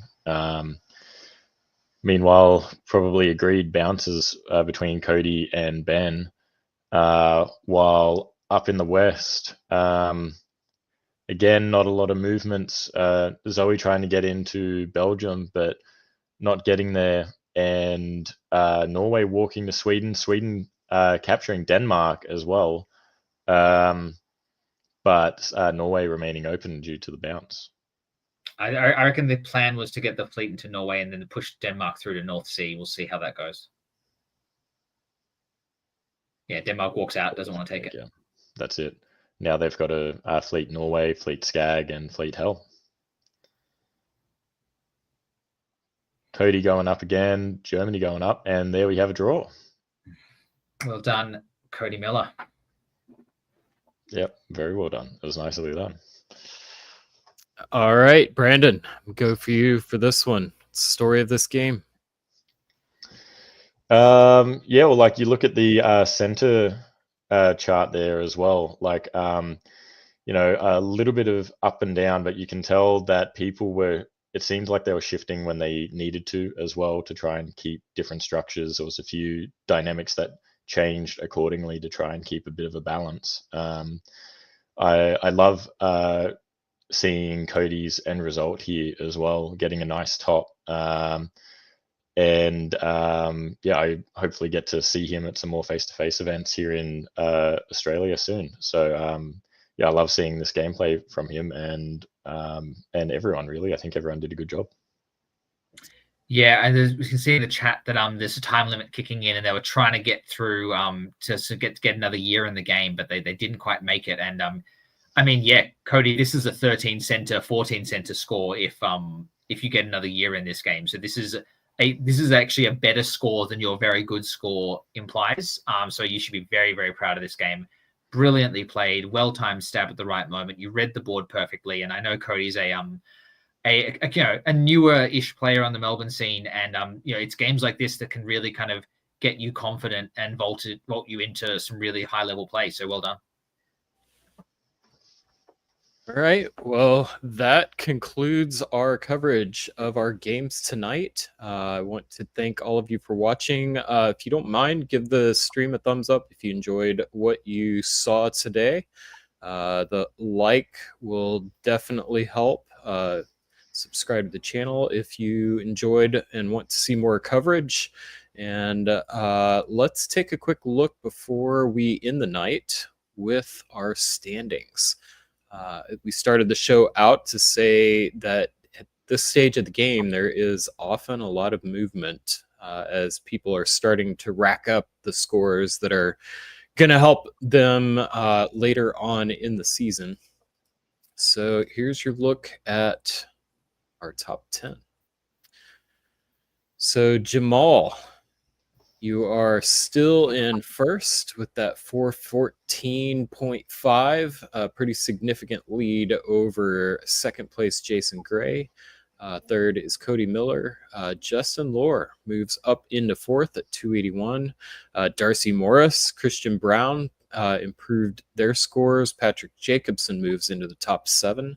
Jaden, Joshua Crowther, and Tukbat Toli, which I believe is David, round out your top 10, and then in positions 11 to 20, take a look at those. And as a reminder, all of these scores are preliminary. I think, for example, Ben Kelman's scores did not get properly combined, so there's some reconciliation, so take them with grains of salt, but they're usually pretty close. So congratulations to our players. Thank you all for letting us cover these games. Brandon, anything you'd like to say to the audience before we close out the show? Yeah, definitely. Like with the featuring of the club games this episode, I reckon like people should definitely put a little more effort into backstabbering as many games as they can. You know, we probably won't be able to cover all of them, but it is fun to see the non-tournament style gameplay as well. So and it's entertaining to cover and analyze too. So I reckon definitely if everyone gives that a shot, that'd be amazing. Jamal? No, it was a great set of games to watch. Yeah, particularly some of the club games were wonderful. Going to do my standard rah-rah patriotism and say Australian top 3 in VDL right now. So love to see that. And yeah, I'm looking forward to next time with you, Brian. Likewise. And thank you all so much for watching tonight. Dip Chat was on fire, cracking me up all night as often, or as you often do. Thank you so much for having such a great community. And I will end it at that. I hope that everyone stays safe and stabs well. Good night.